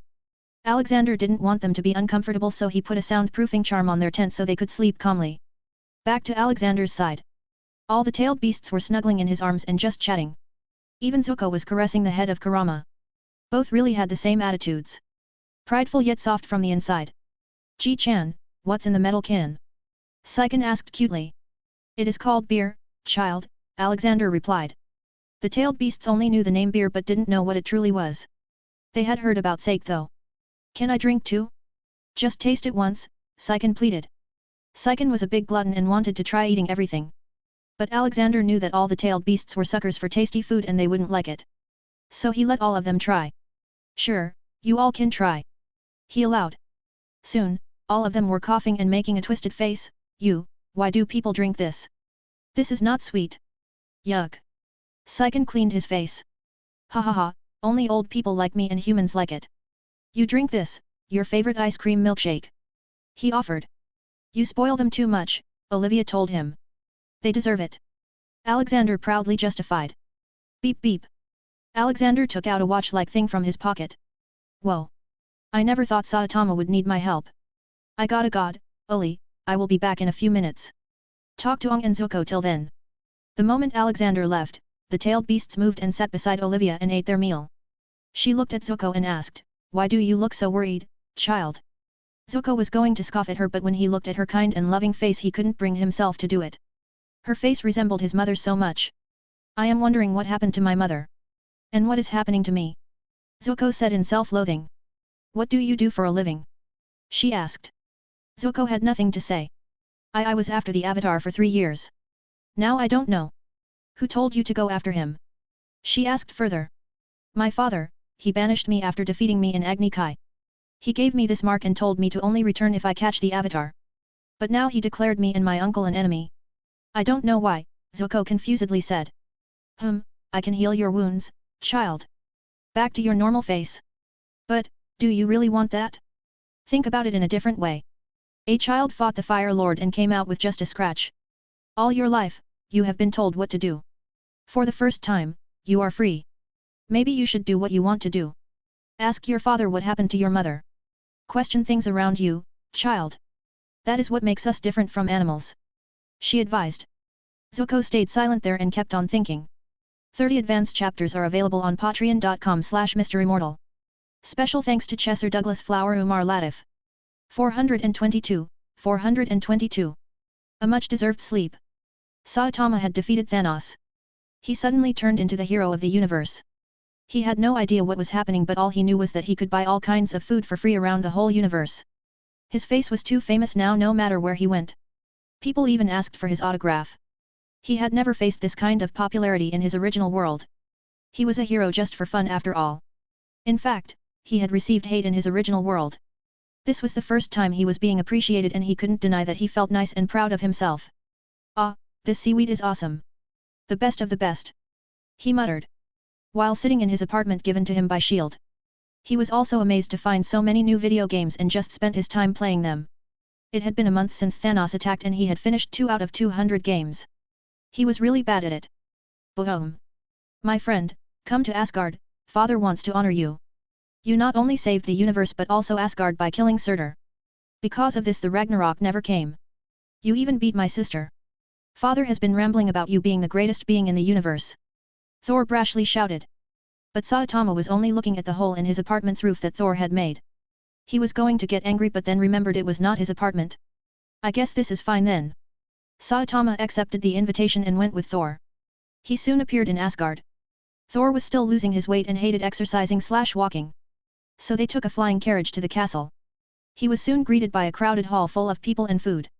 Bam bam. Odin bumped his spear on the floor to make them silent. He stood up in his majestic suit. My beloved people.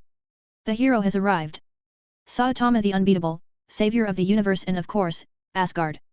I offer him the highest respect and an offer to join us in this feast. To Saitama. Everyone picked their glasses and drank it.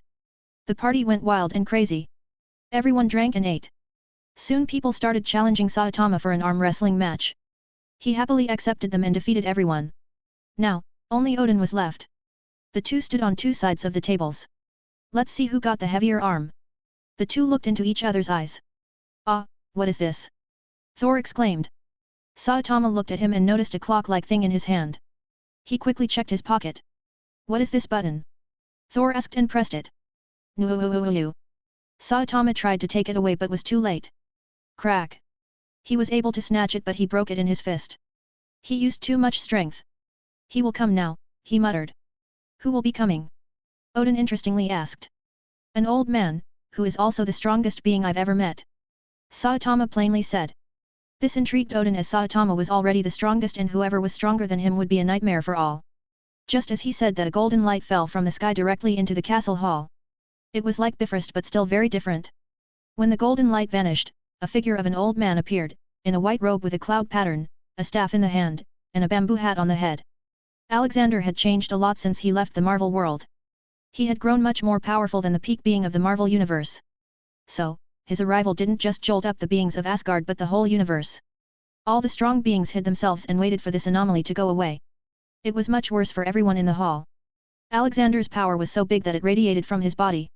He needed to control his power whenever he would jump to different worlds, so it took a few seconds, but those few seconds were enough for people to feel it. Every Asgardian around him kneeled to the ground and couldn't stand up, like they were pushed down, including Odin. Alexander looked around and recognized he was in Asgard.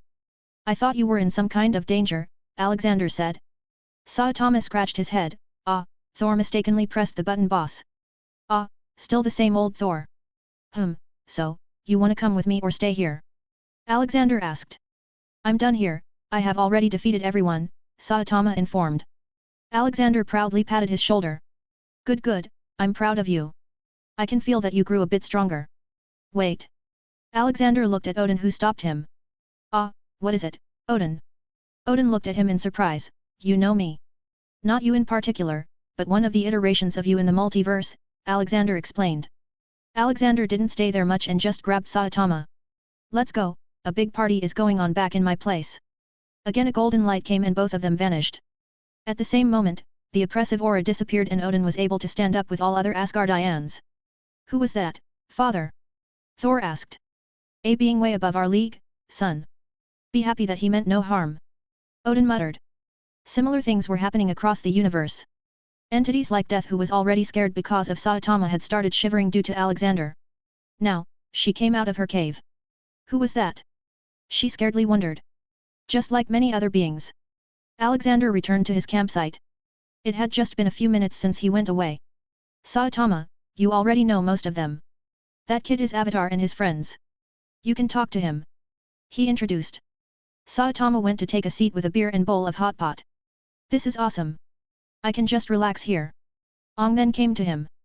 Hey, are you from the air nomad tribe? Saitama shook his head. No. I am just a hero for fun. Then how did you become bald? Ong asked. The two talked a lot and became very good friends. In the end, Ong started drawing arrows on Saitama's head. Zuko, you spoiled brat, you were so much loved by mother and yet came out a weakling, drunk Azula cursed at Zuko from a distance.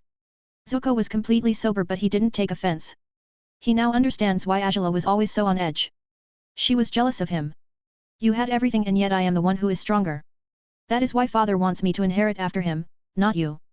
You were always a weakling in his eyes. A weakling he was going to kill if not for mother. She blurted. Zuko was now paying attention. He always thought that his sister used to say that his father was going to kill him just to annoy him. But this time it sounded too real. Why would he want to kill me? Zuko asked. That day when father suggested grandfather that he should become the Fire Lord. You ran away but I stayed. I saw what his punishment was. Because father wanted to take the rightful position of the uncle, who had just lost his son, grandfather ordered that father kill his son too. That is you. And guess what, you didn't die. However, grandfather died and at the same time, mother disappeared. You've got to be extremely dumb to not see the truth. Father killed grandfather and mother had something to do with it, I just don't know what. You took mother away. She angrily shouted, but at that moment her anger looked more like sorrow. Zuko was silence-struck. His mind went blank and quickly picked a beer can and drank it. Everything was making sense now. Everything. Alexander saw that most of the camp had become high now and all of them were now just sitting and talking. So it was the best time for some slow music and fireworks. He pointed his finger at the sky and quickly lots of fireworks started. Alexander stood beside Olivia as she rested her head on his shoulder. A distance from them, Leonidas and Natasha were doing the same. In Alexander's lap and on the shoulder, tailed beasts were sitting and looking at the sky. Alexander then noticed that Natasha's face didn't look good. "Child, is everything okay?" "I don't know, Dad, I'm not feeling good," she answered. He quickly did a diagnostic check with magic. The next moment he started howling in laughter. "Wahaha, this is the best day. Oli, we are going to have another grandson soon." Olivia looked at his face and then Natasha. "This is great news. Leonidas, what are you doing? Take Natasha home and get her to sleep. She needs rest."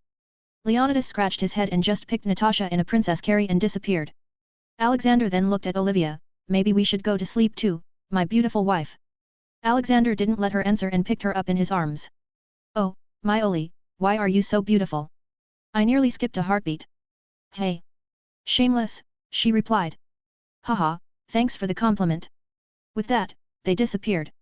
They were just going to sleep and not do adult stuff. So, the tailed beasts also followed them. Soon, Olivia and Alexander were holding each other on the bed and the tailed beasts were sleeping around them. Alex, when will this world-hopping thing end?" Olivia asked. "I don't know, Oli.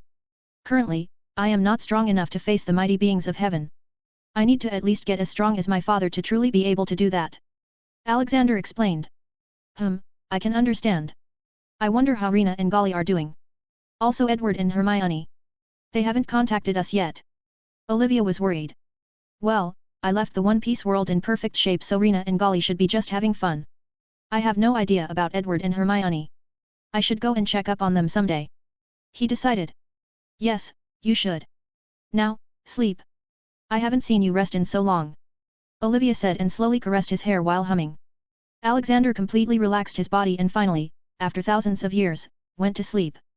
You can see Saitama meets Ong on my Discord https://discord.gg/dghkrn or see them on Instagram https://www.instagram.com/MisterImmortal novel.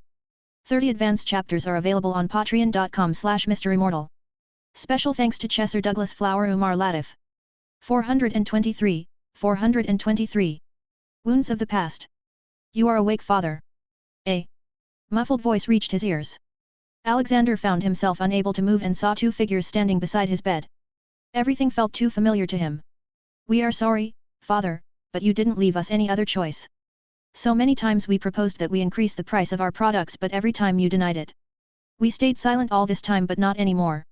Do you have any idea how much money we could make with this new cancer drug? We could be trillionaires, but you still want to sell it like candies. Rest in peace, father. We have asked the doctor to make sure that it's painless." Alexander tried to move and get up. But soon the doctor came and injected something into the IV bottle. Alex! Wake up! Ji-chan! Boom! Alexander's eyes shot open under his glasses that he had still not taken off. He took a very long breath and noticed the sweat all over his body. His breathing was uneven too. He looked around. Olivia was worryingly holding his hand and the little beasts were also up. Looking at him worriedly. "Goddammit, I knew this would happen." He cursed at himself. Was it a nightmare? "What happened, Alex? You were talking in your sleep about some injection. What is going on? Tell me truthfully, Alex, or I will never be at peace." Olivia asked, her eyes looking extremely anxious and troubled. "Sigh. I've been having nightmares, about the time when I died. I was killed," he answered. Just then Olivia realized something. She had died when their twins were just 5. So she had not spent as much time with them as Alexander. Alexander had single-handedly taken care of them and spent the most time. He was very close to them on an emotional level. He brought them up with love and care his whole life. And then those two went ahead and killed him. She couldn't imagine the mental strain it would put on him. No matter if you are a god or not. She felt even worse because she never tried to talk it out with him. She simply focused on her new family. Now they had a perfect son, daughters, granddaughter, and friends. She lifted her hand and touched his face. Then she proceeded to take his glasses off. But then her head went blank and her hands shivered. She was horrified seeing his eyes. They looked dark, sunken, and depressed as if he had not slept for years, which really was the case. See image in paragraph comment. Alexander tried not to look at Olivia as his brows furrowed. He didn't want her to see this. But he always looked so happy. All the while he was masking his pain under his glasses, she thought sadly. Alex, did you not sleep all these years because of these nightmares? Since when did these nightmares start? She worriedly asked. Alexander didn't look at her face, he knew she was sad, since day one. Don't worry Oli, they will go away soon. I have been fine all this time, my beautiful children are my happiness. He tried to assure her. But Olivia knew he was trying to derail the conversation. She quickly moved and hugged his head tightly while caressing his hair. Seeing that, all the worrying-tailed beasts came and hugged them too. Let's talk about this, Alex, she whispered. There is nothing to talk about, Oli. It isn't physically harming me. I'm not sick or anything. Sometimes bad trauma can persist for a very long time. I'm not sad or anything. It's just that whenever I sleep I see this nightmare. He explained quickly. But she was not at peace, physical harm is not the only damage possible, and you know it. Your mental health is just as important. Why don't we ask father? Maybe he will have a solution. We need to deal with this problem while we can, running away won't solve it. Well, I guess there is no harm in this, Alexander agreed. He didn't even have to look up and speak, God's voice came on its own. Ah, my son, I was aware of talking to you in the future so I took an initiative in the past. I see what your problem is, child. I should have helped you earlier. Hello, Olivia my sweet child. Hello, father, please help Alex, I can't look into his eyes. They are too depressing. She pleaded. Well, nobody can easily handle betrayal from your loved ones. I was depressed too when Lucifer betrayed me. But I came out of it later because I understood the order of things. One thing must happen for the other to occur. It is all interrelated. Just so you know, if you had not been killed by your sons then you would have been killed by the president. He had also ordered a hit on you but it never reached the finalization stage. Also, everything that happened to you led to this exact moment. Look around you, son. Look into their eyes, see their love for you. You are not alone this time. And if it is about your nightmares, normal medicine might not help you as you are certainly way beyond an ordinary human. You are already 42% equal to me. So, here you go. Take these tablets before sleeping. These induce calm happy memories in your mind. Instantly a big jar of candies appeared beside him, I take them like candies. You won't believe the things I see all the beings doing. Murder, crimes, and other horrible things. I also need some peace sometimes. Also, son, I have sent Michael a combined report from heaven. He will help you train to eventually become a big god. I can't wait to pass all this bird. I mean great responsibility on you and finally have some peace. God cheerfully said, making Alexander chuckle. Haha, thanks, old man. I will look into it. Now, stop peeking into your son's bedroom. Alexander jokingly got angry. Ha ha ha, it's not my fault. I see and know everything. God shrugged and stopped their connection. Alexander looked out of the window, it was already morning in Fiheim. Sigh well, it is already morning, I might as well just get to work. Alexander then noticed that all the tailed beasts who were hugging him had gone to sleep while still holding him and Olivia. Alexander put his glasses back on and moved. My potatoes, time to wake up. Let's eat breakfast and get to work. He softly woke them up. One by one, they all woke up, some rubbing their eyes. Ah, Ji-chan, why were we hugging you? Kokuo cutely asked. Because you all love me so much that you sleepwalked into my arms, Alexander said and again hugged them all with a warm heart. All of them nodded and accepted it with laughs. They really loved their Ji-chan and there was no denying it. After eating breakfast, he left all the beasts except Kome who accompanied him as the doctor of Azula. Outside, he took a sigh of relief seeing everything normal. All the weird people had left. Has everyone been sent back? He asked Dobby. Yes, boss. All of them. We all just ate breakfast. Dobby answered. What about Deadpool? He asked. Dobby silently pointed to a pile of ash, that's what's left of him after he tried to make a move on Ragnarok. Throw it inside a box and leave it in Fiheim. He instructed and walked to Ong and the other kids. Well, we had enough rest. Let's head to the capital now. We need to stop the Fire Lord. He declared, which cheered them all up. Iroh was also there, ah, yes, my brother needs to be stopped. His ambitions know no bounds. At this rate, he will end up burning everything. So you're going to fight, Iroh? Alexander asked. Ha ha ha, no, my fighting days are gone. Now I'm just a tea admirer. My dreams only include opening my own tea shop now. Iroh laughed it off. Alexander then looked at Zuko who had a firm face, what about you? I will fight my father and find out what happened to my mother. Until then, I won't calm down. Zuko firmly said. Well, good thing, I guess I will need to train you too. Ong, you too. You have been slacking a lot lately. Ah, what did you do to Saitama? You two look like brothers now. Alexander exclaimed. Hehe, brother Saitama is very cool. He's not even a bender and can still airbend. Ong said.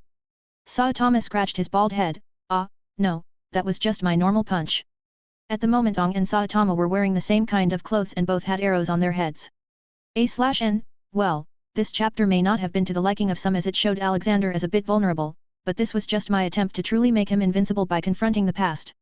Since chapter 1, a few people had complained about how can Alexander be so heartless to not think about his son's death. Well, this is the answer. No matter what they were still his sons, even if they had stopped seeing him as their father, he truly cared for them. But he never confronted those memories up until now. Also, he still loves wearing glasses. That glasses story about his childhood was real. You can see Alexander's face without glasses on my Discord https://discord.gg/dghkrn or see them on Instagram https://www.instagram.com/MisterImmortal novel. 30 advanced chapters are available on patreon.com/MisterImmortal. Special thanks to Douglas Flower Umar Latif. 424. B.A. Singh S.E. Alexander and the whole group were sitting on Appa's back. Iroh was enjoying the scenery around him. It was his first time sitting on the back of a flying bison. It was Toph who was speaking to everyone. If we want to be taken seriously, then we need to enter the Earth Kingdom from the official channel. If we barge into the royal palace then they will most likely see us as the enemy. Little Toph is right, Iroh spoke. Remember how I told you that in Ba Singh Se, the real ruler is not the king but the Dai Li. And its leader enjoys a very high level of freedom. He will most likely try to do something stupid. He added. Alexander had to agree. Iroh also knew these local things better. After all, it was he who had laid a siege to Ba Singh Se, years ago. Then the only place still letting people go to the capital is Full Moon Bay. It is a secluded cove in the East Lake, located just south of Ba Singh Se. It is a hidden ferry station that refugees from all over the southern portion of the Earth Kingdom come to on their way to Ba Singh Se. Alexander suggested. But what about passports? Katara asked. Haha, I will solve that problem. No need to worry. Alexander laughed. Ragnarok patted Katara's head. Child, these small problems are not something that can stop us anymore. Hey, where is Amy? Sokka asked, seeing that everyone was being nice. But then suddenly the atmosphere turned serious.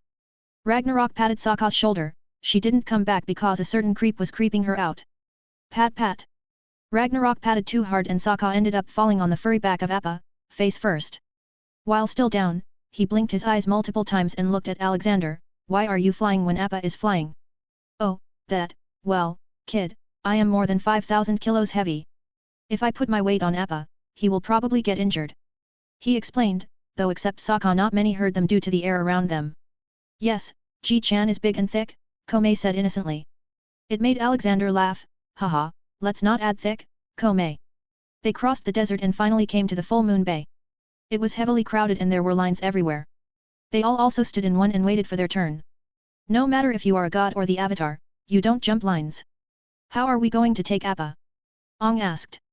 Oh, he will just fly along with us, for now, he will have to wait, Alexander said.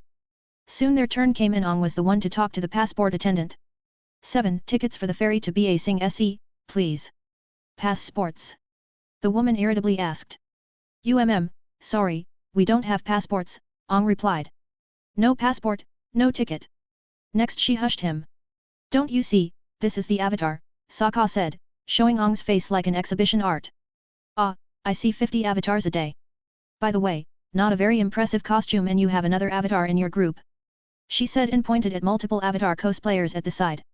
This lady is mean, Komei exclaimed. Also, no animals allowed. She added. Hey, I'm not an animal. I am Lucky 7 Komei refuted her. Alexander had enough and walked forward. Tell me, what kind of people do these fairies help? Refugees, the woman answered. Then, what if a refugee lost his house in a fire caused by an attack by Fire Nation, and they lost everything along with all their belongings? Then how will he show you a passport? Alexander asked. That is not my problem, no passport, no ticket. She repeated. Sigh. Alexander took out his cloud seal. You lack empathy for the job you are meant to do. Instead of helping the troubled people, you are putting their lives in danger by not allowing them to reach safety. You are fired and fined 100 gold coins. The woman saw the golden cloud seal and straightened her back. Oh, I didn't know it was Lord Universe. Please forgive my manners, I will immediately give you the tickets. No, you are still fired. Alexander persisted. Just then a huge ship entered the full moon bay. That is my ship and I will be helping the refugees from now on. No need for you here. Alexander then looked at a saddened man on the side. You can bring your cabbages too. So, after that, Alexander set up some of his men to help the refugees. They would also keep an eye on Fire Nation spies and not let them enter. Let's go, our ship is here. He said. Everyone got on the ship, along with lots of genuine refugees. Alexander's huge battleship easily sailed to the port of Ba Sing Se. A few Fire Nation ships saw their big ship but they were dealt with modern artillery. They came to the port from where a man-powered train was connected into the city. They all got on it and smoothly entered the city. The city was by far the largest in the world he had seen, essentially being more of a small country than a mere city. Ba Sing Se meant impenetrable city, it was so named for its world-famous walls, the gates of which had no hinges or other hardware and were opened by the use of earth-bending. Within the outer wall lay a large expanse of farmland and several mountains. The inner wall enclosed the city itself. Ba Sing Se was divided into several major districts, with inhabitants sorted in various walled rings based on economic and social class. These ranged from the lower ring, a place of ghettos inhabited by refugees and the poor, to the upper ring, home of the kingdom's ruling classes, and the rich. During Qin the Conqueror's largely successful campaign to unite the Earth Kingdom under his control, Ba Sing Se was the only territory to remain unconquered besides the peninsula where Avatar Kyoji lived. Apparently, Qin would rather face the Avatar herself than try his luck at the Great Walls of Ba Sing Se. The city was also involved in many problems over the years. There were many secretive wars going on, there was also a peasant uprising. But by far the most destructive was the Dai Li, which was now out of control and acted like moral police rather than protectors of the king and city. The last time he was in the city was when Kyoji was alive and it had not changed much, instead, it had gotten worse. No one even asked them anything which Alexander found suspicious and predicted that they already knew they were coming. Then as expected, a woman appeared in the station inside the second wall. Hello, I am Judy, it is a great honor to show the great avatar around the city of Ba Sing Se. And you must be Sokka, Katara, and Toph. Welcome to our wonderful city. Shall we get started? She asked. Girl, no need, I am with them. Alexander voiced and showed her his identification. Her smile changed to a frown for a second and she deeply bowed. I did not know Lord Universe was with them. It has been a long time since someone from your family came here. I am sure the king will be very happy to hear this. Good, I will guide Avatar, you can go, Alexander said and shooed her. He didn't feel she was simply there to guide them but instead to keep an eye on them. But, I was ordered to take the Avatar to his residence in the inner city. I am sure you will go there too, to your house. She said. Yes, I will but no need for your guidance. I know the way and the Avatar will be staying in my home. Thank you. Alexander uninterestingly responded and started walking away. This time the woman didn't disturb them. Ah, what a creepy woman, Ragnarok commented. My friend, I would like to go on my own way now. I need to find a job and make a new life here. Thank you for letting me accompany you on this great journey. Iroh said, stopping them all. Are you sure, Iroh? Alexander asked, he had grown fond of his new friend. Yes, maybe I will try to open my own tea shop, Iroh thought loudly. Alexander took out a money pouch, then consider this my investment in your shop. Iroh saw the gold coins in the pouch. Ah, thank you, my friend. You won a lifetime's free supply of tea, haha. Zuko, are you coming with me? Iroh asked. Zuko didn't hesitate and followed Iroh. He knew who his real family was now and who he should give more importance to. You can see Full Moon Bay, Ticket, Cabbage Man, Ba Sing Se and Judy on my Discord https://discord.gg/dghkrn or see them on Instagram https://www.instagram.com/MisterImmortal novel. 30 advanced chapters are available on patreon.com/MisterImmortal. Special thanks to Chesser Douglas Flower Umar Latif. 425, 425. Tales of Ba Sing Se. Alexander took everyone to his home in the inner wall and let them rest for the night. It was the first day of their stay in the country-sized city. For the next day, Alexander had given money to all and told them to just have fun while he investigated the city. They all happily went out, reminding him they were still children after all. So, he went out to see what was going around the place. Ragnarok and Dobby had also gone to their ways. Dobby was going to Iroh's shop where he worked and also help him to find a new shop to buy.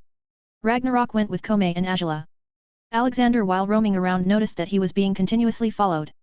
So, he changed his attire and face. Now he looked like an Eastern martial artist monk.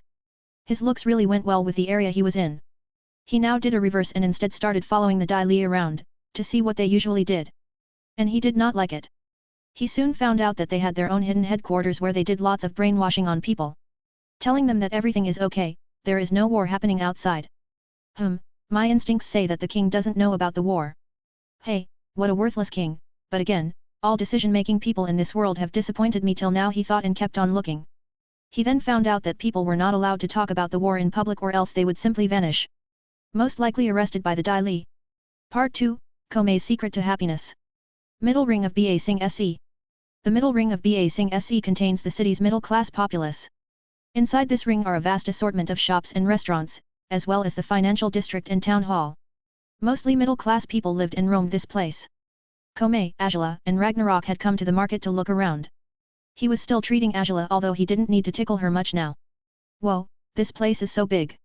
How did they cramp all the people in here? Komei wondered. Ragnarok chuckled. Komei had not seen any modern world city yet, so he was like this. As curious as a little child. This city is apparently more than 5,000 years old. But this is really not as magnificent as I imagined it to be, Angela haughtily said. But Komei ignored her and simply entered a shop. Whoa, look at those shining glasses. Hey! No dirty pets allowed, leave them outside. The shop owner suddenly shouted. Komei just turned around and left. Ragnarok huffed at the shopkeeper, foolish man, you probably lost the wealthiest customer of your life. Ragnarok went out to Komei, why didn't you talk back, kid? He was rude. Komei replied in his cheerful voice, well, I am not human looking so I can imagine why he talked to me like that.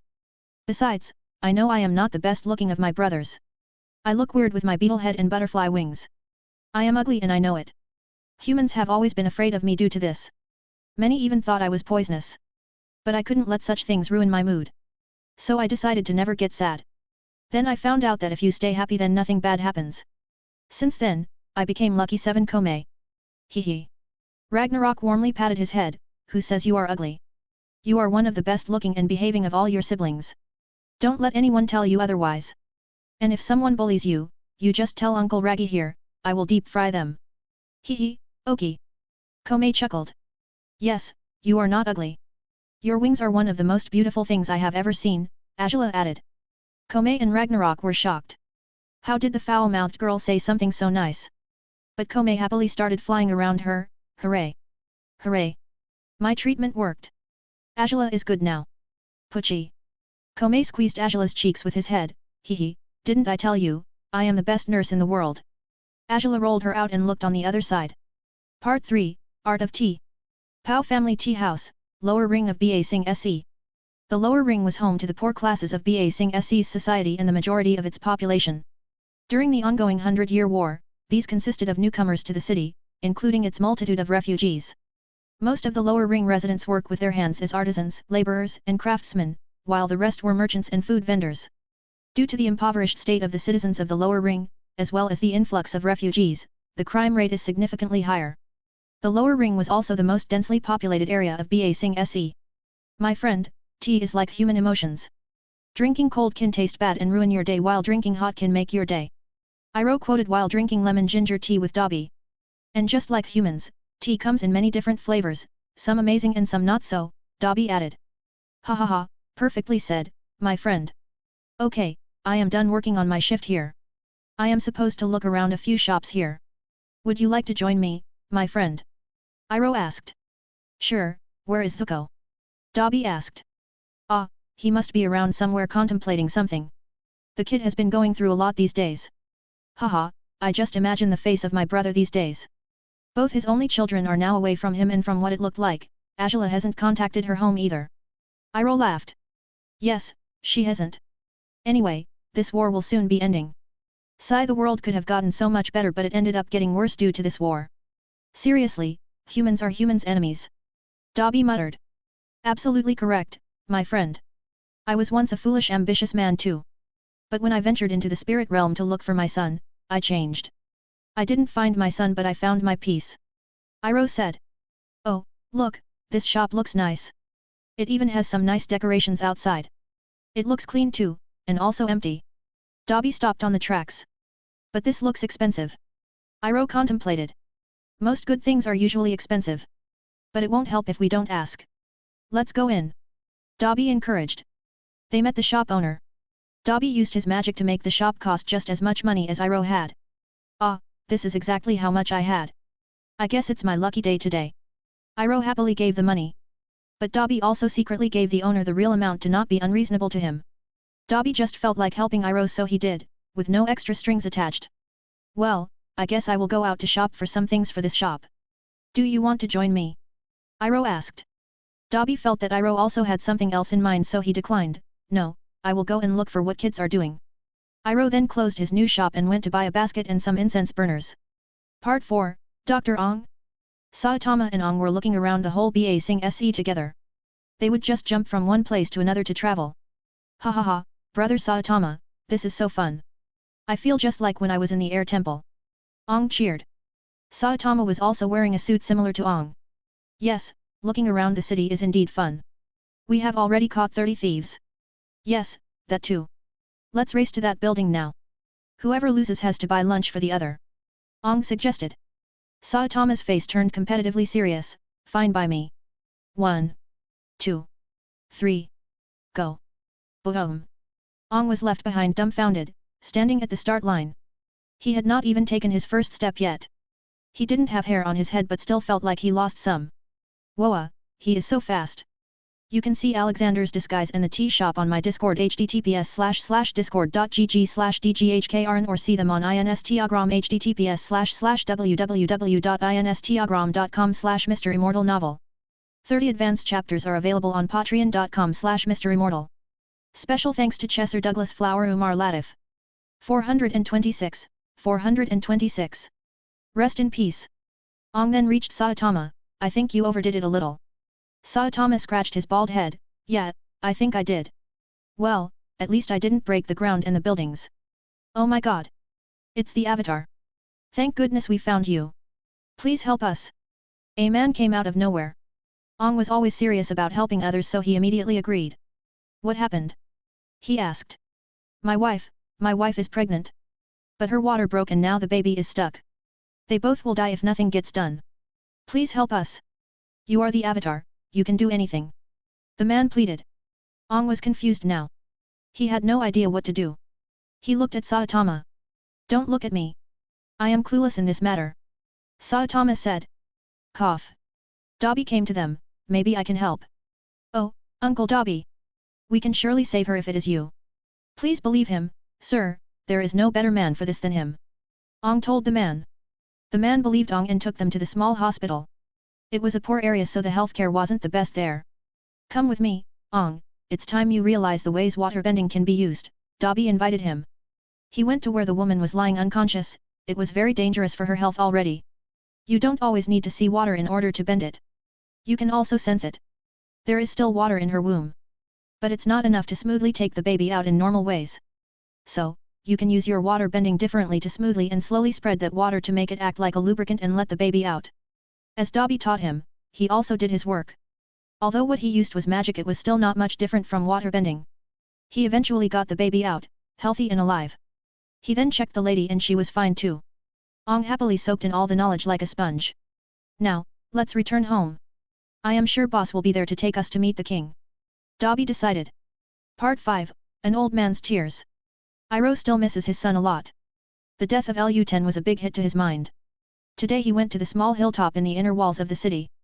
The place had a tree on the top of it and it resembled his son's grave back in Fire Nation a lot. He went down on his knees near the tree and set up 2 stones. Then put a photo of Lu-10.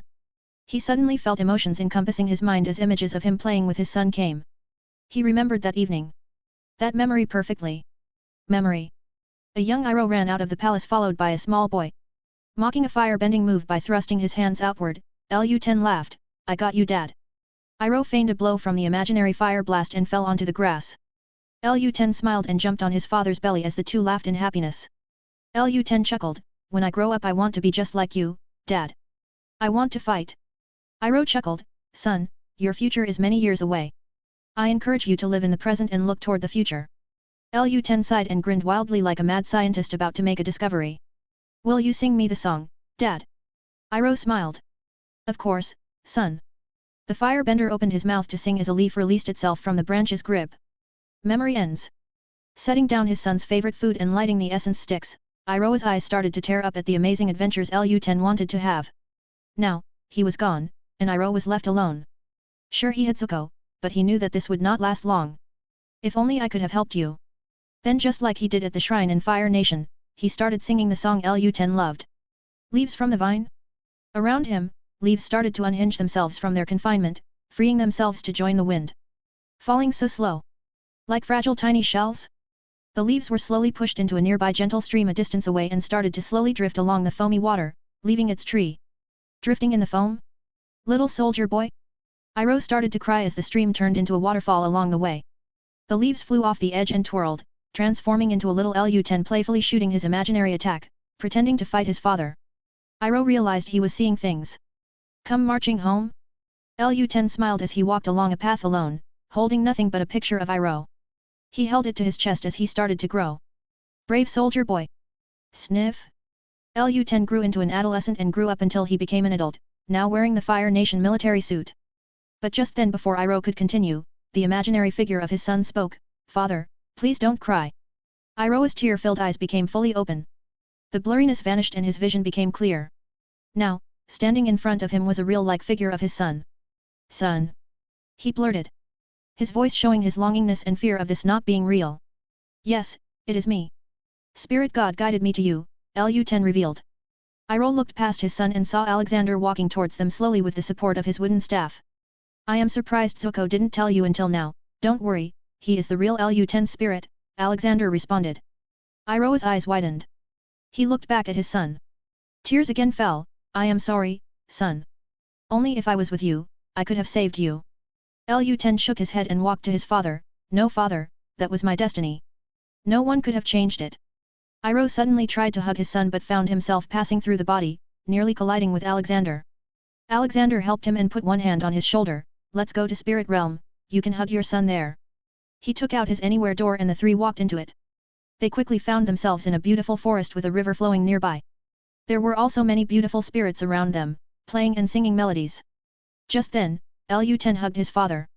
Iroha's face also became happy as he felt the physical contact. Alexander offered them to sit with him and gave them tea. "I should have guessed that you were the spirit god. Why else would an old man travel with the avatar?" Iroha said. The realization hit. "Haha, I even gave you so many clues along the way but you were too busy with your philosophical mind," Alexander joked. "Yes, father, I heard that you have become a thinker. I never thought I'd see a day when the mighty general becomes a poet," Lu-10 jabbered. "Different experiences change people, son. But I am happy that you are fine in the spirit realm." "I tried to find you once but couldn't," Iroha replied. "The spirit realm is infinite, Iroha. It was an impossible task to find your son here on your own," Alexander revealed. "Father, you should stop feeling bad. I will always be here and when you pass away in the physical world, we will be together again.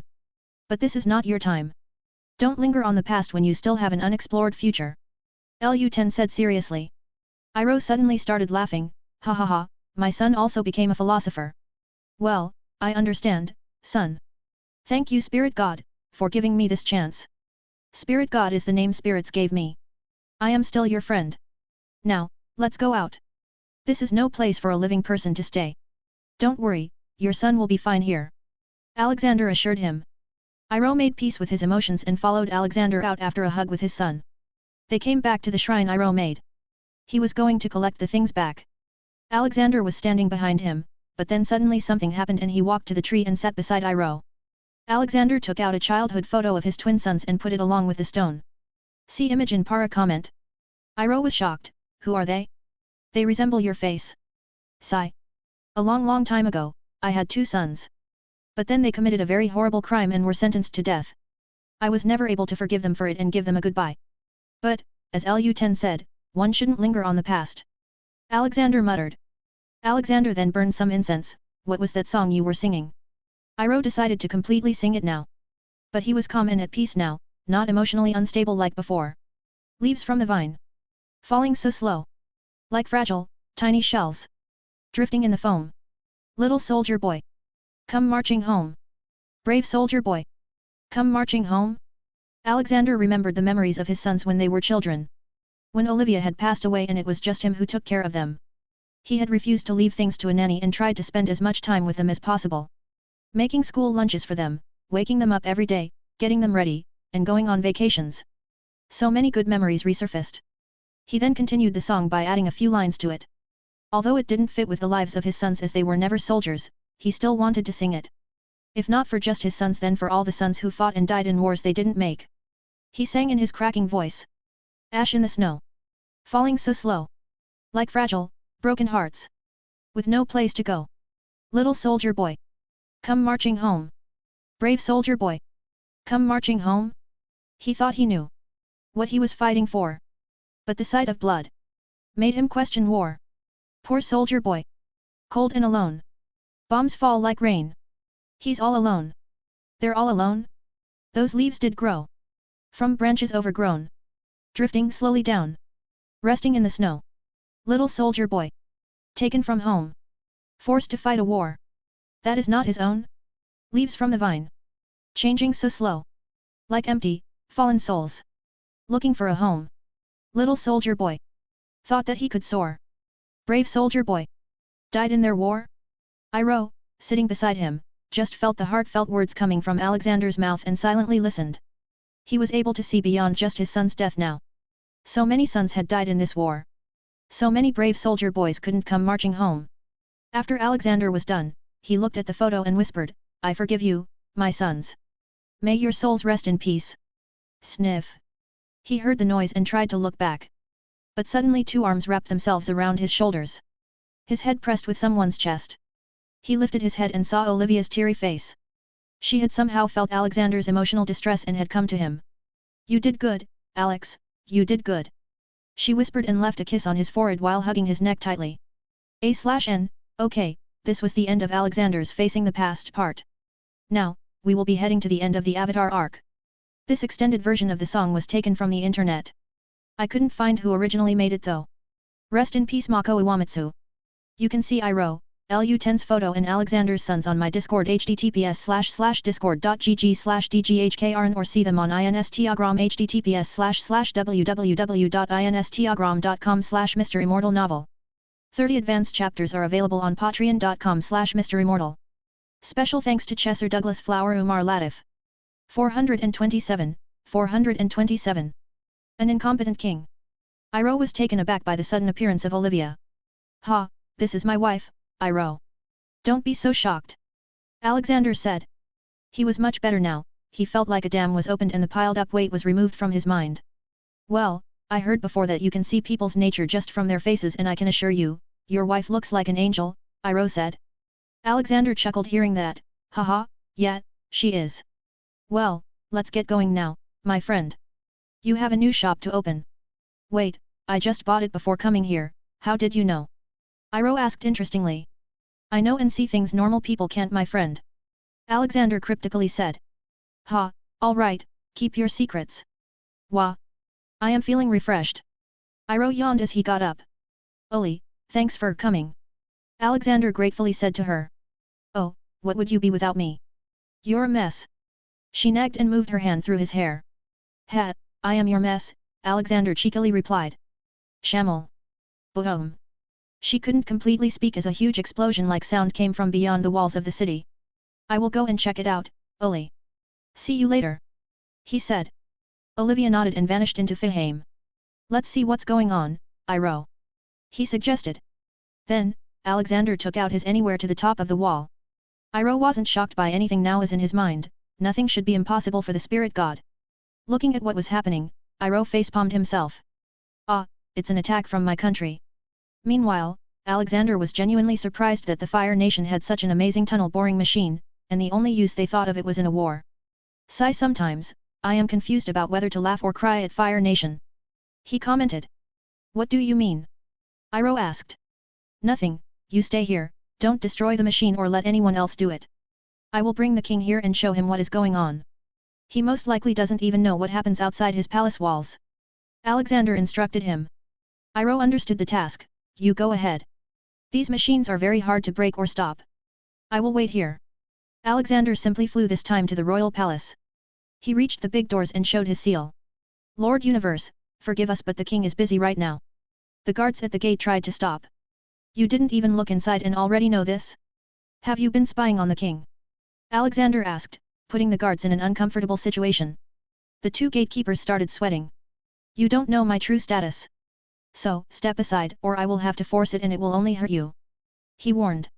He released a bit of his aura and made them feel who was at the top of the food chain here. Please, you may enter, the two opened the door nervously. Now, he just walked to the royal hall where the throne was. As expected he found the king there sitting on his throne while his pet bear had fun around. Just beside the king was a man, whispering something in the king's ears. Who are you and how did you enter without permission? Earth King, Ki asked. Alexander knew the history of the man. He ascended the throne at age 4 following his father's death. Ki became one of the youngest Earth Kings. However, due to his young age, it was deemed appropriate to appoint the minister Long Feng as regent, a position from which he quickly assumed total control over Ba Sing Se. As such, for much of his reign, the Earth King was a mere puppet of Long Feng, relying totally on his advice and unable to make simple decisions. Alexander didn't reply and took out a scroll. By the decree of the first Earth King, ruling from the Ba Sing Se, Spirit God is hereby the highest authority in the country and if my future descendants are not able to work with same perseverance as me, the throne may be taken over by the Spirit God. Signed by, the first Earth King. He threw the scroll into Ki's lap. Now, do you understand what grave situation you are in? Alexander then saw the man beside him again whispering something in Ki's ears. In an instant, Ki's face turned angry. Guard! Arrest this man! He wants to take my throne! He shouted. Alexander tiredly facepalmed himself. He started walking towards Ki slowly. I knew you were a fool who was being used by that man as a puppet but I never knew the situation was this bad.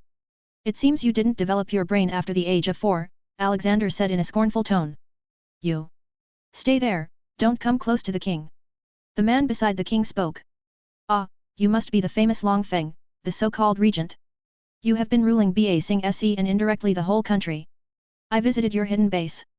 You have been working really hard all this time. Sadly, this is the end for you. He stated emotionlessly.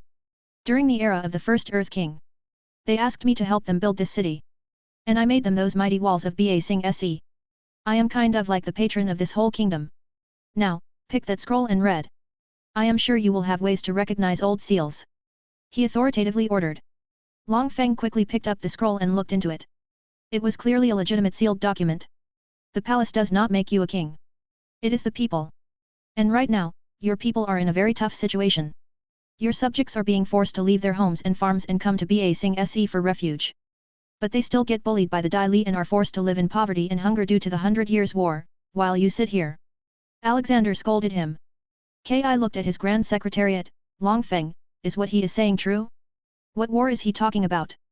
Alexander had enough. So you are telling me that you don't even know what is going around and outside the boundaries of your castle? What kind of king are you? Get up!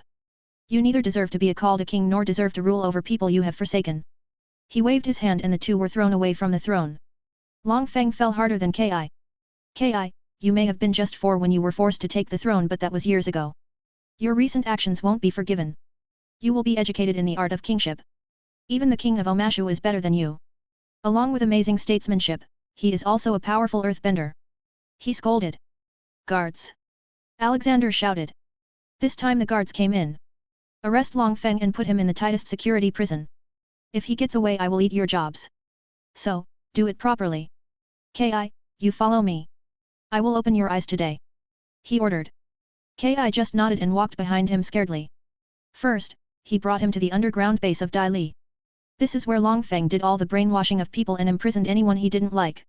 After that, they took a train to the outer wall. Look outside, the condition of the city. It has been dwindling all this time because all the money that was supposed to be used to repair it stayed in Dai Li's pocket.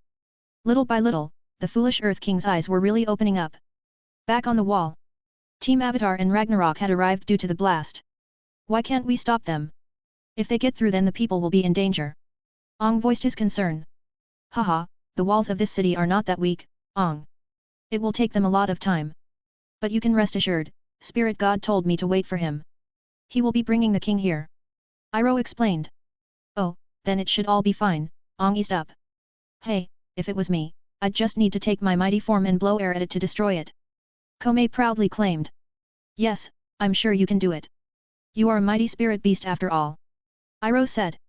He then looked at his niece. How are you, Angela? Fine, She gave a one-word answer. Well, at least you are replying.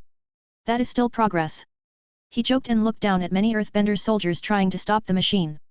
You can see Machine, King Ki, and Long Feng photo and Alexander's sons on my Discord https://discord.gg/dghkrn or see them on Instagram https://www.instagram.com/MisterImmortal novel. 30 advanced chapters are available on patreon.com/MisterImmortal. Special thanks to Chesser Douglas Flower Umar Latif. 428.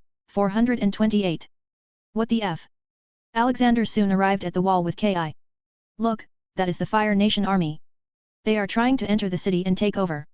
This has been going on for the past 100 years and this is not even their first attempt this month. A war has been going on for 100 years? Long Feng lied for so long. Ki was shocked. I told you I will open your eyes. Now, step aside and let me do my work. Ong, let's go and stop that machine.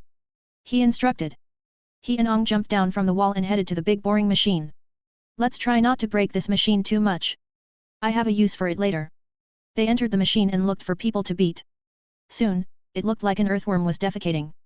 Soldiers from the Fire Nation started to come out of the end part of the machine with all the sand and water. After a few minutes of beating people like ragdolls, Ong and Alexander stopped. I think we are okay now. Let's look outside. When they came out, they saw Komei in his full size, scaring away the Fire Nation soldiers. Although he was clearly just having some fun. On the other hand, there was just one person remaining that was still fighting and it was a young girl. Stop it, Tai Li, Angela shouted. I have come to save you, Angela. The Fire Lord sent me words that you've been kidnapped. Tai Li replied while jumping around. Sokka and Katara were already paralyzed on the ground. Tai Li was a formidable hand-to-hand combatant, often utilizing chi blocking, a unique form of martial arts that targets pressure points located in the human body. Alexander walked up to the girl to stop her. She jumped at him and tried her chi blocking and pinched Alexander on his body. Then they waited for a few seconds. Hey, why aren't you stopping? She asked. Because I am not normal. Also, stop pinching me. He shruggingly answered, unaffected by her attacks at all. Tai Li, I am not kidnapped. I am traveling with these people. Angela spoke again. This time her words penetrated Tai Li's head. But, why would you travel with your enemies? Tai Li was visibly confused. Arg, it's a long story. I will tell you later. Just stand down. Angela replied. Boom. Komei landed beside Alexander. Ji-chan, I have rounded them all up. Look. Alexander looked behind him and Komei had really rounded up all the soldiers as if they were sheep. He had even made a boundary wall with sand. Haha, good job, Komei. Now shrink yourself or you'll end up terrifying the whole city. Alexander suggested. Oh oopsie, I forgot I was big. Komei got smaller and jumped on his shoulder to sit. They ordered the soldiers to be arrested and put in cells until the war was not over. They would all be treated humanly and with respect. Ki, you will announce me as your regent until you learn everything about being a good king. Got it? He sternly ordered him. Ki nodded profusely. He was too scared to be the king at the moment. He had never even heard about the war and didn't know how he would win it if he was to fight. Good, Ong, your firebending training will start from tomorrow. Before the Sozan's comet appears you need to face the Fire Lord. I will also take care of this damn comet. It appears every 100 years and gives the Fire Nation a chance to mess again. He briefed. Fine Zuko, I need to talk to him, Alexander told Iroh. Good, now you all may leave. I will check this machine here. He dismissed them. Dobby stayed behind with him. Let me guess, an underground transit system. Dobby asked. Haha, of course, just imagine the things we can do with this. And this is the original technology of this world so I am not disrupting the natural order. It's not just public transit, we can make city sewage and other waterways with this. I am now wondering what else the Fire Nation has been hiding. Alexander contemplated. So, what are we going to do next? Dobby asked. Well, for starters we need to slowly make the people lose their hate or prejudice against people of other nations. This is going to be very hard as they have been like this for more than 1,000 years. Start by giving food to people in the name of the Avatar. People have lost faith in him and it needs to be reignited.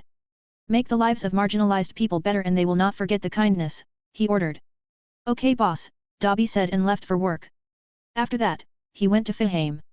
The food production area to be precise. It ran all day every day and produced food and beverages with Hufflepuff Cup and Hufflepuff Pot. He found the seraph in charge of the place and asked, how many chakra fruits have you made? In total, we have been able to make 4,500. The last batch of 500 is still in production. They require a lot of magical power to make them, boss. Seraph replied. Good, give me one. Also, I want all 1,000 of you Seraphs to eat one. Also, keep on producing them. I want 10,000 of them in storage. He instructed and left. Outside, he saw Douglas running around in circles. What are you doing? He amusingly asked. I'm trying to take the heat off. I have been seeing grass in my dreams every day. I can't take it anymore, I am going crazy. Douglas tiredly replied. His eyes looked reddened. Ah, well in that case, here, eat this and go to sleep. Father gave me this. He revealed and handed him a candy. Douglas quickly ate it and stopped running. Ah, I can already feel the change. Thanks, old man, I'm going to sleep now. Letting him go, Alexander walked to his castle. Along the way, he saw Noodles playing in the lake. Ea Noodle spoke. Haha, yes it is fun. You want me to take a bath? Well, I already had mine, you enjoy it. Alexander declined the offer and went into the castle. There he saw Amy teaching all the little beasts to paint and their model was the baby Alan, son of Barry the Phoenix. Haha, yes, keep working. Best of luck, my potatoes, he wished them. Ji-chan, please give the winner a reward, Kokuo cutely asked. Sure, what do you want in a reward? He inquired. They had not thought this through, it seems. But still, they asked for the same thing at the same time. Ramen. Alexander started laughing, ha ha ha, don't you eat that every day? Okay, I will reward you all with my handmade special ramen. Yai. They cheered and got back to work. He went to the basement where he usually keeps his physical training equipment developed by himself for himself. But he came to find that Leonidas was also there. Oh, hey, son. Dad, Leonidas responded as he lifted a 1,000-ton dumbbell. What are you doing here? Where is Natasha? Alexander asked. Well, Nat is sleeping. It seems pregnancy has been putting her to sleep too much. Mom said everything is fine so I came here to exercise and let her rest. Leonidas blurted. Good, take care of her or your mother will be angry. Okay, I got something for you, son. Here, this thing is called a chakra fruit and it is supposed to make you very strong. Here, eat it. He gave him one. Leonidas looked at it carefully, this looks like a peach. Are you sure this is special? Absolutely, just try it. It should give you some boost. He nudged him. Leonidas finally took a bite out of it. Suddenly, in an instant, his body started shining in blue light and when it stopped he had a third eye with the weird blue sclera and golden iris, the iris also had some trigram-like shapes. Well, how do you feel? Alexander asked. Leonidas looked at his arms and tightened his fist. I feel powerful. It did give me a boost in strength and it is not small, I can tell. Yeah, it was supposed to happen. Well, try to explore your powers now. Especially your new eye. Alexander advised him. Leonidas looked confused. New eye? Ah, so you didn't feel it. Well, look at this. Alexander materialized a mirror and put it in front of his face. Leonidas looked at his face with a dropped jaw. He blinked a few times and saw the third eye also blink creepily, what the FCK? You can see Ty Lee and Leo's eye on my Discord https://discord.gg/dghkrn or see them on Instagram https://www.instagram.com/MisterImmortal novel. 30 advanced chapters are available on patreon.com/MisterImmortal. Special thanks to Douglas Flower Umar Latif. 429. Zuko's decision. Zuko was feeling lost these past many days. He was not sure what he wanted to do in his life. So, he just roamed around the whole of Ba Sing Se, without a decided destination. He unknowingly came to the poorest part of the city. For as far as he could see there was dirt and bad odor from all the piled up garbage. Along the street, he saw many kids sitting on the sides. Their eyes looked lifeless and bodies malnourished. He could see their bone structure as there was no muscle fat left. Then, to his surprise, he saw Alexander walking to each child and doing something which would make the kids healthy in every way possible. A child who had been on the verge of death just started to jump around in a matter of seconds. He knew that the man was spirit god and thought that maybe, following him can answer some of his questions. Ah, Zuko, come here and help me. Before Zuko could approach, Alexander called him. Come, help me care for these children. The food rations will take a little time to get distributed, so I am making sure no life is lost. Alexander said. Zuko and Alexander walked to the next kid and kneeled in front of him. This one too had lifeless and hopeless eyes. His stomach had deflated, making his ribcage appear in detail. His body was filthy as dirt was all over his ragged clothes and even skin. The smell of urine was all over him too. What is your name, child? Alexander asked while using magic to heal him. Tai Chin. What about your parents? He asked. And no parents, the kid replied. Alexander caressed his head. Well, you still have this grandpa. You don't need to worry about food and money now. I will take care of everything. The boy slowly smiled and fell asleep. His body may have been healed but he was still tired. Alexander just picked him up and started walking to the nearby shelter he had opened which was being manned by his people. You look troubled, Zuko. What's on your mind? He asked. I don't know what to do now. I don't know where to start now. Zuko replied in self-doubt. Why must you have a plan or a goal? Don't be so worked out about the future that you stop looking at what is currently around you. Look at this kid. He must have had hopes and dreams too. Maybe he wanted to become a soldier or a merchant but see where destiny brought him. You can never be prepared, Zuko, because life is too unpredictable. You can only be ready to face whatever life throws at you. Why not become the Fire Lord? Alexander gave honest advice. Hey, I can't even defeat Azula, how am I to defeat my father and take over? Zuko scoffed at the idea in self-loathing. Ah, Azula. Well, even she couldn't defeat her inner demons. Like how you are fighting yourself right now, she is too. And about Ozai, well, he is Avatar's duty. Alexander said. Ah, we're here. He exclaimed. He handed the child to one of the seraphs. Send food out immediately. The situation is worse than I imagined. He ordered. Zuko looked around the huge hall they were in. For as far as he could see, there were children. Some smiling, some sad, and some crying. He tightened his fist seeing the scene. Alexander stood beside him and spoke. Children are the most vulnerable ones during crises like this war. They are too small and innocent to understand how cruel this world can be. They are too weak to protect themselves from exploitation. Look at those little girls. I saved them from an underground brothel. And to add to their misery, it was their parents who sold them. But I must say, they are very strong-willed. They still want to live a happy life. But all this shows you something. That this world is very unfair. Just because one was born in a certain family or nation with certain colored skin or facial features, it defines how their future life is going to be in this world. You were lucky enough to be born a prince and live your life lavishly, but what about them? This is the reality of the world we live in. It is also likely that many of these were born in rich or decent families and yet are here in this condition, because of the war. As the crown prince of the Fire Nation, it is your duty to stand up when another member of your family does something wrong. Don't let the name of Fire Nation be smothered anymore. Because it is not just people here who are suffering. There are many in the Fire Nation too.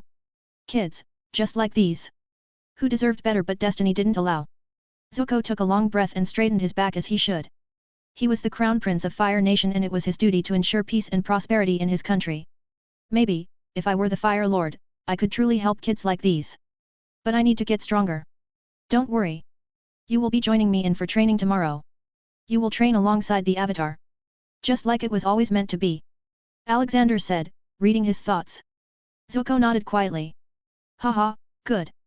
Now, let's get to work. Your job is to distribute food packets to the people. No slacking. He instructed. Zuko quietly followed the orders. It was his first step to help others. Fire Nation capital. The current Fire Lord, Ozai, was sitting alone behind the curtains of fire in the throne room. This was his favorite place to sit and plan as it made him feel how powerful he was and how much he could do. But he was angry and unstable right now, clearly depicted by the uncontrolled flames around him. Where did this spirit god come from? He shouted. His plans for Ba Sing Se failed, his daughter, his favorite candidate for the next Fire Lord position, was also taken hostage by the spirit god. For the first time since he became the Fire Lord, he felt powerless. His flames couldn't burn through this opposition. Arg, I should wait. I should be able to take them on when the Sozan's comet comes. I will be the strongest then. He talked to himself in a maddened state. But you will still not be able to defeat the spirit god. Ozai looked left and right to see where the voice came from. Who is it? It is I, Vado, the spirit of darkness and chaos. The strongest, the most ancient spirit and the greatest enemy of the Rava, also known as the Avatar. A whispering voice said. Show yourself if you are so powerful. Sozan shouted. I cannot, I am locked in the spirit realm. But, I can help you to gain power even stronger than the Avatar. You just need to become my host, just like how the Avatar is of Rava. Vado whispered. Soze couldn't tell if he was really listening to the voice or it was a hallucination because it all felt like he was hearing the words in his mind directly. What is in it for you? Soze asked. The same as what you have. Death of Avatar. Vado said, not telling him his other goal of bringing 10,000 years of darkness. How do I become your vessel then? Oze asked, fully falling into the trap of Vado. He was just desperate for power at the moment and was ready to even sell his soul for it. Good, just follow my instructions and see. Vado started instructing. Achoo. Ah, I think I caught a cold, Ong exclaimed, scratching his bald head. Don't worry. This practice session will make you sweat away any cold you have. So, today's first lesson is about mastering earthbending for you. Alexander started instructing. A distance away from them, everyone was sitting and watching. Sokka, seeing that Azula was not a crazy psycho anymore, tried to hit on her. I guess Ong has gotten very weak to catch a cold so easily. Strong men like me never get sick. He boasted. Oh, really? Azula exclaimed. Then your skin must be strong too? So if I were to roast you in my fire, you wouldn't burn, right? She said with no emotions, which was 10 times scarier. Sokka got goosebumps and ran away. Haha, that was funny, Azula. Since when did you start joking? Ty Lee laughed. But Azula looked at her with a plain face too. Ty Lee stopped laughing. Sorry. Got you, ha ha ha. Azula started laughing but this time genuinely. A distance from the two, Komei floated beside Ragnarok. Komei nodded looking at Azula. I am proud of my work. Here, take this, Uncle Raggy. This is my card, call Dr. Komei anytime you need. I am busy now, gotta go. Komei acted and left to do God knows what. Ragnarok looked at the piece of paper with the words Lucky 7 Komei written on it with crayons and a crude drawing of Komei and Alexander on it also made of crayons. Haha, what a cute kid. I will frame this, Ragnarok muttered and put it in his pocket. You can see Slums, Zuko, and Fire Lord on my Discord https://discord.gg/dghkrn or see them on Instagram https://www.instagram.com/MisterImmortal novel. 30 advanced chapters are available on patreon.com/MisterImmortal. Special thanks to Douglas Flower Umar Latif. 430. Teaching firebending. Ong showed a decent amount of control over his earthbending but it was still far away from perfection. Good, you are learning fast, but you need to quicken the process or you won't be strong enough by the time you face Oze, Alexander told him. But if I master my avatar state then I can defeat him, Ong argued. You are wrong there. Ong, the avatar state is not meant to be used recklessly. If you were to die in the avatar state then the cycle of reincarnations would be broken. Meaning no new avatar. The avatar state is like a safety mechanism of your body that is programmed to kick in whenever you are angry or in danger. Just take it as the previous experience of avatars combining into your body to save you. But at that time, your body is the most vulnerable. So, to become a true and powerful avatar, you need to master all the bending arts normally. He advised.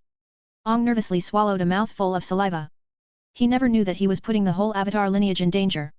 Alexander patted his head and said, Don't worry. Toph has already taught you very well. Now, we just need to polish your skills. Then we will start the firebending training. You have 3 days to master earthbending so work hard. Let him in, Alexander ordered. Soon the gate of the training grounds opened and a friendly huge badger mole entered. He came beside Alexander and silently sat down. Pat. This boy here will be your new training partner. They are natural-born earthbenders so I think you can learn a great deal from them, also, our dear Toph learned from badger mole too. He revealed. With that, the badger mole beside Alexander walked to Ong and nudged him to follow. Okay, let's go. Ong sat on its back and left. Once he was gone, Azula came up to him, surprising them all. Old man, can you teach me too? What do you want to learn? He asked. My lightning is no good. People already consider me evil due to it. What about simple flames? She asked. Lightning is not evil. All that matters is who uses it. Because even though it is a very destructive force. He snapped his fingers and suddenly the whole area became pitch black as if it was a night with no light. It is still light. He added and started making lightning in his palm which illuminated the place. Even if it is destructive, it can still. He waved his hand and suddenly cold wind started to flow. It can still warm you up. He said, and in a controlled manner, used lightning to make the temperature higher. So, it all depends on you, whether you want people to perceive it as evil or good. A sword can be used to harm and defend both, after all. Alexander lectured. Yawn. It was a nice lesson but I got bored. I am going to rest now. She turned around and left. But Zuko came to him. Can you teach me how to do lightning bending? He asked. Sure, though it is very hard and takes time, Alexander warned him. I don't care. I will do it. I must do it. Zuko resolutely said. Well, get ready then. Follow my movement. Okay. From the sitting stance Iroh shouted, you got to feel the flow, Zuko. Zuko ignored Iroh's words and started following Alexander's steps. 1 step forward. 2 steps backward. Turn to your left, turn to your right. Stretch your arms out and say ha ha ha. Zuko had been following him till the laugh. What are we doing? This, my boy, is the daily exercise. It's pretty important to keep yourself fit. Alexander said, suppressing his laughter. Haha, smile, kid. Being serious won't take you far. The human mind is not made to always be stressed. Laugh and use its full potential. He advised. Okay, back to training. Generating lightning usually involves a circular motion with the arms. Mentally, it involves a complete absence of emotion and peace of mind, and physically, it requires separating the energies of yin and yang, also interpreted as positive and negative electric potential respectively. When the yin and yang collide together to become whole again, lightning is created, with the bender only guiding, rather than controlling, the lightning's direction. If one attempts to conjure lightning without the required emotional discipline, it can instead result in a huge explosion of fire. Do you understand? If you recklessly try it you will possibly lose a part of your body. So, do not try it without my presence or your uncle's. He advised after the long explanation. Okay, now follow my movements. I will show you how to prepare your body to harness lightning. He then instructed him seriously. So, for the next 3 days, he gave intense training to Zuko. But it was not just in fighting, but also how to think right when uncertain about things. He was basically preparing him to become the next Fire Lord without him even knowing. Meanwhile, Ong had gone with the badger mole to a cave. It turned out to be the home of it. There was also a mama and 2 small badger mole kids. Ong was astonished by how good they were at traveling even though they couldn't see anything. So, he decided to close his eyes for the next 3 days. He tied a piece of cloth over them. He had heard from Toph about how she sensed the vibrations and saw through them. He was trying to achieve the same level. The first whole day didn't result in much progress. But on the second day, he was able to sense the changes around him through the earth. But then he realized that he could also see things happening in mid-air as he was also an airbender and could create a very light airflow around him, and wherever it would get disrupted he would know. This way, he learned to see even when he didn't have eyes. He didn't need the object to have contact with the earth to sense it. He had truly developed a 360-degree vision. Also, his hearing power increased. Now, he had fully mastered earth-bending and air-bending. So, he got up and returned to Alexander after saying goodbye to the family of badger moles. Ha ha ha, very good. But don't think you have mastered earth-bending. There are still the derived forms. Sand-bending and metal-bending are the next frontiers. But those are to be learned when we will have extra time. Now, you will start your fire-bending training. Okay, fire-bending is much different from other styles. Fire-benders use their chi as a source for their bending. This facet of fire-bending is a sharp contrast to the other bending arts, which manipulate already present sources of their element. Meaning that, unlike other styles where there are resources made available that are manipulated. In fire-bending, you create fire from your body. I am sure you already know a bit about your chi. Now, let's try things out first. Alexander looked at Zuko sitting in the stands. Zuko, come here. I want you to fight Ong. Help him understand what fire-bending is. Ong, fight Zuko and learn how he is doing things, try to replicate it, and make fire. Best of luck. But I don't know fire-bending, Ong argued. Baby steps, Ong, Alexander said and joined the rest of the audience. Ji-chan, quick, give me popcorn, Komei demanded. Haha, here you go. Share it with everyone. He handed him a bucket bigger than him. Back on the field. Zuko and Ong were having an intense staring contest. I won't go easy on you, Avatar, Zuko growled. I don't expect you to. And my name is Ong, you can call me that. Ong replied sternly. Hiya. Zuko made the first attack and started bombarding fire. Ong just dodged and kept looking at what Zuko did to make fire. Fight back, Avatar, you can't run away forever. Zuko taunted. If that is what you want, that will be what you get, Ong said and started using earth-bending to sandwich Zuko from both sides. But, Zuko had become much more agile and he escaped all traps every time. His intensity of fire had also increased. Woohoo! Yes Ong, kick his butt! Sokka shouted from the stands. Azula looked at him seductively. Ah, I thought mighty Sokka would be on my side. But I goose. Sokka gulped saliva and looked at Ong, sorry Aang, but can you lose this one? Wahaha, youth, Ragnarok laughed. Desperate virgins, Hats appeared out of nowhere and added. My nephew has gotten better at firebending, Iroh commented while intently looking at the fight. Of course he has, I taught him morning dancing exercises for the past 3 days. Alexander jokingly said. Then you must teach me too. Even if I don't get better at bending, I might just lose some of my belly fat. Iroh replied in the same joking tone and patted his belly. 30 advanced chapters are available on patreon.com/MisterImmortal. Special thanks to Douglas Flower Umar Latif. 431. Life is like the tea. Boom. Ong sent a big gust of wind at Zuko, reducing his flames to mere sparks. All this time he had been trying to copy the moments of Zuko and tried to make fire. But he was unsuccessful. It all looked like a weird dance to others. Zuko was showing anger and fought Ong in a way that looked more like a death match than a spar. Ong meanwhile looked scared of fire and tried to avoid it rather than face it. It was clear that both had some kind of psychological problems. Ong then fully stopped trying to do fire bending and only fought Zuko with 3 other bending styles. Both were in an intense stalemate due to this. Okay, stop. Alexander shouted. Zuko, don't use your anger to fuel your power. And Ong, why are you not focused on fire bending? Alexander asked the two. But this is how we were taught to fire bend, Zuko said. I don't want to become angry. Ong also spoke. Sigh. Who said firebending was about anger and hate? The first firebender, the Sun Warriors, didn't have anything to hate. They only wanted to survive by gathering food.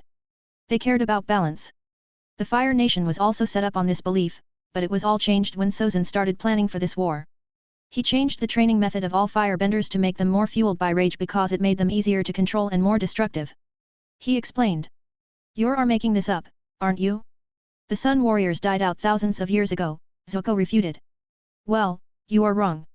They are very much alive and still practicing their ways. And we even have a man who met them firsthand. Alexander revealed and looked at Iroh. Zuko followed his face and exclaimed, Uncle. Well, think about it. Your uncle is one of the most peaceful men I have met and yet he can firebend. I refuse to believe that he based it on hatred. Alexander said. Iroh stroked his beard and walked up to them. I never wanted to tell anyone about this, but because it is in the presence of the spirit god, I will. Zuko, I met the Sun Warriors on an island north of the Fire Nation mainland. There are ruins of an ancient city. Everyone thinks the island is uninhabited but it isn't. I met them and they put me through a test, to be judged by the mighty dragons, Ran and Sha. They saw me fit and showed me the true way of fire bending. But dragons were extinct, Zuko refuted. Alexander scoffed, hey. It was Fire Lord Sozin who began the tradition throughout the Fire Nation of hunting dragons as the ultimate sport. Anyone who managed to slay a dragon earned the honorary title of dragon and their talents as firebenders would become legendary. If I had not intervened and saved them, they all would have died and Ragnarok would have probably destroyed this whole world in his anger. This Ran and Sha must be somewhere hidden when I saved others. Why you mean, all of the dragons are alive? Iroh asked. Yes, they live in my dimension. There are millions of them and they have a whole planet to themselves. Alexander replied. Iroh took a sigh of relief and said, that is a very good thing to hear. I am happy that they are living in peace now. It is better if they stay with you. People seem to find some kind of pride in hunting them even before what Sozin did. Even if Sozin had not done it they would have still gone extinct in a few hundred years.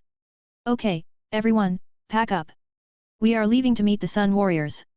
Ong and Zuko will get to meet the 2 dragons there and learn from them firsthand. He announced. Yes. Finally, adventure, Sokka cheered. Dobby, you stay here and run things. Keep an eye on everyone here too. Komei, keep up the good work. He instructed. Everyone else jumped on the back of Appa and left. Alexander could have used anywhere door but he needed Zuko and Ong to become friends and that needed time. T, my friend. Iroh passed him. Haha, thank you. Do you also have a song for T? Alexander asked. Of course, I have songs for every situation. Iroh proudly said and started singing. He walked to each of them to give them a tea glass while singing. His words seemed to be hinting at them too. Life is like the tea. It always makes you free. Happiness is life's key. He walked to Sokka and gave him the glass while singing what made Sokka twitch. He thought it was a she. But she turned out to be a he. But still, life was like the tea. Every sip making me free?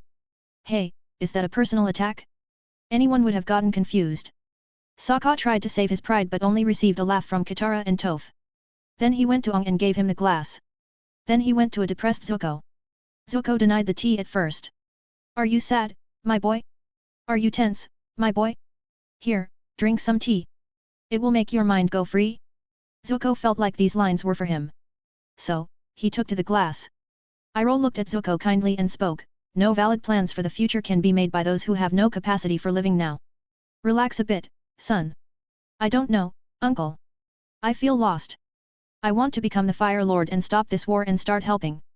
But, I have done so many bad things in my life that I don't think I am the right person to be Fire Lord. Zuko said. Iroh sat beside him.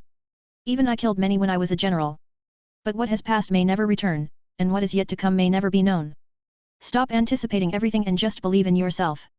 Besides, you are the best possible Fire Lord that can ever be. Do you know about your great-grandfather? Iroh asked. I remember what I learned in school. He was a friend of Avatar Roku. But no one knows about how he died, except that he was on his bed at that moment. Zuko answered. No, I was not talking about Sozin. I was talking about your great-grandfather from your mother's side. Zuko, the grandfather of your mother was Avatar Roku himself. In you lies the blood of the last Avatar too. Only you can bring the Fire Nation back on its intended path, Iroh revealed. Zuko was shocked. Why didn't you tell this to me before? Because you were so filled by your anger and goal to catch the Avatar that even if I had told you you would have dismissed it as a lie. You know it. Iroh said. Zuko calmed down and didn't raise his voice.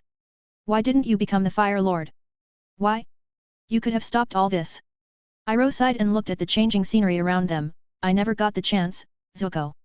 I did want to become the Fire Lord after Lu Ten's death. I wanted to immediately put an end to the war. It had not just killed my sons but countless other sons of countless parents like me.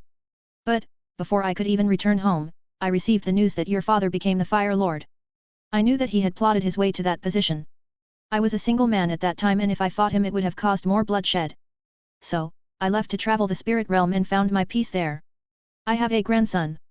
Ong's voice came soon. It was clear he was joking. Ha ha ha, yeah, it seems that way, Ong. Alexander laughed.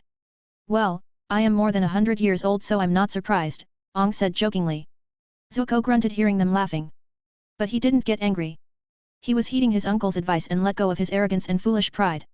If this is the case, then Ong must have had hundreds of children, wives, and even husbands because many past avatars were women too. Zuko japed back. It made Ong's face fall when he thought about it. Ha ha ha. Ong is the real stud among us, Sokka started loudly laughing. At least I don't mistake a man for a woman, Ong replied back. Making Sokka stop, okay, let's call a truce. I didn't hear anything and you didn't see anything. No, Ong denied.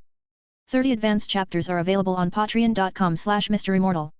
Special thanks to Douglas Flower Umar Latif. 432, 432. Firebending Masters. They journeyed for 2 days. In between, the bond between Team Avatar and Zuko grew and they became friends. Countless Iroha songs and other jokes had truly lightened their mood and it didn't seem like they were going on a serious mission but instead on a picnic. Okay, we are nearby now. Let's go. Alexander announced. They all looked down at the island. It was beautiful even though it was all destroyed. Whoa, where do all the people live? This is all destroyed. Sokka asked. Let's see for ourselves. Iroh, lead the way. Alexander said. Iroh happily guided them to a big building that looked like a temple in the middle of the whole ruined city. Soon they entered and saw what looked like a room of statues. Ong, Zuko, follow the poses of these statues and dance, Iroh instructed. After a little whining from Zuko, they did it. Then the first stone slid under their feet. They all understood that it was some kind of a mechanism.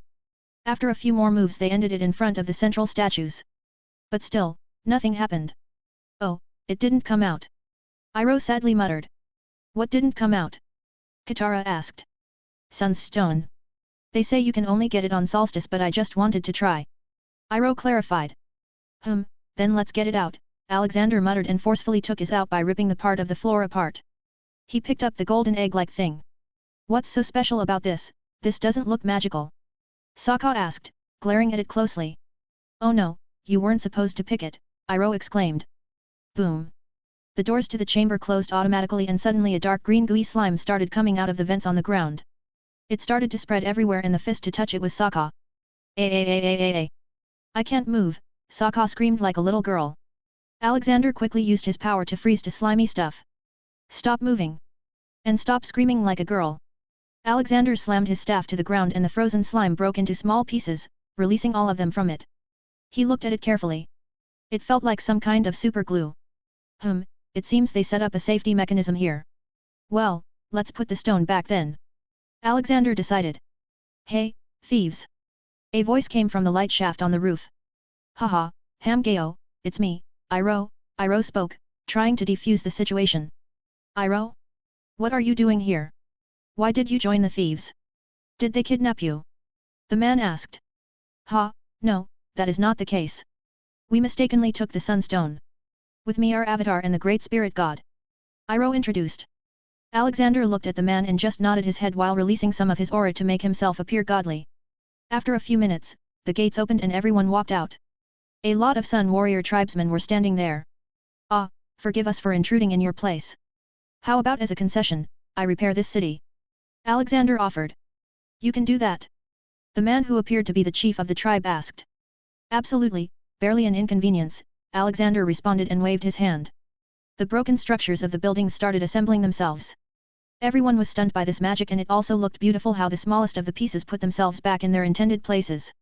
Soon the ruins started looking like an empty ghost city. I think it looked better before, Alexander sighed.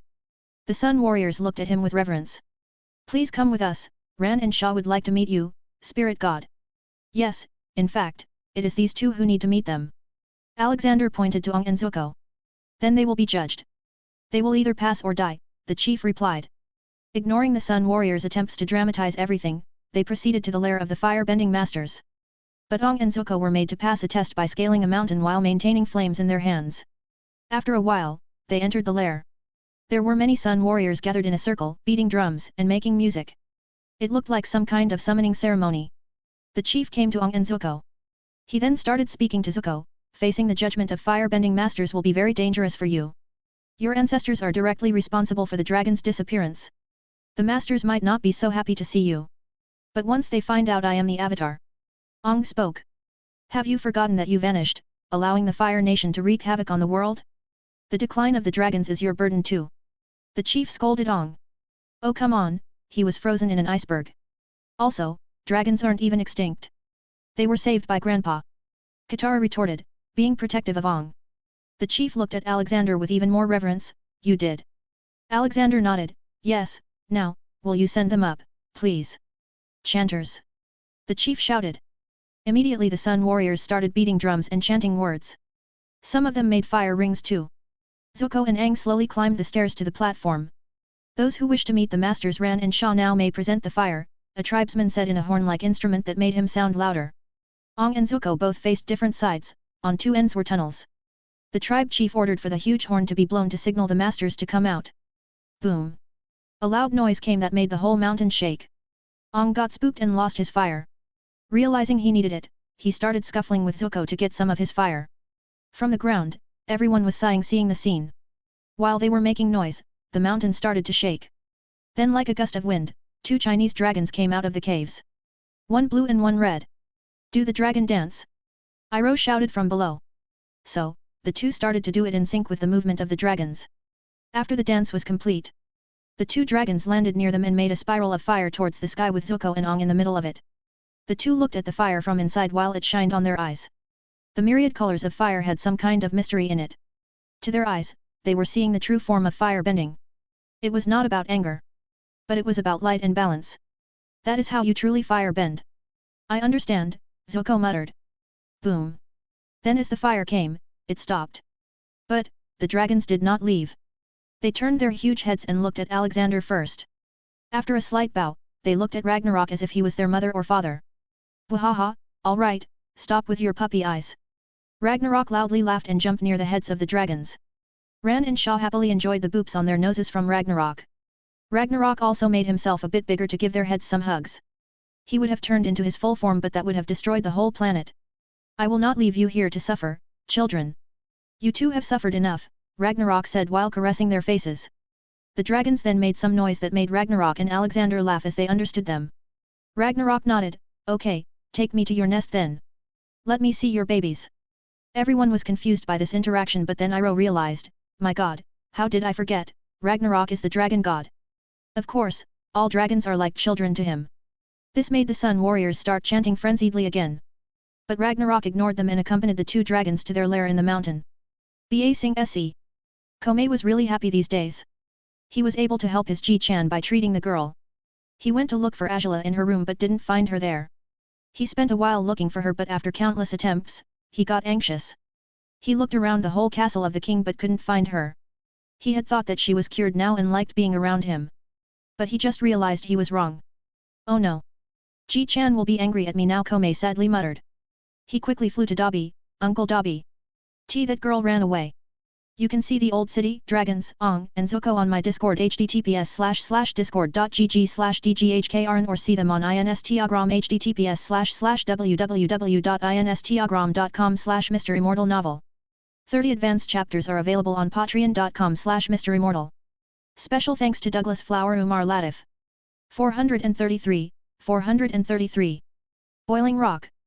Breath Komei, breath, we will find her. Dobby tried to calm him down. Komei was always like this, easy to get anxious. But, Ji-chan will be angry now. I didn't keep an eye on her. Komei worriedly said. Dobby patted his head, he loves you far too much to ever get angry at you. Let's go together and find her. Sit on my shoulder. Komei compiled and quietly sat on his shoulder. I thought she had changed. Why would she run away now? Calm down, Komei, I'm sure she's around somewhere, Dobby comforted him and quickly used the point me charm. See, that white light is pointing that way which means she is not too far away, Dobby said. After walking a distance they eventually reached the new tea shop of Iroh which was named Four Seasons. Even though Iroh wasn't there, the shop still had staff to run it. In just a short span of time, it had become very famous and people from all walks of life used to come because of the taste and affordability. Komei entered and saw Angela and Tai Li making tea behind the counter. Why, you're here? I thought you ran away. Huh? Why would I do that? Uncle Iroh told me that tea helps smarten your brain. I am just doing that. Angela responded. And it is so fun, I don't know what I am adding in the cup but it tastes good. Tai Li chimed in. She was indeed putting random herbs in the tea. Komei nodded happily. Now he knew that Angela had changed. Although her personality was still somewhat the same, but now she didn't rage on about everything. This gave Komei a sigh of relief. Then I would like to have some lemon tea, Komei said tiredly and took a seat. Lemon tea for the great Lord Komei coming right away, Tai Li cheerfully went to brew it. Dobby just sighed at all the drama. No day was boring as long as a tailed beast was around them. They were always doing something or were curious about something. He could only think about what will happen when they go to the modern world as it will be filled with strange gadgets and other things. A ginger tea for me, he also ordered. Back at the Sun Warrior Island.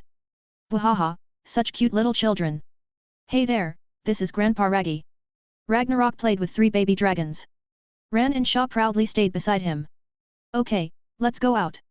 I will take you all to my own world. Millions of dragons live there in peace and harmony. Ragnarok suggested and picked the little dragon babies. He brought them out of the cave to Alexander. Alex, I'm taking them to Drachium with me. The little ones need a safe space to live and grow. Ragnarok informed him. Alexander nodded and let them go. When suddenly the dragons disappeared, the Sun Warriors started freaking out. Where did the great masters go? They asked. They went to the realm of dragons where millions like them live.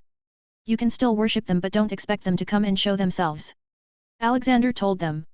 But who will guide us now? The tribe chief asked. Well, haven't the Sun Warriors been guided for thousands of years?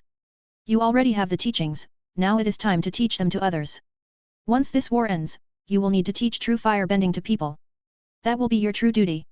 Alexander advised them. The people respectfully accepted the duty.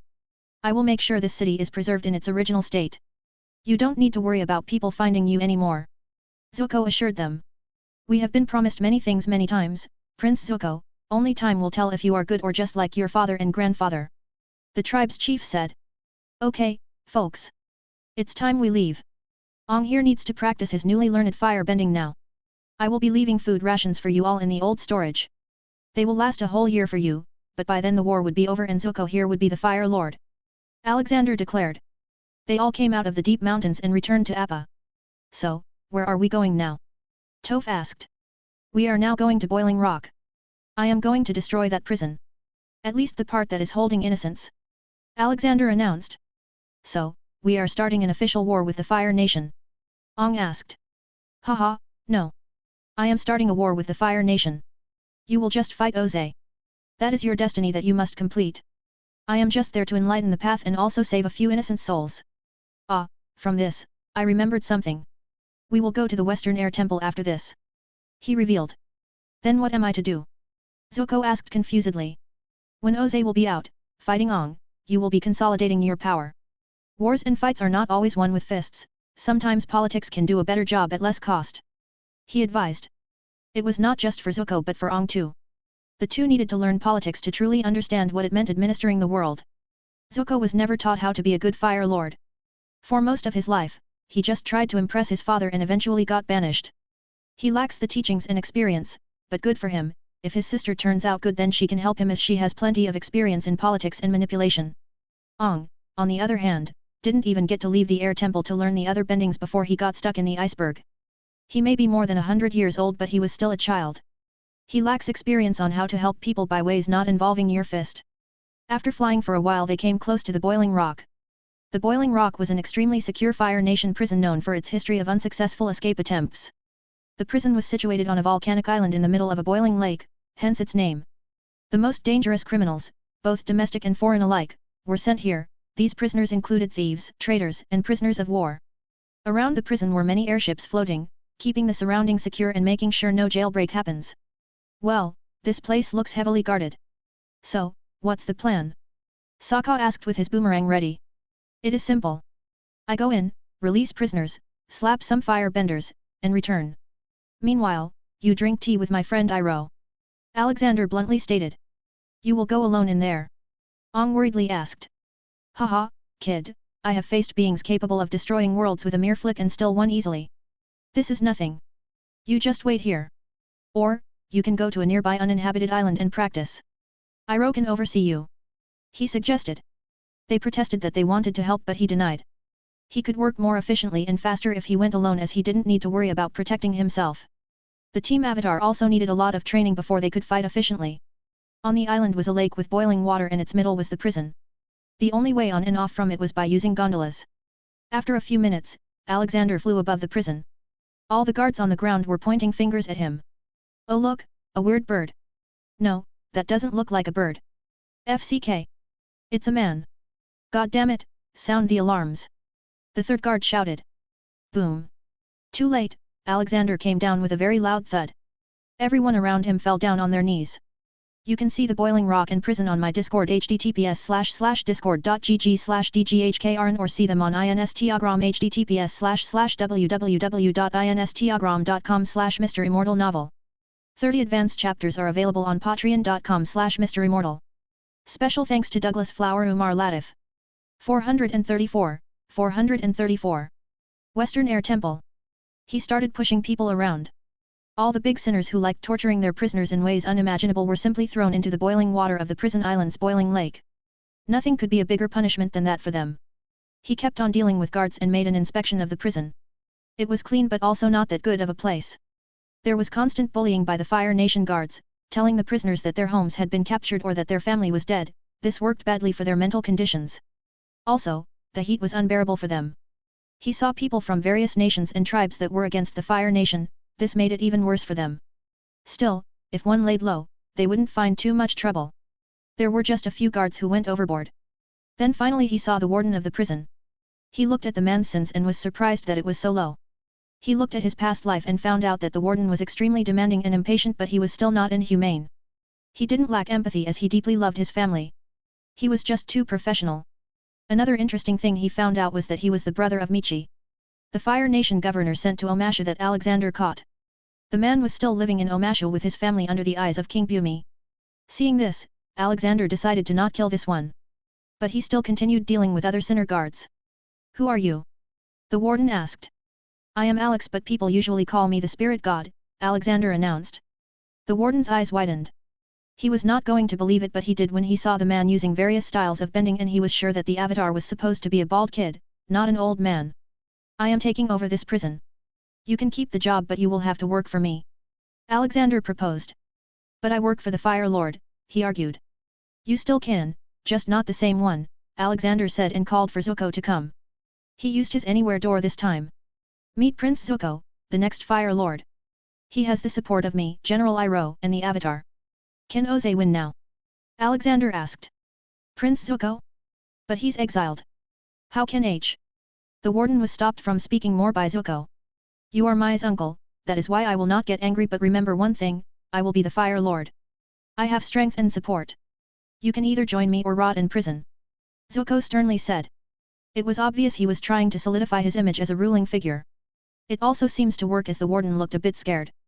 Then, he suddenly kneeled. I surrender to you, Prince Zuko. I will obey your command.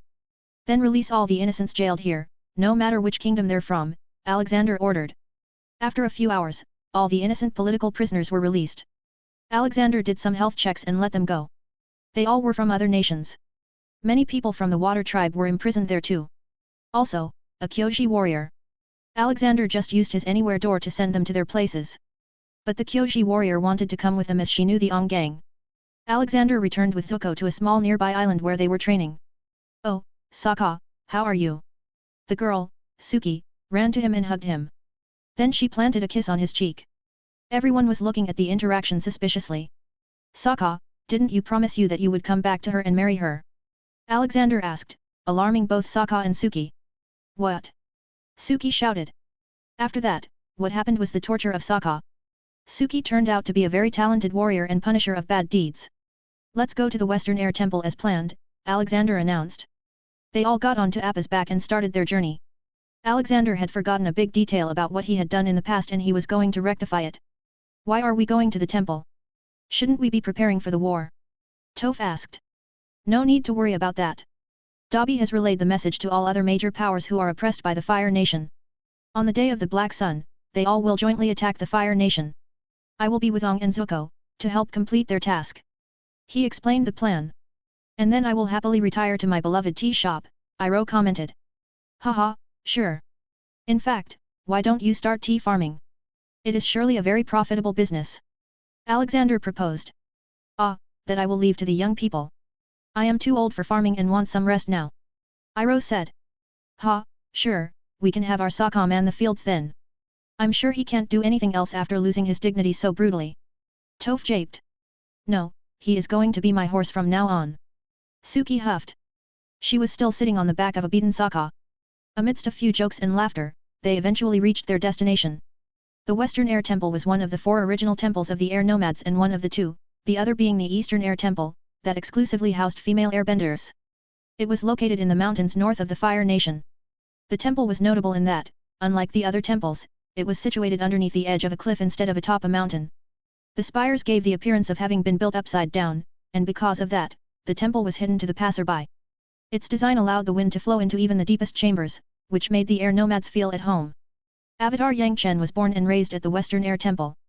They all were mesmerized by the wonderful ruins that once used to be a peaceful temple with beautiful flying bisons roaming around. Sigh. This used to be an amazing place.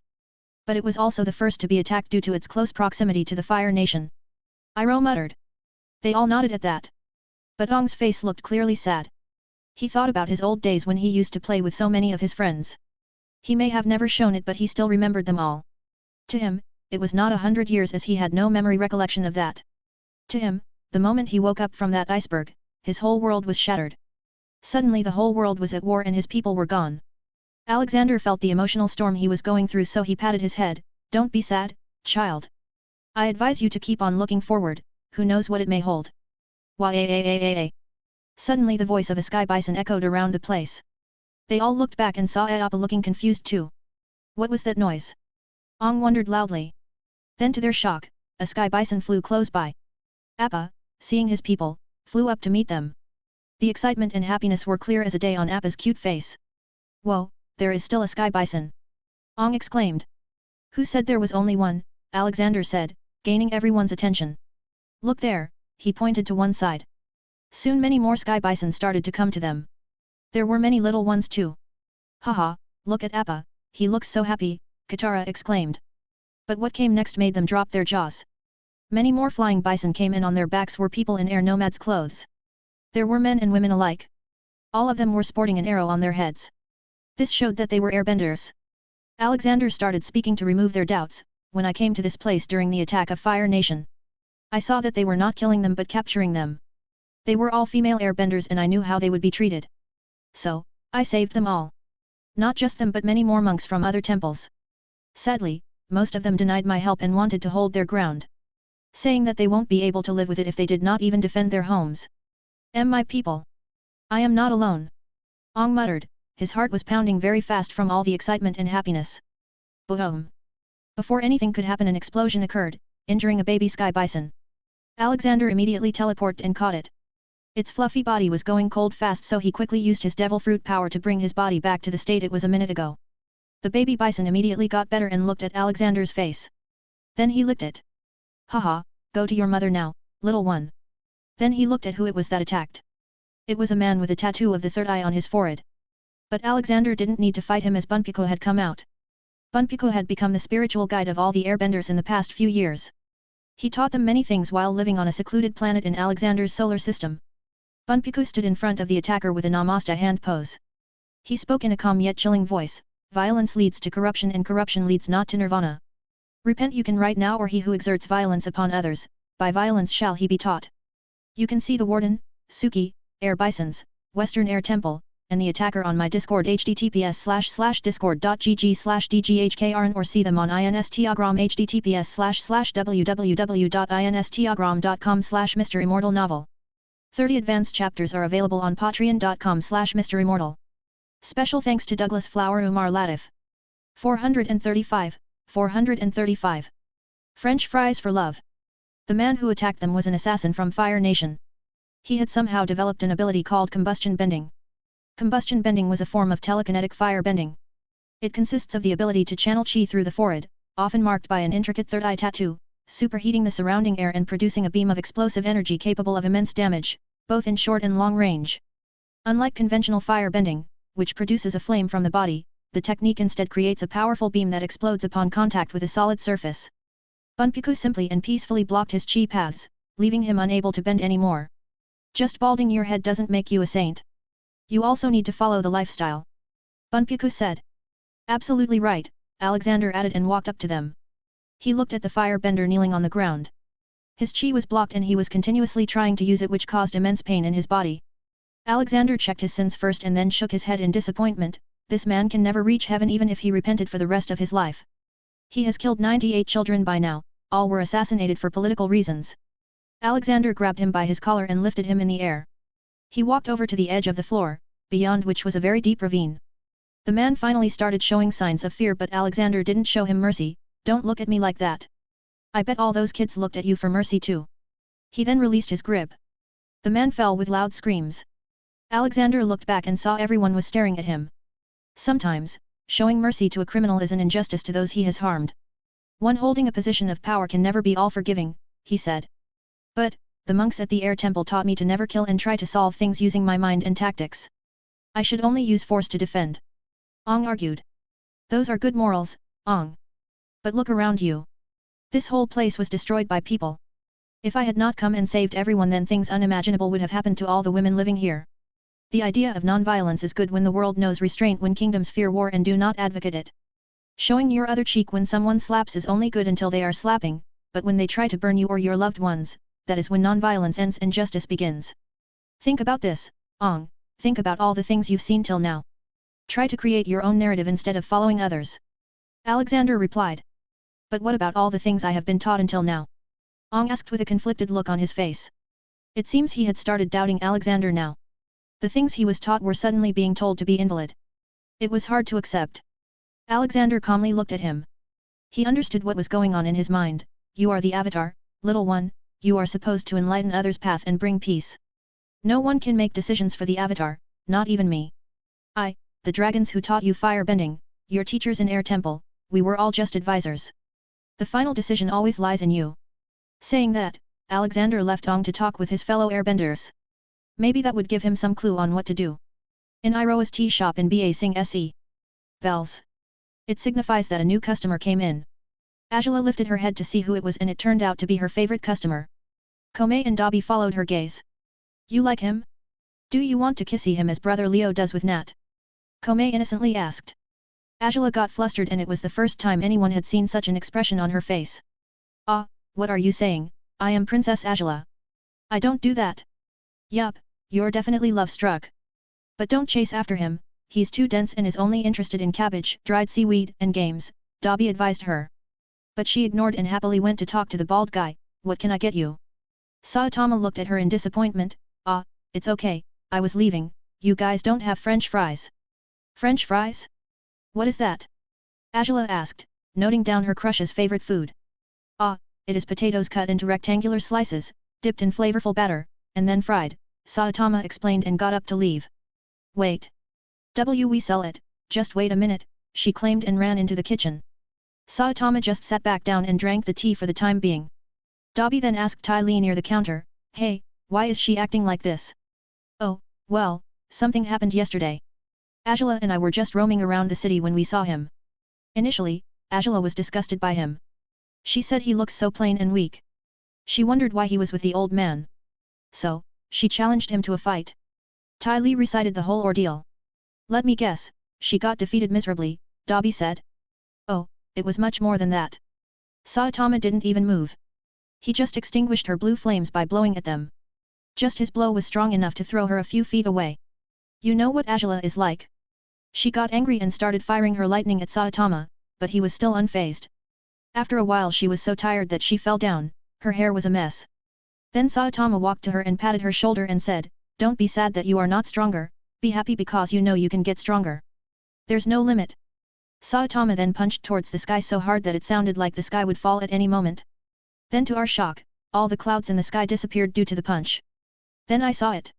The look on her face was the same as Mai's when she sees Zuko. She was love-struck. Ty Lee ended her long narration. So it was he who made that loud sound yesterday, Dobby muttered. Then, does this mean she wants Kissy? Komei asked. Ty Lee nodded with a grin, yes, Kissy, and much more. Komei tilted his head in confusion, what's more than a Kissy? 10 kissies. Dobby immediately agreed and said laughingly, yes, Komei, it is 10 kisses. Sai compared to his brothers, he is really too innocent, Dobby thought. Soon Angela came out of the kitchen with a plate full of real French fries. She took them to Saitama and waited for him to eat. Crunch! Ah, these are a bit different but tasty nonetheless. He exclaimed. Angela gleefully smiled and returned to the counter. How many potatoes did you waste for making them? Dobby asked. There are only 3 left. She replied. Ty Lee, who was drinking tea, spat it out, what? But there were 100 kilos of them. I am Fire Nation's princess, I will pay for it. Angela haughtily replied. It seems she was only kind when it came to Saitama. My patient wants Kissy, I will help you now, follow me, Komei suddenly spoke. He flew to Saitama who was happily eating. Tama brother, give Kissy, no, 10 kisses to my patient, he blurted. Cough. What? Saitama had question marks all over his face. Back at the Western Air Temple. In the real world, so much time had passed, but in Alexander's pocket dimension, only the time he spent physically passed. So, Ong still knew many of the airbenders because they had not aged much. Some of us were not even at the Air Temple at that time and yet we were hunted down by them. In fact, the Fire Nation created sanctuaries filled with air nomad artifacts to lure airbenders to them. Many did fall into this trap. But then Grandpa came and took us all away. One of the surviving airbender children told Ong. Don't worry, I will end this war soon. I have already mastered the 4 elements, now we just need to wait for the day of the Black Sun which is in a week. Ong assured them. He had said it but he was not so sure himself. He was wondering what was he supposed to do to Oze when he catches him. Meanwhile, Alexander and Iroh were drinking tea with Bunpiku because he didn't drink alcohol. Haha, my friend, you are what I imagined a saint to be. So calm and peaceful, Iroh praised Bunpiku. All because of the guidance of Spirit God, Bunpiku replied.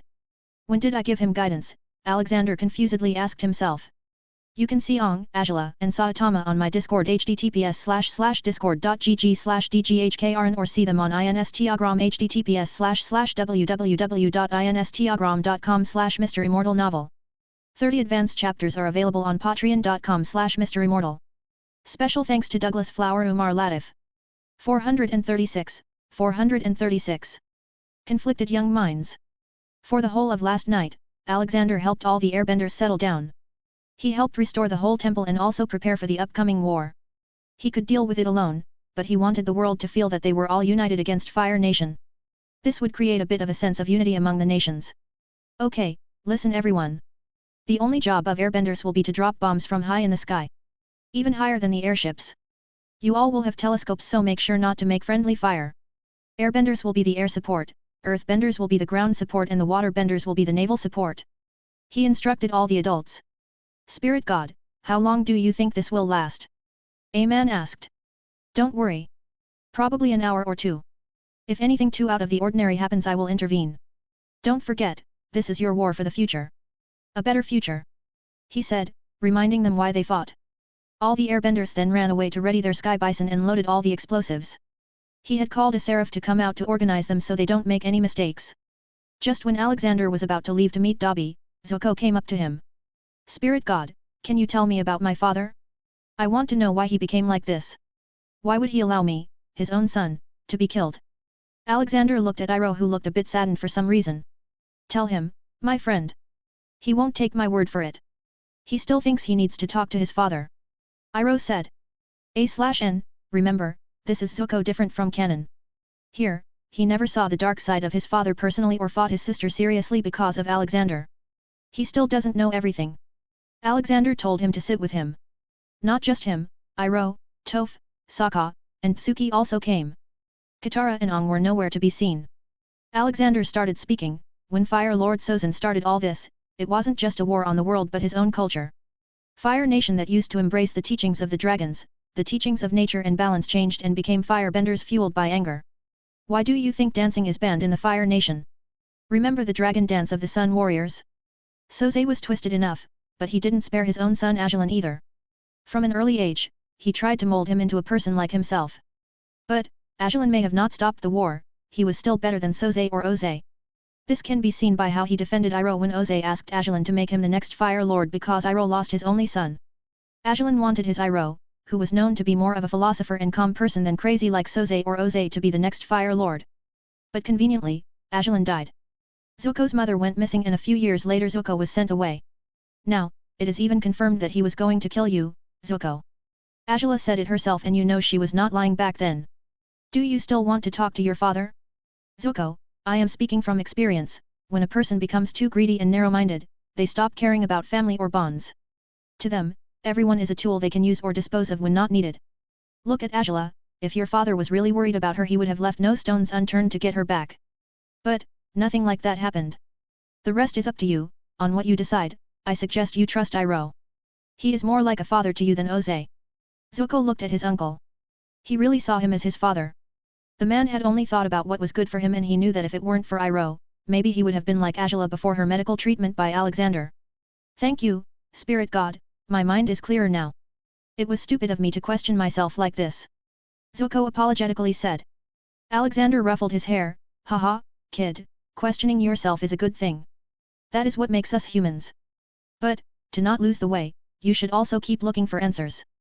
Zuko nodded and went to Iroh. I am sorry that I doubted you, uncle. Iroh suddenly hugged him. Come here you. I knew you were just confused. You had stumbled in your path but I knew you didn't lose it. Alexander then looked at Toph and Sokka. You two will train with me now. Toph, I will teach you metal bending and sand bending. Sokka, I will teach you how to be the best martial artist. We can't have you constantly beaten by your girl. That's what he will get for his debauchery, Suki shouted from a distance. Ha ha ha, well, I guess he does need a lesson. Anyway, what have you decided, Sokka? UWI. Sokka didn't let him finish and jumped to cover his mouth. Don't talk about her, old man. She will kill me, I am serious. Sokka scaredly said. Alexander shrugged, well, I don't know the experience. I have been with a single woman all my life and I still love her. Ah, that's so sweet, Grandpa, Toph voiced. Kid, you're pathetic. Ragnarok appeared out of nowhere. Sokka slumped on the ground, great, now you have destroyed my confidence and self-respect. Outside the temple, Aang and Katara were together, looking at the night sky. What happened, Aang? I know something is troubling you. Katara worriedly asked. I don't know. I don't know what to think. What should I do when I fight Ozai? I can't kill him. I haven't killed anyone in my life. I'm even a vegetarian and Spirit God now says that killing someone doesn't make you bad, Aang started. I don't think he meant killing in is like killing whatever you want. Maybe he only meant that in rare cases like the Fire Lord, it is the best option to deal with them. Katara deduced. Who knows, he told me to find my way myself and I am confused, Aang muttered. Katara put her hands on his shoulder and looked him in his eyes. No matter what you decide, just remember, I will always support you. Always. Contently looked her in the eyes. He could see himself in them. Suddenly, his body moved and he kissed her. It startled Katara and she took a step back. He knew he liked her in a romantic way, but what happened was sudden for him too. He just moved on impulse. I didn't mean to. Stuttered. Katara blushed and went inside quickly.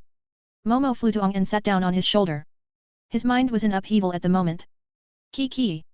Yes, Momo. This was embarrassing. He muttered. Good, Toph. Feel the composition of the metal. It too came out of the earth. Alexander taught her. Alexander had put Toph in a metal box and he had told her to come out on her own. She had accepted the challenge at first, but now he was sensing her breath getting uneven as if she was hyperventilating. When he felt that she could not take it anymore, he released her. What's the matter, child? Why do I sense fear in you? He asked and gave her a glass of water. I am afraid of darkness. Since the day you gave me my eyes back, I feel terrified of again someday waking up and not getting to see all the shapes and colors. When I'm in the dark, I feel I won't be able to sense the light even when I am standing in it. She explained. Alexander caressed her hair. It is okay, Toph. It is okay to be scared. But what you have is not fear but nyctophobia, and it can be cured. From now on, whenever you sleep, you light 10 candles in your room for light. Then every week you extinguish one. After 10 weeks, you will probably be able to sleep in darkness. Here, take these pills, they can calm you down too. Alexander had nearly forgotten that he was dealing with children. Toph, Katara, Sokka, and Zuko were all kids. They were not supposed to be perfect and he was really asking too much from them, particularly but he also knew that they needed this experience if they want to change the world someday. Now, let's do the same exercise but this time without the roof of the box. Okay? He asked. She meekly nodded and got back to work. Old man, look at my moves, Sokka shouted at him. Bam! Focus, why did you look away from me while sparring? Ragnarok asked. But Sokka was already on the ground. Haha, jokes aside, teach him some good stuff, Raggy. He needs it. Alexander commanded. Just then he noticed a flustered Katara came in running from outside and went to her tent. What the hell are these kids up to? Did they hit puberty or something? Alexander asked himself. A/N, I have changed so many things in the journey of Team Avatar that they didn't get the chance to grow out of their problems. Which is why all these things are happening. Zuko being doubtful but understanding because he spent time with Alexander, feeling conflicted about killing and also his love. Topha's situation I introduced because I had changed her so much. I think her fear of darkness is justifiable, she's just a child after all. This arc will be ending soon. Bleach will most likely be the next world as it has the highest vote count, though it won't be a large arc. Then there is MHA, Overlord, and Full Metal Alchemist. I will not drag this novel for too long. After FMA, I will do DBZ and DC to finally end it. I already have an ending planned. There will still be small arcs in between, spanning 4-5 chapters. You can see Zuko and Iroh, Kiss and Topha's training on my Discord https://discord.gg/dghkrn or see them on Instagram https://www.instagram.com/MisterImmortal novel. 30 advanced chapters are available on patreon.com/MisterImmortal. Special thanks to Douglas Flower Umar Latif. 437, 437. Spirit God is worshipped. Blue Fang, the world's goodest boy. He really loved his son, Haku. Haku was literally one of the kindest people, after Alexander. There was not even an ounce of selfishness or anything like that. All he wanted was to help people. In their travels, he was asked by Haku why this world was so bad. They constantly saw crimes, hunger, and death around the world. Haku still remembered his depressing days, so he was very sympathetic to poor people. So, to make his son happy, he asked Douglas to come and help him set up businesses around the world. With that, he set up Universal Construction, Universal Technology, Universal Healthcare, and Universal Entertainment. He hired people from all over the world to work for him. There were lots of earthbenders in the construction business, lots of firebenders in technology, and waterbenders in the healthcare business. In the entertainment also, all kinds of benders were hired to make movies and shows. Normal people were given importance too. The business started very slow. But with time, Blue Fang took out any troubles and cleared the way. In just a year, his companies had expanded to all around the world and provided jobs to more than 500,000 people. His products included cars, planes, ships, telegraphs, and many more technological items. It would have not been wrong to say that Blue Fang had done more for the world on a lower level than Alexander this time. Papa, where do we invest this month's money? Haku happily asked. Let's make another orphanage. This war has orphaned many. Blue Fang said. Yes, then this will be our 120th orphanage. Haku cheered and wrote it down in a ledger. Blue Fang had been spending all profits he made in his businesses on helping the people. He lived in Fihame so he never needed the money. Douglas is also setting up a shop. But his obsession with small scissors is too much. He has opened the shop to sell scissors and the sales are zero because they are all so small that buying them is impractical. Blue Fang sighed. Hee. I think Uncle Douglas does it just to have fun. Haku added. Ha, it is possible, my child. Blue Fang replied and looked at the world map covered in blue color marks. His presence was all over the world and he was probably the richest man in the world officially. Even richer than big kingdoms. I wonder how much money boss has he thought. He understood the amount of wealth helping people can generate and Alexander had been doing it for so long so Ong had no idea how he was going to face Katara now. Although she was acting normal around him, he could still feel a sense of distance. Whistle. Hey guys, we are going to watch a show tonight. I found this poster. And guess what, it is on all of us. It is called The Boy in the Iceberg, performed by the Ember Island players. They even have put Grandpa. Sokka excitedly said. Well, I guess we do need a distraction from all this. A great laugh often calms minds. Alexander announced. Something is really going on. Ong and Katara are ignoring each other for some reason he talked to himself. This poster doesn't look that impressive though, Toph said. Come on, it's gonna be fun. I heard there will be lots of meat too, Sokka enticed her. Okay, we're going to have a blast, Toph immediately changed her statement. So, that evening they all went to the theater. Alexander helped Ong and Zuko hide their faces with his magic. I bet 100 gold coins that this show is going to be crap. Just look at the setup. Ragnarok huffed.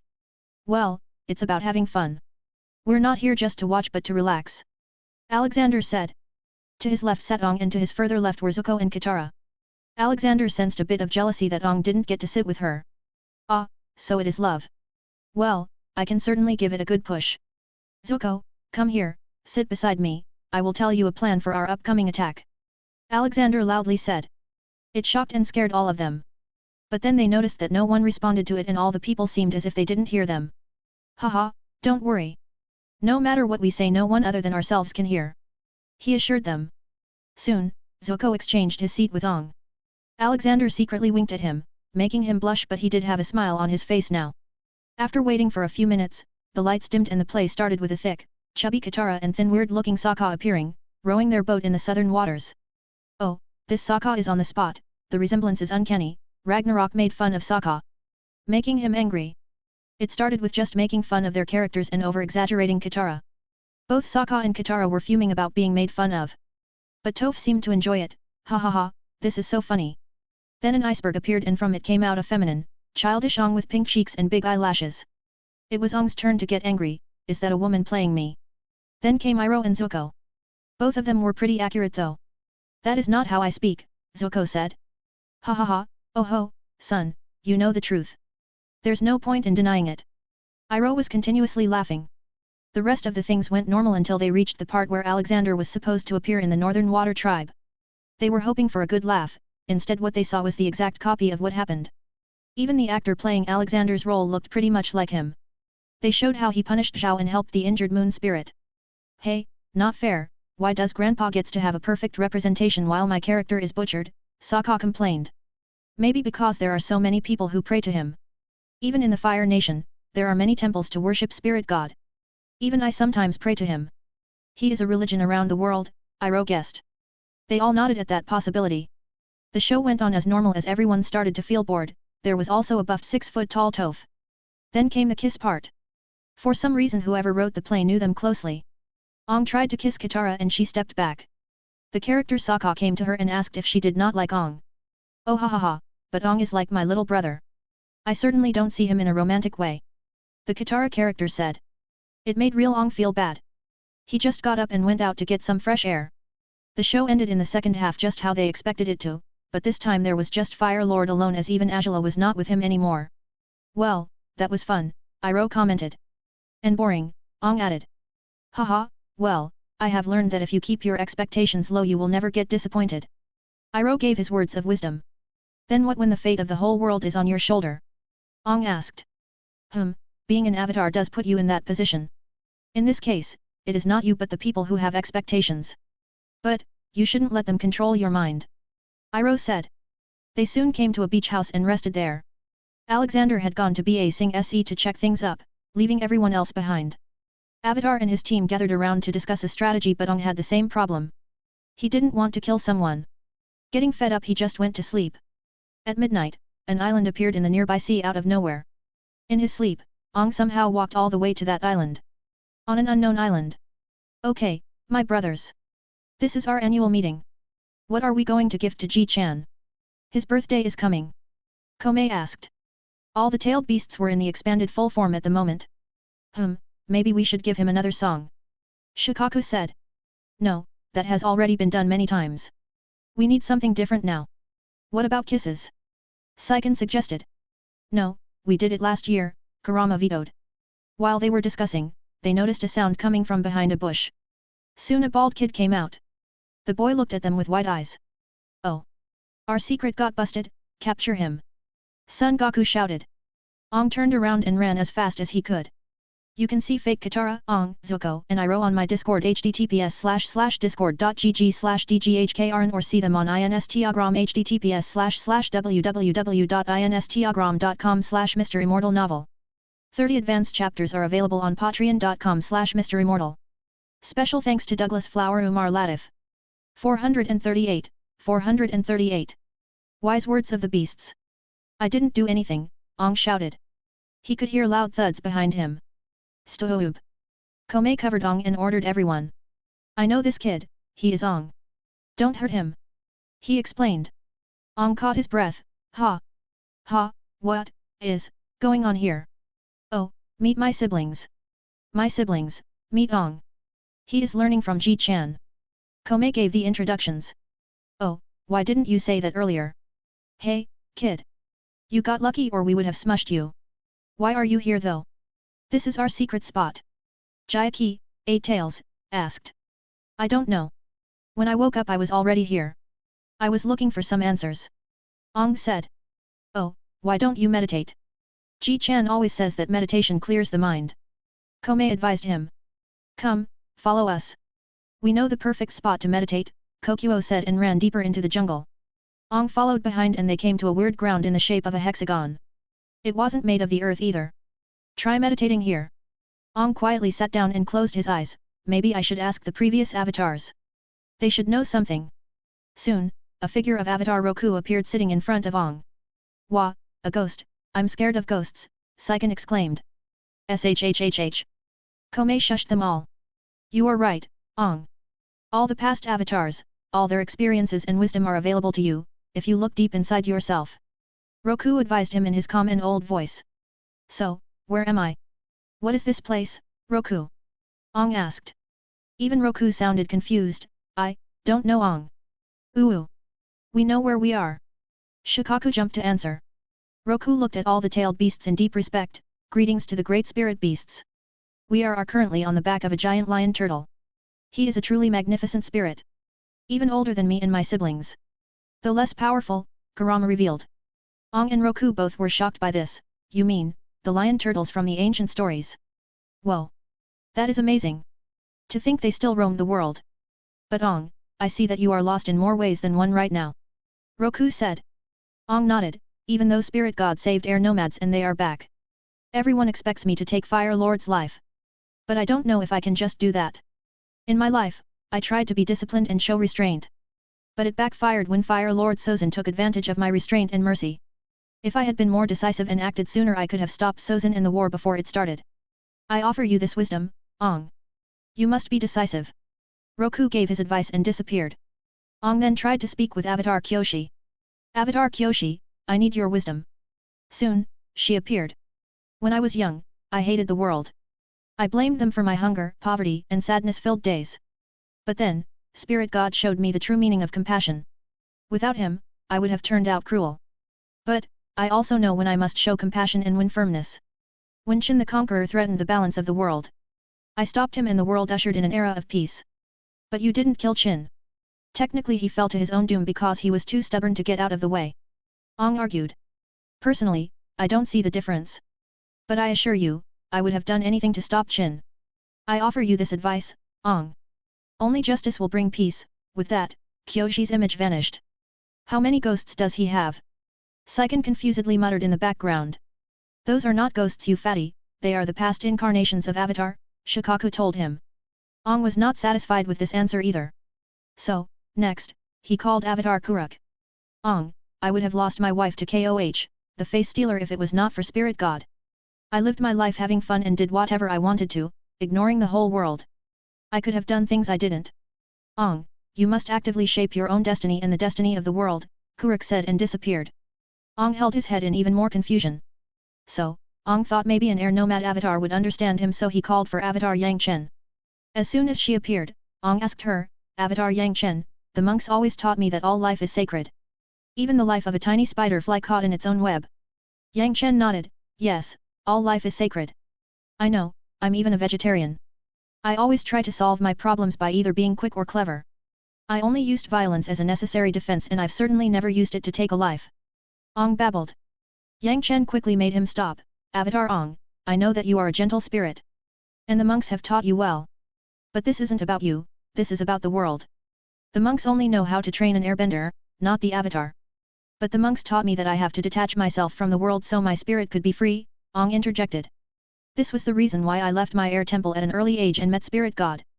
He guided me to a path that eventually helped me establish an era of peace that lasted the life of Avatar even after me. Many nomads have detached themselves from the world and have achieved spiritual enlightenment. But the Avatar can never do it because your sole duty is to the world. Here is my wisdom for you. Selfless duty calls you to sacrifice your own spiritual needs and do whatever it takes to protect the world. With those words, the spirit of Yang Chen disappeared. Ong sighed and talked to Momo. I guess I have no choice, Momo. I have to kill the Fire Lord. But why were all these avatars so heavily influenced by Spirit God? Cough. Ong turned around and saw the 9 spirit beasts. Kurama, being the eldest, stepped forwards in his majestic humongous size and spoke, you are not looking for answers. You are just trying to hear what you want to hear. You are looking to validate your next actions so you don't feel guilty if it turns out to be the wrong choice in the future. Quite idiotic. Ha, those old farts are not you, kid. They lived at different times in different conditions. They cannot make a decision for you. Also, they are dead. Shikaku added.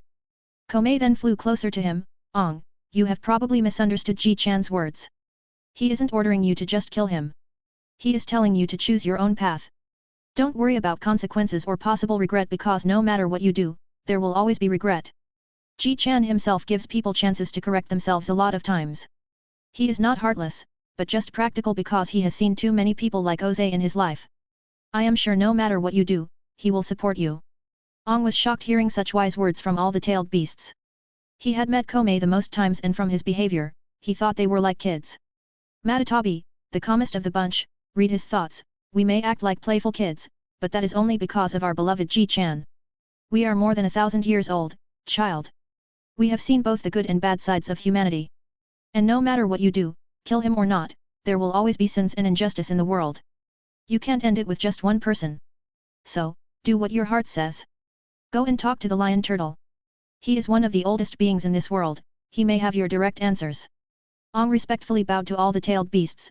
Thank you for your guidance, I will never forget this help. Ong was surprised that till now the best advice was given to him by beings who he considered naive and childish. This also opened his eyes to see that the world is not always what it appears to be. Ong then ran to find the head of the turtle. Haha, he's a good kid, Isabu said. Okay, back to the meeting. No slacking, Komei ordered. Ong ran up to the head of the lion turtle and stood on his hand. The big yellow eyes of the turtle were looking at him as if staring at his bare soul. Ong bowed to the turtle, maybe you can help me. Everyone, Spirit God, even my own past lives are expecting me to end someone's life. I don't know if I can do it. Spirit God is a being much above the worldly matters of both physical and spiritual realm. It is not easy to understand him. A true mind can weather all lies and illusions without being lost. A true heart can tough the poison of hatred without being harmed. Since the beginning of time, darkness thrives in the void but always yields to purifying light. As he said that, the turtle brought his other hand and tapped his fingers on Ong's chest and forehead. A green light shined with it. Sleep on my back tonight, you have a long journey. The turtle advised him. Ong bowed and went back into the jungle and again spooked the beasts. After Ong was gone, Alexander appeared out of nowhere near the head of Lion Turtle. Thank you for helping him, respected Lion Turtle. Alexander thanked him. It was an honor to help you, spirit god. Did you find my brothers and sisters? The turtle asked. Yes, I did. I will give you their locations in your mind. Alexander said, sending maps telepathically. Once you find everyone, contact me. I need to have a talk with you all. He asked him. The lion turtle nodded and stayed on course to his destination. Alexander, meanwhile, disappeared. He first checked what was happening in the forest. He saw all the tailed beasts telling various stories to Ong. Stories about bad and good things that happened in their lives. It was true that all the tailed beasts were very old and had much wisdom to share. They had seen both rough and good days, and that had made them a lot better than even the so-called monks. A/N, man, I wish some company would just pick up this series and make lots of new sequels and prequels. The possibilities are endless with this, but what we get are crappy live actions. Even Netflix is making a live action instead of expanding the universe. You can see past avatars and the lion turtle on my Discord https://discord.gg/dghkrn or see them on Instagram https://www.instagram.com/MisterImmortal novel. 30 advanced chapters are available on patreon.com/MisterImmortal. Special thanks to Douglas Flower Umar Latif. 439. Easiest siege in history. After dealing with Ong's problems, Alexander appeared in Ba Singh SC's royal palace. The moment he arrived, he saw a huge buffed guy roaming around with the Earth King's bear. He was wearing the normal Earth Kingdom's clothes, but the fact he was in the palace proved that he was someone important. But Alexander ignored that and went to Dobby. So, how is it going, Dobby? Alexander asked. Well, everything is going fine. I have called the White Lotus to prepare for an attack on the Fire Nation. I have also upgraded the king. Dobby said. Wait, upgraded? Don't tell me the guy outside was the king, Ki. Alexander asked in disbelief. Yes, I gave him some potions and good old military training. Initially, he was nearing his death due to exhaustion. He had not worked out a single day in his life, so he had developed asthma. But it was easily solved by our medicine. Then I made him go through training under Archangel Michael. He taught him everything about ruling a nation correctly. Dobby clarified. But how did a thin small guy turn into a mini Hulk? And does he even know how to use his strength? Alexander inquired. Yes, he can. I have been teaching him that for a while now. I think he will become a good king soon. Dobby assured him. Well, if that's the case, then you did a good job, I guess. By the way, I just checked the city outside. How the hell did it change so much in such a short time? There are so many cars and modern vehicles. Alexander asked. He saw everything outside. It didn't feel like Ba Singh SE at all now. All the foul smell in the outer rings had gone away. There were many modern transportations too. Oh, it was Blue Fang's doing. He is the richest man in the world right now. He started various companies around the world and gave jobs to anyone. He and Haku have done a splendid job, Dobby explained. Alexander's chest rose in pride. Yes, I am proud of him. I am happy he's spending quality time with his son Hole, teaching him good moral values. Okay, prepare to launch the assault now. Our time is coming soon. Where is Saitama? Dobby scratched his head. Ah, boss. Angela has gotten love-struck and she is after Saitama. The poor guy is running and hiding around the city. But Angela still finds him. Haha, well, at least she is not making trouble. Does she know what we are about to do? Alexander asked. Yes, and she said she doesn't care about the Fire Nation or any other nation now. She is fed up with the life she has led so far and wants freedom, Dobby narrated her words. Well, that's good, she has changed a lot for the good. See you tomorrow now. Take care. Alexander said goodbye and returned to Team Avatar. Once he returned, he saw all of them sitting together with worried faces and anxiety apparent in the air around them. Don't worry. Ong is safe. He will return tomorrow. Zuko, I've told you the plan. Be prepared for it now. Toph, you will accompany Zuko with Katara. Sokka and Suki, you will be outer support, distracting everyone from Zuko's presence. Alexander decided. Wait, outer? What exactly are we planning? Sokka asked. Just then Alexander unrolled a sheet with plan data made on it. It was the tunnel boring machine of the Fire Nation. The machine was currently deep underground under the palace of the Fire Lord. For the past whole week, I had my people digging deep under the royal palace of Fire Lord. I know what you must be thinking. How did the machine reach the top of a dormant volcano? Magic, as simple as that. Now, we already have a passage ready to go directly inside the royal palace. Zuko, you just need to take over. You will most probably not face any hindrance this time, so your part will be pretty easy. He briefed. What about Ong? Who's going to be with him? Katara worriedly asked. Girl, do you like him or not? Alexander thought in his mind, seeing her worry so much sometimes. Well, I will be around him so don't worry. As long as nothing out of the ordinary happens, the Fire Lord will be defeated. You all head to your positions. I will be keeping an eye on everything so don't worry and be confident. Alexander assured them. Iroh, where will you be going? Alexander asked. My brother has sowed the seeds of hatred in many people. I am going to take those seeds out. I am heading to the colonies and free them. Iroh sternly said. Okay. I will be waiting for your return. We will have special tea then. I just invented it a few days ago. Alexander suggested. Iroh happily nodded, haha, my friend. After this war, I am just going to spend my time in my tea shop and play pie show all day. Yet, we all want a holiday now. Okay then, march out, he ordered. In a minute, various sky bisons lifted off from the ground. The largest part went with Zuko, while Iroh took the lift to the Fire Nation colonies. The next day. It was the day of the Black Sunday. A recurring celestial event during which the sun was entirely blocked out by the moon, rendering all firebenders powerless. Ong was prepared for this day. The lion turtle brought him to the mainland and dropped him there. Though he didn't know where he was. Ong looked back at the tailed beast still on the lion turtle, aren't you coming with me? Oh, we've got to go back to Ji-chan or he'll be worried. You go get him, champ. Komei motivated him. Thanks, Ong said and walked into the jungle behind him. He was feeling much more confident now as he learned energy bending from the lion turtle and also the stories the tailed beasts told him motivated him to be like Alexander but in his own way. He still didn't want to kill people but he wanted to be as selfless and helpful as Alexander. When will the Fire Lord show up? Ong asked himself loudly and just jumped to the top of a tree to look where he was to look around and get a clue of where he was. What he saw shocked him. Wait, isn't this the... Slowly the sun had started to lose its shine. It was just a matter of a few more minutes for the sun to get fully covered and making all firebenders lose their power.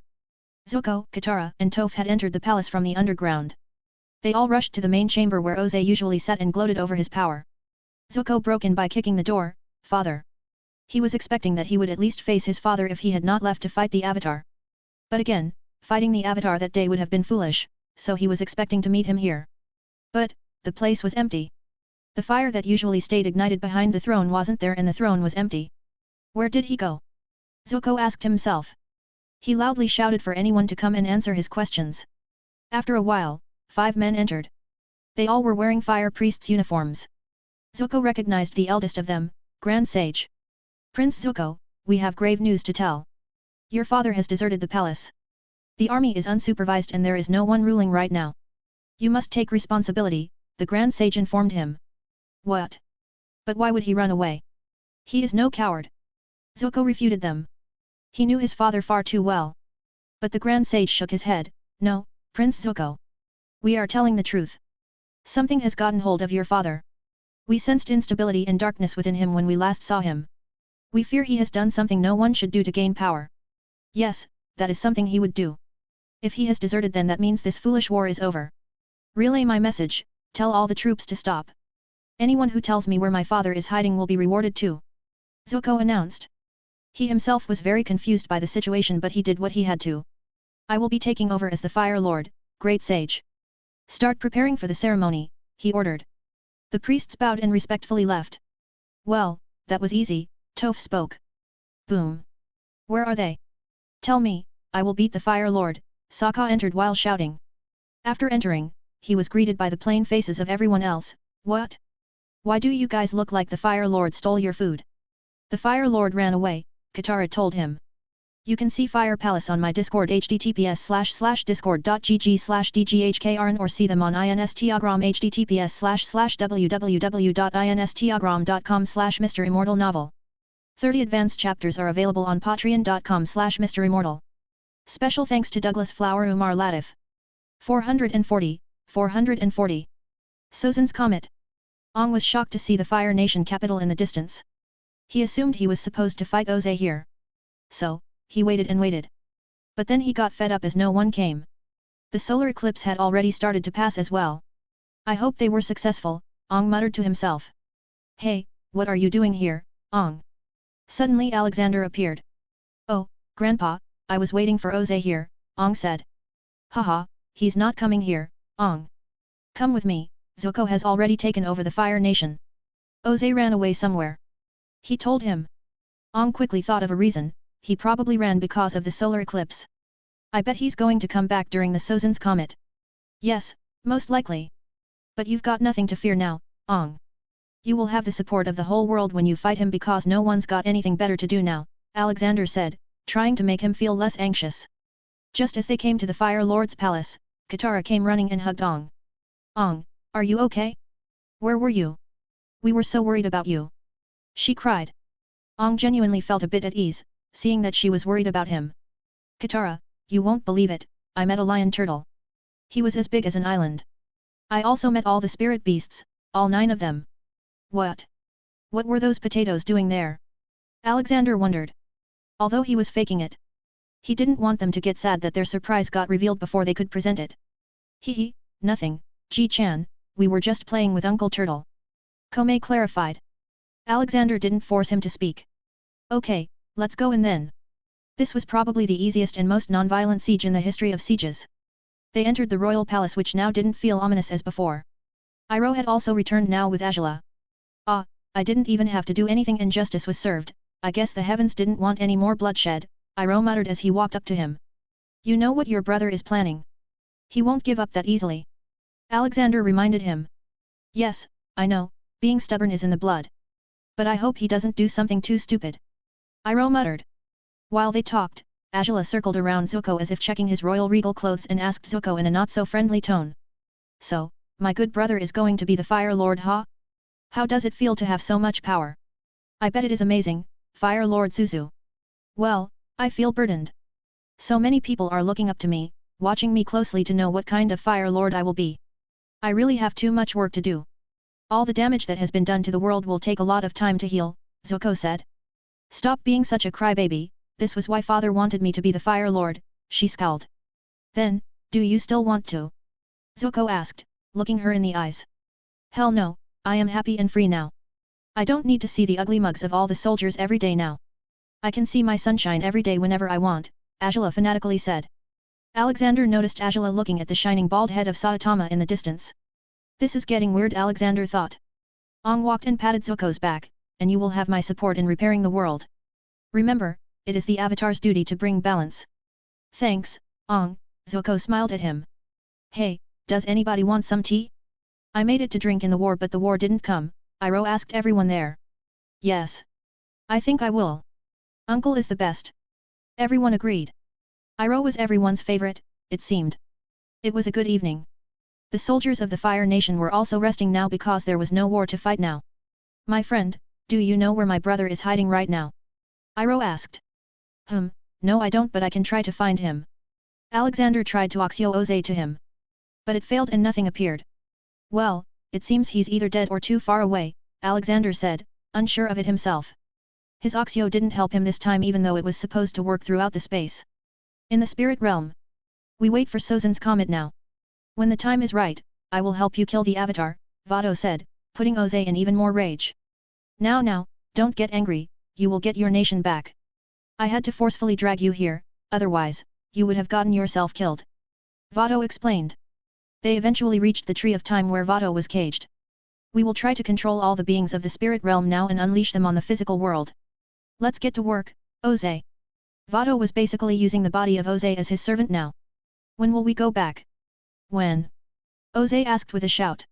It was obvious that he was losing control over his body and mind. Oh, soon. We will go soon. The comet is arriving in a few days and we will be unstoppable after that, Vado revealed. The days passed. Everyone was waiting for what was going to happen on the day of the arrival of Sozan's comet. Even most of the people in Oze's court had ignored Zuko until now. They were delaying their oath-taking for as much as possible because they didn't know if Oze would succeed in killing Avatar. They all agreed on one thing. That Avatar was the only thing standing between Zuko becoming a Fire Lord and Oze becoming the king of the world. But it seemed they all were forgetting a certain old man. Ong trained himself in the art of energy bending in the days. He was waiting for the inevitable. After more than 20 days, finally, the comet was in sight. The whole sky was turned red as if it was angry. Don't worry, Ong, I got your back, Zuko comforted him. Ong took a long breath, thanks, this means a lot. They walked out of the palace to see where Oze will appear. The only one missing was Iroh. The man had said that there was no need for him now, he knew that Alexander was immensely powerful and whatever was to happen it would be for the good. Ong looked at Alexander before heading out. I am sorry for doubting you, Grandpa. Haha, it's all right, kid. You did nothing wrong, everyone is entitled to their own thoughts. I am happy that you chose your own destiny. Alexander patted his head. Ah, where is father? When will he come out of his rat hole? I never thought he'd be this of a coward, Angela hissed impatiently. Boom. Suddenly with a sonic boom, a figure appeared, flying in the air with the help of fire from under his feet. I never thought you'd have such a foul tongue, Angela. I will discipline you later. I need to order my men first. Soldiers, attack the avatar. Don't let any of them escape, Oze shouted.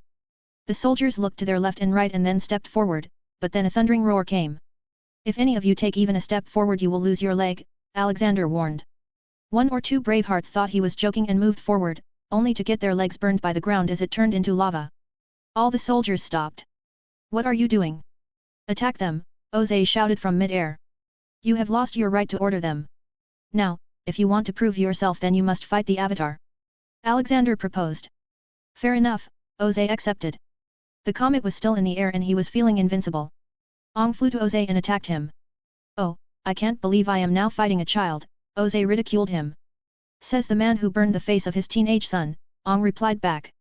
Ha ha, amusing, you are standing in front of your death and yet can't understand the seriousness of the situation. Say goodbye to the world of the living. Hey. Oze suddenly shoots out fire from his fists. But it was not normal fire as everyone could feel the anger and violence in that punch. The scariest thing was that the fire looked black. The black fire headed directly to Ong. Ong decided to defend himself with earthbending and created a wall between him and the oncoming black fire. But, then he saw the fire passing through the wall like butter in a hot knife. Alexander had gone to catch the Sozan's comet in the sky and end this whole problem from the roots. But, when he was in the sky he saw what Oze did.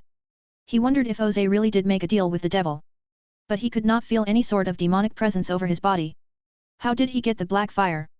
He asked himself confusedly and rushed to get Ong because the fire was still passing through the wall and Ong had no idea what was coming towards him. If he got touched by it would destroy his body and he would die. The black fire just touched his chest when Alexander came to him quickly. Aang! Jump! He shouted. He quickly landed just beside Ong and raised his hand towards Oze. The black fire got absorbed in his hand by using his eyes ability. The moment Alexander felt the power behind the black fire he knew what was happening. But, Ong was injured, and even if it was just a millimeter wound, it was still damaging. He stopped him from falling down. Alexander got enraged, the sky's color changed from just red to gloomy dark red. Vado, you dare to come out and meddle with the physical world?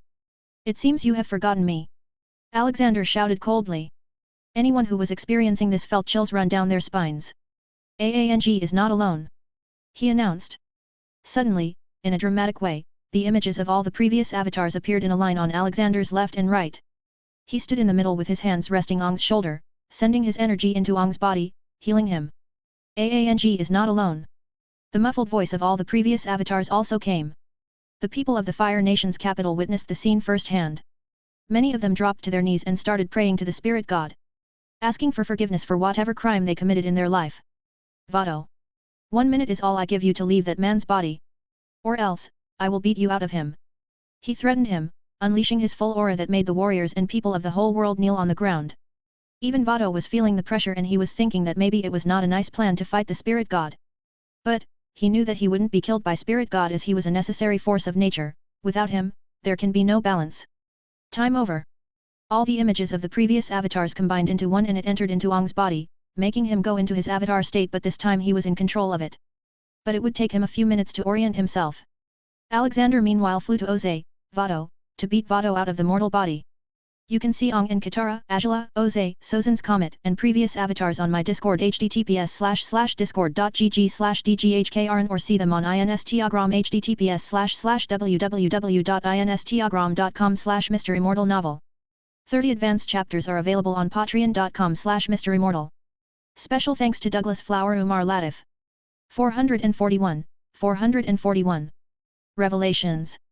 Alexander grabbed Oze's face and slammed him onto the ground. It created a shockwave big enough to cover them in the dust. Leave the body of this mortal, Vado, Alexander ordered. But Vado ignored. Why would I? This is the perfect time to use this body. Fight him, Oze. You have my support. Vado said, encouraging his host. Even though he didn't have much confidence. Oze started spewing black flames from his mouth. Alexander had a plain face the whole time fire was touching him. What a weak fire, even Ragnarok's burp is stronger than this, Alexander mocked and punched Oze's face. Bam! Come out, Vado. If I kill this man, you will die too. Alexander threatened him. Hey, I know you won't kill me. I am the part of the balance that is keeping this world intact. Vado smugly claimed. I wouldn't be so sure of that. Yes, I won't kill you but I can certainly harm you. For example, I can change you into an insect with reduced power. It is your existence that is important, not your strength and attitude. Alexander threatened him. This time Vado didn't immediately reply. Alexander activated his eyes and put his hand on Oze's face. Now, come out like a good boy. He used his powers to take out the power inside Oze's body which was simply Vado. He was a spirit so his body was untangible in the physical realm which was the reason he came out so easily. Oze shrieked in pain the whole time. Alexander knew that the man was most probably having the biggest migraine to ever occur. Vado had housed himself in Oze's brain like some kind of fat lord in his castle to control his mind better. After a few seconds, he really pulled out a black kite-like thing from Oze's mouth. Vado, realizing that his plan failed and tried to flee. But Alexander caught him and took him to the sky with him. I will give you the beating of a lifetime now that you will remember forever. Bam! On a balcony of the royal palace, Ragnarok and Iroh sat and watched the whole fight going on outside. What a beautiful scenery. You don't get to see a fire show every day, Ragnarok joked. You have become really good at pie show, my friend. Iroh praised him. Well, I learned from the best, Ragnarok said. Oh, look, I guess it's time for me to involve myself, Iroh exclaimed and jumped from the balcony. Hey, what about our bet? Ragnarok asked loudly. Upon receiving no reply he just shamelessly bagged all the money. Well, he quit so I guess that makes me the winner. Haha. Oze quickly stood up when Vado left his body. He looked around and saw Ong. Then he looked at his hands, realizing that he was fooled by Vado as he had started to lose control over his mind and body just a while ago. He was enraged and unstable. He wanted to take out his anger at whatever he could. He could only see Ong there so he went ahead to do it. You. I will kill you and make the world kneel. He shouted and launched himself towards Ong. Moments before reaching Ong, Oze threw a fire punch. Still a bit injured and fearful of the black fire, Ong froze up and tried to counter with his air. But even his eyes were closed, not even realizing that now it was just a normal fire. Hey! Open your eyes! A shout came. Ong looked up and saw Iroh, Zuko, Katara, Toph, and even Azula standing in front of him, protecting him. Oze amusingly looked at the scene. Ah, I shouldn't be surprised now. The most incompetent man in the family, Iroh. Surrender, Oze. You still have a chance, Iroh warned him. Oze scoffed and started speaking proudly, Hey, you dare to threaten me? I knew you would never be a good fire lord. You should be down kissing my feet for bringing the Fire Nation to such heights. Instead of sulking for your dead son and drinking tea. You even passed your foolishness to my son. Let me tell you a secret, Iroh, this should be a shocker to you. I got your son killed. It was me. Silence ensued around the whole place. Even the supersonic beating received by Vado in the sky felt like pure silence. Iroh suddenly lost balance and fell down on the ground. This was probably a big hit to his already hurt heart. He looked at Oze and asked with an expressionless face, why would you do this to your own family? Because you were father's favorite. You were the only great talented son in his eyes. You lacked ambition, Iroh. I knew it. I knew that as long as you were alive I would never become the Fire Lord. I had in fact sent assassins for you too. But sadly, you fought them off. But I still became the Fire Lord. The odorless and textureless poison that Ursa provided me to kill father right in his sleep was very efficient. Oze said, just confessing that he killed the last Fire Lord. Boom. Suddenly a fireball hit Oze's face. What did you do to Mother? It was Azula who had attacked. Her face looked really angry at the moment. I never thought you loved your mother so much. Well, I guess we learn new things every day. I will have to straighten you out later. Oze said, seemingly forgetting that the fight going on in the sky would decide his fate and not this one. Unknown to him that his fate was already decided because what was happening in the sky was not a fight but a one-sided beating. Zuko looked at Iroh worriedly, he felt like Iroh suddenly aged a decade in a matter of seconds. His heart ached for the kind uncle who never gave up on him. Go Zuko, stop him. He has gone too far. Iroh seriously stated. Zuko nodded and joined his sister in the fight against Oze. Oh, here comes my biggest disappointment. Ugh. I should have killed you back then. Why did I even listen to Ursa? You being dead would have been more profitable for me. Oze mockingly said. Zuko's fire suddenly lost its intensity. Boom! Oze tried to punch Zuko in the face but Angela stopped it. She kicked Zuko on his ass to make him focus. Zuko, you fool, he is trying to manipulate you with words, he's playing mind games. He's been teaching this to me since I was small. Don't die on me now, I don't want to become the Fire Lord when I have found the light of my life. Somewhere inside the palace, a certain bald man scratched his shining bald head and sneezed at that moment. Am I allergic to seaweed now? Zuko came out of his stupor and calmly looked at the grinning face of Oze. You are disgusting, I am ashamed to have a father like you. Uncle Iroh is more of a father to me than you ever did. For some reason, this enraged Oze. That even his docile son was talking back now. He was not going to kill Zuko originally but now his mind was clouded. What did you say? You ungrateful son. Oze started using his full power to fight them. It was honestly a lot. Both Angela and Zuko were good at fire bending but the amount of fire Oze was bending was too much. He could really burn the whole city if he wanted to. Ha ha ha, where are you running now? Oze shouted. He was clearly in a crazed state now. His eyes looked bloodshot red. Angela then appeared behind him and threw her blue flames at him. Where is mother? Tell me. Oze didn't even turn around. He gave a horse kick to Angela with a big amount of fire. She is dead. Dead, dot. No. Zuko shouted in disbelief and jumped onto Oze's back and started punching his head furiously with his fiery fist. You are lying. He rejected Oze's words while punching. Bam. While Oze was taken aback by Zuko's attack, Angela punched him in the guts with blue flames and then proceeded to kick his nuts as hard as possible, also with flames. Katara's water bending was useless at the moment because the amount of fire Oze was making instantly turned water into steam. But Toph was free.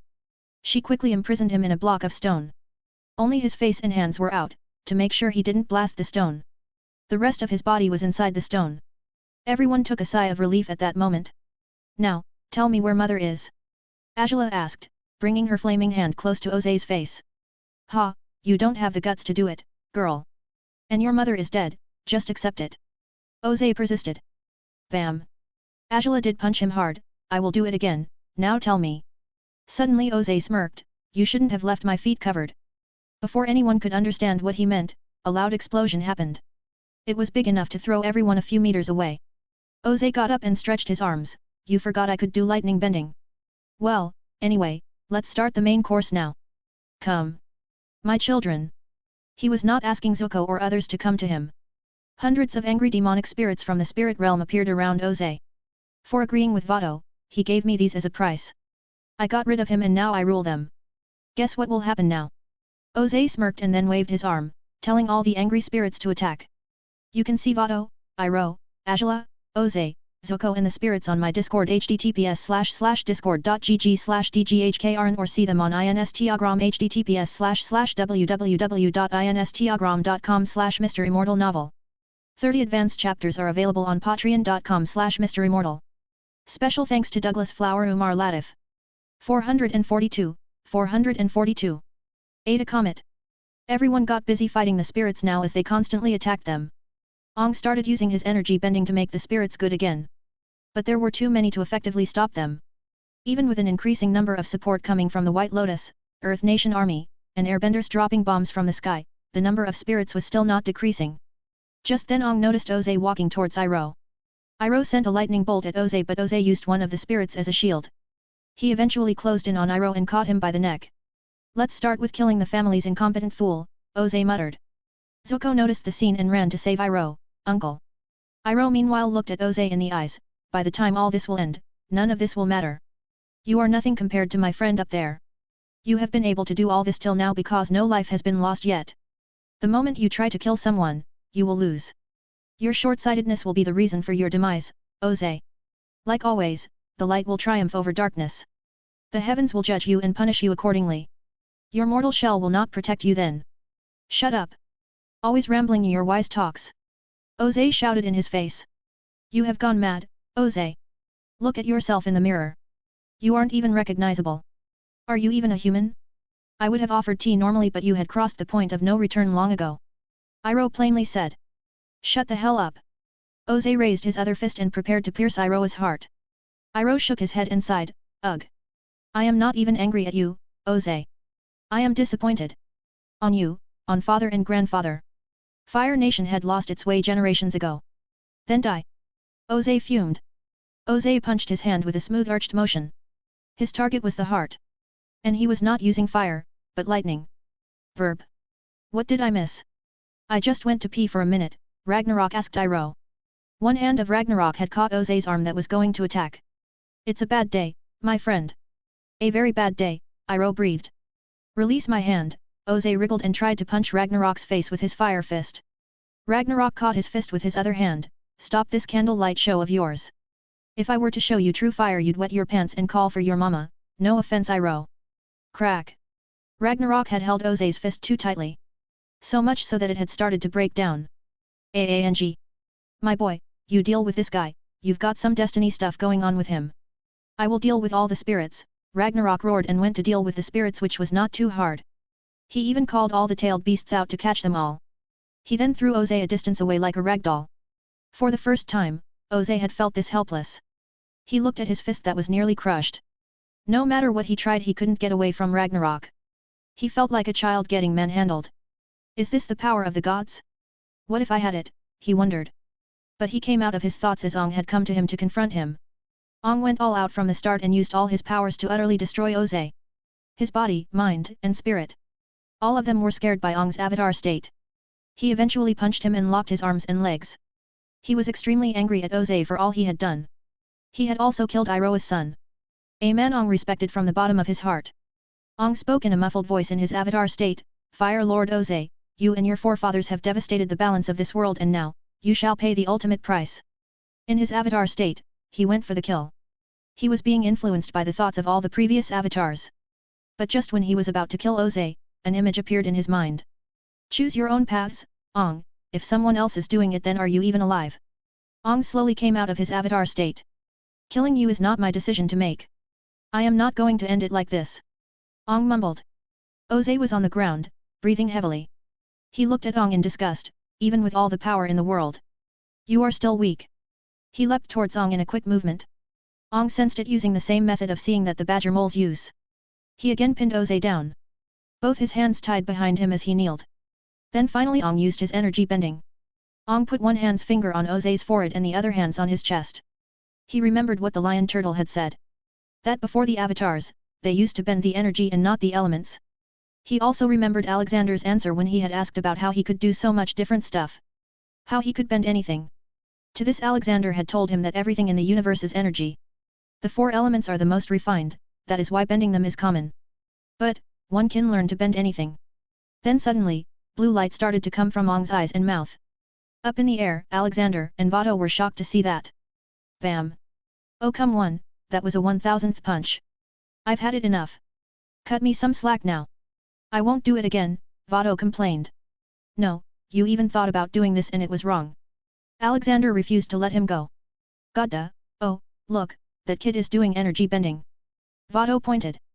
Alexander looked down and saw Aang. He worriedly grabbed Vado and came down. Just then, Oze's eyes and mouth started shining in orange light. Their lights illuminated the red clouds in the sky. Then, Aang's whole body started turning blue. He is trying to suppress Oze's bending completely, Alexander muttered. Alexander was prepared to intervene if Aang was unable to do so and it backfired. But that point never came as Aang was successful. Abruptly the lights vanished and the body of Oze slumped back down. Oze tried to get up tiredly and tried to do fire bending but he wasn't able to. What did you do to me? Oze fearfully asked. I took away your fire bending. Now you will never be able to hurt or threaten anyone else ever again. Aang revealed. Oze vengefully looked at Aang but stayed quiet. He was the weakling now. Clap clap. Alexander came to Aang and hugged him. You did good, son. You did very good. Taking away his fire bending is a very harsh punishment for a power-hungry person like him. Whoa. Aang took his fire bending away? Well, I guess he's the loser lord now, Sokka exclaimed. But he received an elbow from Suki. She pointed to Zuko who was standing with them. Zuko saw this exchange and sighed, no, I am not angry. He really is a loser. Both, as a lord and as a father. How dare you? I am the Phoenix King. Oze growled at everyone. Ragnarok went forward and slapped him in the face, no, you aren't even worth chicken's shit, let alone a being like Barry. Language, Raggy, there are kids around us, Alexander reminded him. So, is the war over? The end of the line. Toph asked jokingly. No, I still got a comet to catch. Who wants to come with me? He asked. Me. Me. Take me. They all enthusiastically raised their hands. Haha, well, let's go then. He waved his hand and everyone started to hover in the air. Okay, do not feel scared now. Before they could ask anything, suddenly they all accelerated and left the planet's atmosphere. The Sozin comet was just going away from the planet. Alexander brought all of them close to the comet. So this is the Sozin's comet. I can feel it acting as a catalyst for my fire bending. Angela commented. Hey! Why is this shaped like a gorilla's head? Sokka asked jokingly. Yes Sokka, this looks just like your head. Toph japed at him. Ha, very funny, Sokka rolled his eyes at being made fun of. Anyway, what are you going to do with it? Sokka asked. Maybe I'll eat it, Alexander muttered. He went close to it and gave it a traditional lick. Yuck, it tastes like hot mud, he exclaimed. Then he pointed his arm at the comet and activated his eyes. Soon the distancing comet started getting attracted towards his arm. After a few minutes, it instantly disappeared as if it got sucked inside Alexander's arm. Alexander instantly felt the power surge in his body. In fact, he started burning too. Haha, Alex, are you turning into a dragon too? Ragnarok asked. I don't know, Raggy. But we will have to run tests later. Well, anyway, our job here is done. Kids, you have become your world's first people to go into outer space. Now, let's go back. He announced and started dropping down. Sokka screamed like a girl and jumped onto Alexander like a monkey. Kid, stop embarrassing yourself in front of your girl, Alexander told him. Life is more important, Sokka argued. Humph. Suki's displeasure got noted soon. Kid, you'll get beaten tonight as well, Ragnarok told him, deduced by the looks of Suki. Okay, touchdown, Alexander said and released them from his magic that was keeping them alive until now. As soon as they came, Dobby appeared. Boss, job well done. We have finished our assignment. Good, now it is time to celebrate and announce the end of this stupid war. You can see Zuko, Oz song on my Discord https://discord.gg/dghkrn or see them on Instagram https://www.instagram.com/MisterImmortal novel. 30 advanced chapters are available on patreon.com/MisterImmortal. Special thanks to Douglas Flower Umar Latif. 443. Family drama. Alexander looked at Vado. He had not forgotten about this ancient spirit of darkness. It was not an evil spirit but it was just the way its nature was programmed to be. He currently stood inside the spirit realm in front of the Tree of Time, the supposed place where Vado stayed locked. Welcome to my humble abode, it's not much but it's home, Vado said sarcastically. Alexander was honestly surprised by this weird spirit. It didn't act the way a normal villain would. Okay, here's the deal. You stay inside for the rest of the time and I will not hurt you. I will also leave behind entertainment for you so you won't get bored. He proposed. Oh, what kind of entertainment are you talking about? I have lived longer than I can remember so not many things surprise me. Vado said. Alexander just expanded the space inside the Tree of Time and set up a supercomputer. The computer was good enough to constantly create new games for Vado and also emulate full natural, multiplayer experience. He also left countless movies and shows in there. They can also be created according to what Vado wanted. Look at this game is called Doom Eternal. You kill monsters in it and this is Ghost of Tsushima. This one is PUBG. There is also entertainment, this series is called Game of Thrones and this is called Friends. This movie is a part of Marvel series. Alexander introduced him to everything. The ancient spirit then sat down and tried playing Doom. Vado knew that he could never win against Alexander, not even in his dreams, so he went with the flow. But after playing for half an hour he really liked the whole violent aspect of it. Oh, this is amazing, this is so good, ahahaha, so much chaos, die. Unlimited power. Well, Vado, you should enjoy your time here. I hope I won't have to see you in the physical again. And if I do catch you, you know the punishment. He warned Vado before leaving.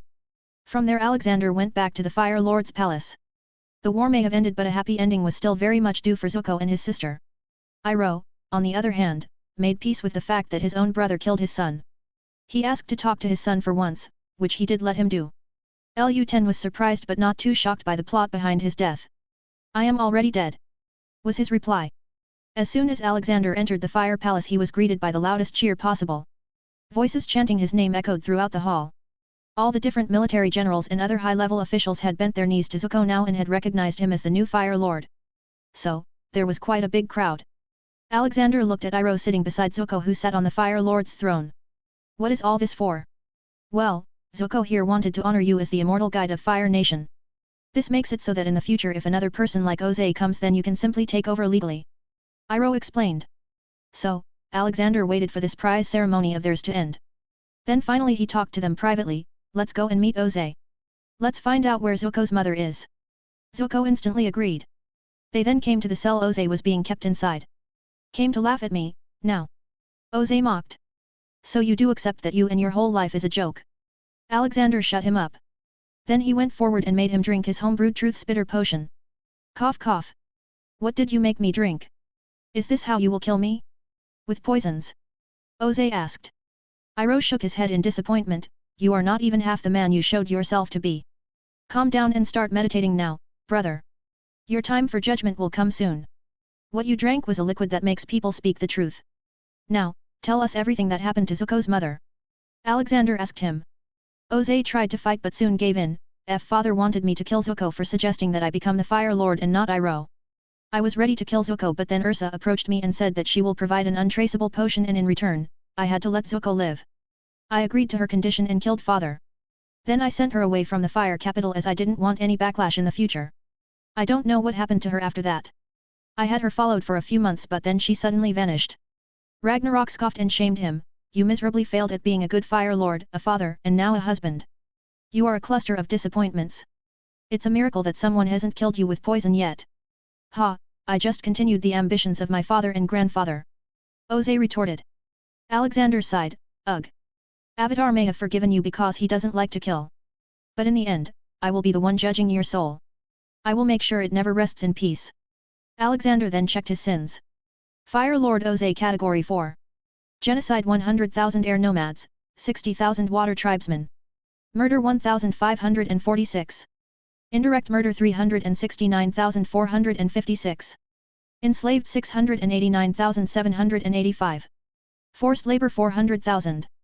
Forced starvation 3,456,789.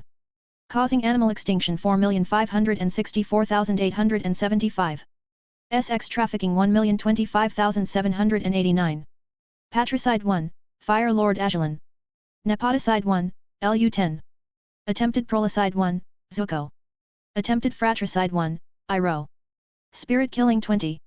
Inherited crimes 200,156. Sin percentage 90%. Alexander's eyes twitched seeing the stats. You are beyond redemption. Alexander didn't say anything and just left. Zuko, Iroh, and Ajala followed him behind to the personal office of Fire Lord. Although it was Zuko who was Fire Lord, no one had the guts to tell Alexander to not go somewhere. Can you find my mother, Spirit God? Zuko asked. His emotions clear in his eyes. He was worried and scared about what might have happened to her. Well, it shouldn't be that hard, but you must start calling me Grandpa first. Point me. Ursa, he used the point me charm. It wasn't anything special but just gives the general direction where one could go to. Pack your bags, we will be going east, Alexander announced. Just a day had gone by since the end of the war. Alexander had told Dobby to set up a global administration organization. The propagation of data was slow in this world and it caused mismanagement of nations. Just like the case in Ba Sing Se and the whole Earth country.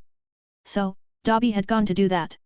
This global administration organization wasn't going to rule but help govern and provide social welfare to people. For example, Alexander had called for a world feast. Food was being prepared for it by his organization. Other than this, a big task of Gao was to catch war criminals. There were many soldiers in all armies who had committed heinous deeds, harassed and harmed civilians, and more things like that. These people did not return to their countries and instead became traveling criminals. So, Gao was catching them. Dobby, I will be going to find Zuko's mother. You are in charge. Alexander told him. I am always in charge, boss, Dobby replied. Alexander embarrassingly scratched his beard, okay, you join me. I will put a seraph to work. No need, I will work here till then, Blue Fang came. Haha, Blue Fang, you did a lot of good here. Hey there Haku. How have your days been going? He asked. I am having fun, Grandpa, I help Papa every day. Haku cheerfully said. Alexander ruffled his hair, Good boy, this deserves some chocolates. Here you go. Haku took it and bowed a little, thank you. Alexander looked at Blue Fang, he is so well-mannered. Yes, he's been like this from the beginning. Instead, it is I who has to make him have fun here and there. Otherwise, he stays uptight, Blue Fang revealed. Sigh. Demons of the past can keep on hunting you in the present. He just needs love, I'm sure. Alexander muttered. After that, Alexander, Dobby, Ragnarok, and the whole Ong gang went away. Tailed beasts were busy in Fahame so they didn't come along. Iroh and Azula were also coming obviously. They got on Appa's back and headed off. Alexander, Dobby, and Ragnarok were always very heavy so they had to use magic to not kill the poor sky bison under their weight. Little girl, what will you ask your mother when you see her? Ragnarok asked Azula brashly. Azula knew that the old man was not normal and she could not win an argument with him, known from past experience, so she answered, I will ask her why didn't she love me as she did with Zuko. Well, answers can only be heard when you ask for them. I won't stop you. But I must say, child, what you did yesterday, I am proud of you. You stood up for the right thing. Alexander praised her. Azula didn't show on her face but she was happy in her heart. Even her father never praised her like this. Not once did he say he was proud of her. But now, she was directly recognized by the strongest and wisest being in the world. It was like a badge to her now. Zuko, why do you look so sad? What happened? Iroh asked when he noticed him not focusing on their conversation. Zuko looked around at them first. Then he finally took out a letter. I found this in my father's office. This was a letter written by mother, and according to this, my father was not Lord Ozai. Everyone's eyes widened hearing that. This was some new family drama starting up.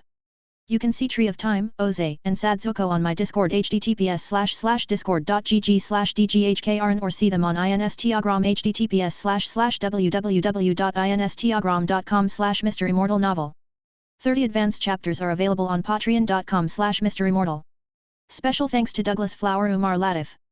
444. The past of Zuko's mother. What? Burn this letter. I don't care if you are legitimate or not. I am not going to sit on the throne the man who tormented me sat, Azula voiced. Iroh took the letter and read it. He was shocked too. He didn't know anything about this matter. Uncle, do you know about this man named Ikem? Zuko asked. Iroh took a long breath and started speaking. Zuko, Azula, your mother wasn't originally someone from the capital or anywhere nearby. Before the marriage, she had never even met Ozai. Some sage had prophesized that if Ozai was to marry a descendant of Avatar Roku then it would bless them with powerful firebenders as children in the future. Father, Ajalan, believed it. He and Ozai then went to a village named Hirae. By that time, your mother had her own peaceful life. Since her young days, she knew this boy named Ikem. Eventually, they fell in love as they grew up. I had even heard that Ikem had proposed to her and she had accepted to marry him, though it only lasted for a day before her life turned upside down. When they met her first, Father complimented her beauty before mentioning a prophecy made by the fire sages that ensured a powerful lineage of rulers to come forth from a marital union between a descendant of Avatar Roku and his own bloodline. Ozai subsequently proposed to Ursa, and she, without a choice in the matter, agreed. She mostly stayed sad as she couldn't find herself to forcefully love Ozai, which I can't blame her for as he was really not that good when it came to interacting with other people like a normal human. He treated her like his property and she was not allowed to even think about her family or past life. This was up until you two came. Then you two became the joy of her life. It was not love that brought your parents together but just a marriage for the gain of the royal family. Your mother didn't have a choice. I had not heard anything about Ikem after that and I didn't try to find out either. Later when your mother disappeared I sent men to find Ikem but the man was nowhere to be seen. In fact, no one had seen him since the day your mother came here. I imagined that Ozai must have ordered his assassination. Your mother was a very kind lady and really loved you two with all her heart. But that cannot be said about Ozai as for some reason he had particular hate for Zuko. Zuko looked at the letter in his hand. Because he knew I was not his son. Iroh patted his shoulder, I wouldn't be sure about that. Ozai did many weird things in his life. I wouldn't be surprised if you found a letter calling me illegitimate too. Don't assume the answer before asking the question. True words, my friend. Remember kids, a man is defined by his deed, not his name because what's in the name? For example, see me. I never knew who my parents were. I was an orphan once. And now look at me, so strong and old. Alexander said, bringing everyone's attention away from the depressing topic. This was new information for everyone and it intrigued them. Then how did you become a god? Zuko asked. Lots of good deeds and being kind. I think that's it. Alexander answered. Wait. I don't think you ever told us your name. Toph pointed out. Oh, yes. Well, my real name is Alexander Maxim Universe, he answered. Haha, even your name has the universe in it. But it is indeed a unique name. Zuko, you should name your child like this. Yu Tuong. Maybe the name will influence them to be good. Iroh jokingly said, embarrassing multiple people at the same time. It seems that ability comes with age. Ah, Sokka, where is Suki? Alexander asked, striking up a conversation on the boring trip. She went back to Kyoshi Island. She wanted to help her people there. Sokka said, hiding his gaze from everyone. Well, you are in a mess, kid. Let's see who kills you first, Suki or you. Dobby joked. Look. A village. Ong shouted from his driver's seat. This is it. The village. Iroh confirmed. Alexander again used point me charm and it took them to a modest house. From the looks of it, whoever lived in it was neither poor nor rich. This brought Zuko slight relief thinking that she didn't spend her life in poverty. Okay, let's knock, Alexander said and moved to the door. Wait, what if it's not her? Zuko nervously asked. Come on, Zuko, even I am less of a girl than you. Azula taunted him. Easy now, kids. You don't have to jump and shout who you are. Relax and once it is confirmed we will talk. He assured them. Knock knock. Alexander looked back and just realized what an awkward situation he was in. There were a total of 10 people, visiting the home of a person they don't know. Just then, like it was God's message, light reflected on Ong's bald head. So he decided to use that bald head. The door opened with a murmur and a middle-aged woman looked at the crowd in confusion. Yes? She asked. Alexander looked back at Ong and then back at the woman. Hello, there, we were traveling and hoping to find lodging. Can you tell us where we can stay? You see, that bald child over there with a blue arrow on his head. That is the Avatar. Sokka cleaned Ong's bald head with a cloth and motioned his hand as if showing expensive merchandise. The woman looked at Ong, then everyone else. There was also Appa behind them so she was already sold on Ong's identity. She again looked at Alexander but her expressions had changed. Then, that means, you are the spirit god. She quickly kneeled and started praying, thank you for bringing your enlightened self to my humble home. Please, come in. Please. Well, I can't say no when you are shouting for me to enter your home he thought. Don't do that child, don't kneel. No human should ever kneel, if you respect someone then keep it in your heart and show it through kind actions. Get up, he said. With the remaining people, they entered the house and also looked around. What is your name, child? Oh, forgive my manners. My name is Noriko. My daughter should be around too. I will bring you tea, please sit. She rushed to her kitchen. After a while, a little girl came into the room running. She was shocked to see so many people but her cheerful demeanor didn't allow her to be shy. Who are you all? She asked. We are with the Avatar, see that bald kid there, he's the Avatar, Alexander introduced. Whoa. I heard he is the enemy of Fire Nation but Mama and Papa say he is good. The girl chirped. Haha, yes, he is very good. Tell me your name, little one, Ragnarok asked as he sat closest to her. Oh, my name is Kiai, it's a pleasure to see you. She lightly bowed. Kiwi? Well, kiwis are tasty, Dobby spoke.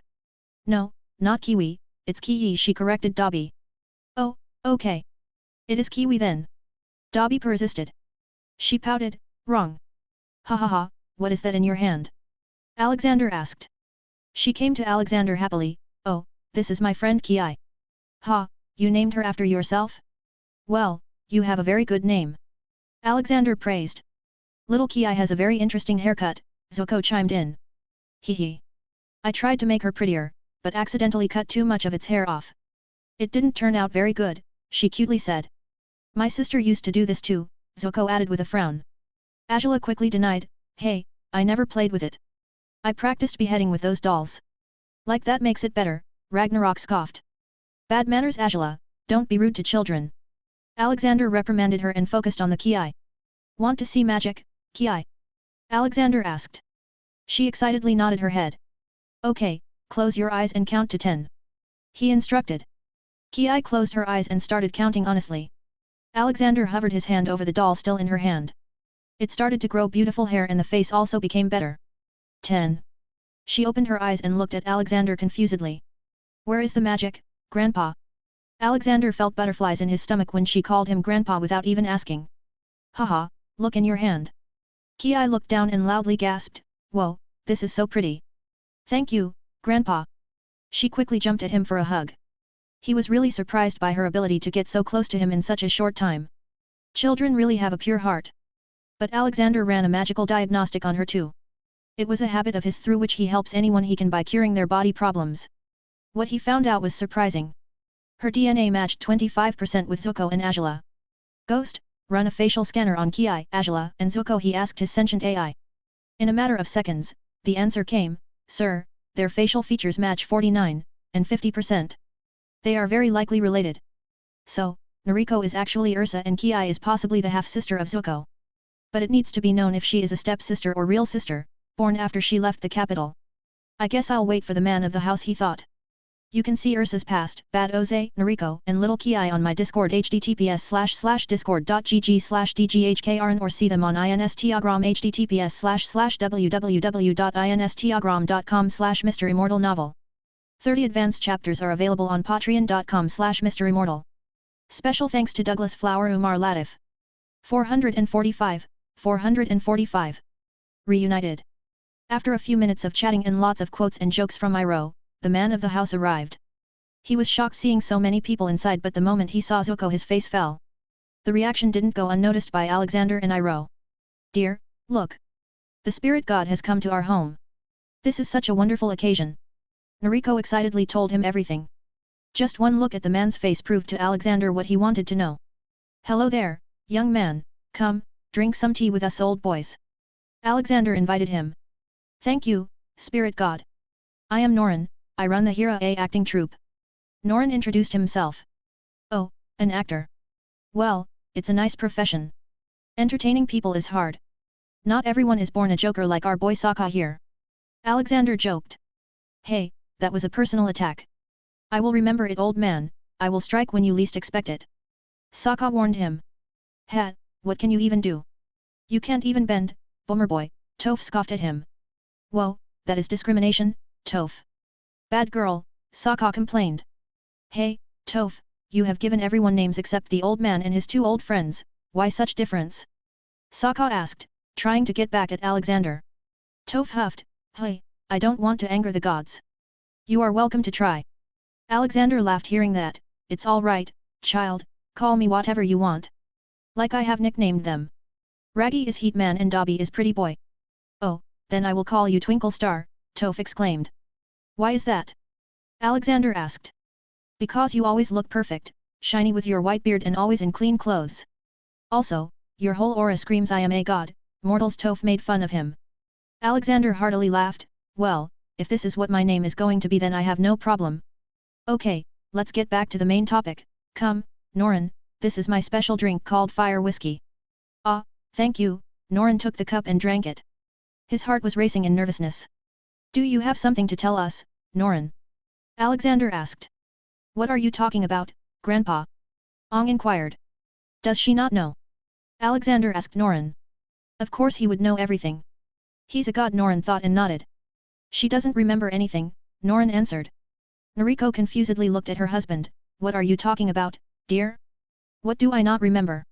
"Noriko, your real name is Ursa, you are the mother of Fire Lord Zuko," Norin announced, looking at Zuko. Zuko was shocked. Noriko's face didn't match his mother's at all. "But how? She doesn't look like her at all." Norin then started telling everything. "It was the mother of faces, after Ursa was taken away, I thought life couldn't get any worse than that. But I was wrong, in days to come I was attacked by assassins multiple times, I knew they were hired by Prince Oze of that time. Deciding that there was no point in living in the village anymore, in despair, I moved to the Forgetful Valley. I lived there for a while and eventually, I encountered the Mother of Faces, who granted me a new face and I returned to Hira A under the name Norin. Back here, I again joined the acting troupe to make a living. I had no idea about what had happened with Ursa at that time. But one day, she came back to the village. I found her sitting alone outside the theater, crying. I was shocked to see her there. I quickly talked to her but she didn't recognize me. Then I remembered that I looked different. Eventually, I offered Ursa a chance to make up for our lost time as lovers, to have Ursa have her face be changed as well to continue our love. So we went to the Forgetful Valley and waited for the next season to come to meet the Mother of Faces. The Mother of Faces did arrive but was puzzled by Ursa's decision to change her face because she was already very beautiful. To test her sincerity, Mother of Faces offered her a new, much plainer face, which Ursa accepted without hesitation. Sensing Ursa's pain, the Mother of Faces also asked her if she would want a new mind that did not remember her old life. After much deliberation, she agreed to forget her past life, even though it meant for her to forget the children she left back in the palace. With a new face and identity, Ursa, now Noriko, married me and we had our lovely child, Ki. God damn, so much damage that man has caused. Not just to the world but every single person around him. Ragnarok. Cursed at Oze. But Noriko was still shocked. Then, are these two my children? Norin nodded, yes. Noriko looked at the conflicted faces of Zuko and Azula, she teared up. She dashed to them and hugged both of them at the same time. I am sorry, for being so selfish. I was not a good mother to you. She cried. Although she didn't remember anything, she still felt bad. Maybe it was just a mother's unconscious love. Zuko's tough face melted away and a silent drop of tear fell down from his eyes. No, it wasn't your fault, mother. Oze is the cause. He was cruel to every single person around. Indeed, he was kind of an asshole, Azula agreed. She wasn't angry at her mother anymore after finding all this. Azula, language, Dobby was quick to point out. She rolled her eyes and tightly hugged her mother. After a few minutes Noriko looked back at Alexander, Great Spirit God, is there a way to get my memories back? Sure, that is very easy. However, when it comes to your face, we will need to tell Mother of Faces to give it back as she literally took it. I can make you another one but would you really want that? Because then there will be two faces resembling you in the world. Alexander said. Thank you. We will go to Mother of Faces to ask her then. Noriko bowed. Haha, no need, let's go to the spirit realm instead. I know the Mother of Faces. I once taught a good lesson to her kid, KOH. Alexander remembered. Oh, I know KOH. I met him once, Ong spoke up. Yes, let me guess, he tried to jump scare you. He used to do that a lot before. But he stopped after I taught him a good lesson when he stole Avatar Kuruk's wife's face. Alexander revealed. He took out his anywhere door and entered it. They had already reached a pond. Mother of Faces resided there. Sensing Alexander, she came out on her own. Spirit God, have you decided to take my offer? Alexander looked at the spirit and shook his head. For the last time lady, I am happily married, I won't impregnate you. We are here for another reason instead. Ah, this human. I remember you. So, you have come back to get your face back. Mother of Faces voiced. Noriko nodded profusely. She was a bit scared by the huge spirit though. You can have it. When you requested me the last time for a new face I already knew that this day would come. The spirit said and did her magic. In a few seconds, Noriko's face changed and she became just like she used to be. From Noriko to back to Ursa. Do you want your memories too? The spirit asked. Alexander quickly intervened. No need for that. I got this. Your mental manipulation methods are at a very low level. It's just a simple memory block. Alexander did his own magic by putting his hand on her head. He used his mind arts and removed the memory block. She suddenly lost balance as memories rushed into her mind. Zuko was quick to jump and catch. Mother, are you okay? He asked. But there were only tears in her eyes. Tears and regret of leaving him behind because if she had taken him with her then he wouldn't have received the burn mark. I am sorry, Zuko, she cried while caressing his burnt face. She then quickly called for Azula. Come here, Azula, my beautiful daughter. Mom, why didn't you take us with you? Azula finally asked. I wanted to, my children. But Oze threatened that he would kill us all if I did that and I was sure he would have really done it. Ursa reveled. Making Azula find a new reason to hate Oze. Alexander let them have their moment. In the background, the Mother of Faces was trying to seduce Alexander when he refused continuously. What about him? This dragon god. Alexander put Ragnarok forward. Damn it, Alex, don't burn me in your fire. Save your ass on your own. Ragnarok complained and jumped away. Alexander then looked at Dobby. But Dobby was quick to speak, don't even think about it, boss. Or else I will give your Momoro Island photos to Olivia. What? This is blackmail. You hurt my feelings, Dobby, Alexander made a sad face. Little Ki, what do you think, isn't Uncle Dobby perfect for her? Alexander asked. Ki looked at all of them first and then at Alexander, no. Grandpa is the best. Alexander facepalmed himself. Spirit God, my offer still sta. Mother of Faces tried to speak. Nope, the answer is still no. Alexander confidently denied. You can see Ursa's past and Mother of Faces on my Discord https://discord.gg/dghkrn or see them on Instagram https://www.instagram.com/MisterImmortal novel. 30 advanced chapters are available on patreon.com/MisterImmortal. Special thanks to Douglas Flower Umar Latif. 446. What happened? After giving Ursa her face back, they all used the same door and returned to the village. There, Zuko asked something to her that was pestering him. Mother, I found this letter in Oze's office. Is this true? He asked nervously. She immediately recognized the letter. Sigh. No, this is not real. I wrote this letter to catch Oze. Since the day I left my home and went to the palace to live, I tried to stay in touch with my family by writing letters. But, I never received a reply. I had my doubts that Oze was blocking my letters. That is why I wrote this, and as expected, he read it and confronted me. Forgive me, Zuko. But since that day, to punish me, Oze decided that he would really treat you as if you were my illegitimate son. He saw you as a way to torment me. He most likely burned your face because he thought that no matter where I was, I would cry hearing about you. He wanted to see me sad and frustrated. He was a monster. Angela, this was the reason why I cared for him a little more. Because he was under constant harassment from Oze, and if I didn't support him then he would have gone mad. But sadly, I overlooked you. But know this, my daughter. I love you as much as I love Zuko. You both are equally my children. Now, there is your sister Ki too. Please don't be harsh on her. She is very young. Don't worry, mother. She is my sister. She is Fire Nation's princess. Zuko firmly said. I should teach her fire bending, Angela muttered. But this raised red flags in everyone's mind and they decided to never let her train Ki. Mother, please come with me and live in the palace. You belong there and you deserve all the respect that was taken away from you there. Bring Ki too. Show her the palace. Zuko said, nearly pleading. Ursa looked at Norin. He nodded at her. Okay, we will come with you. Alexander was genuinely happy that Norin was such an understanding man. He couldn't imagine how harsh his life must have been. Losing the love of his life to an arrogant prince his lover didn't even know. Then being constantly hunted for loving her. Alexander had to give it to him, lovers like these were very rare nowadays. Good, then pack your bags. We will return with my magic door. It's going to be a big party soon. He announced. Yai. Ki cheered. Alexander went out of the house to give them space to pack their stuff up. Grandpa, what are your thoughts on the current situation of the world? I mean, how it is governed, Ong asked thoughtfully. Well, it sure is messed up, Alexander said.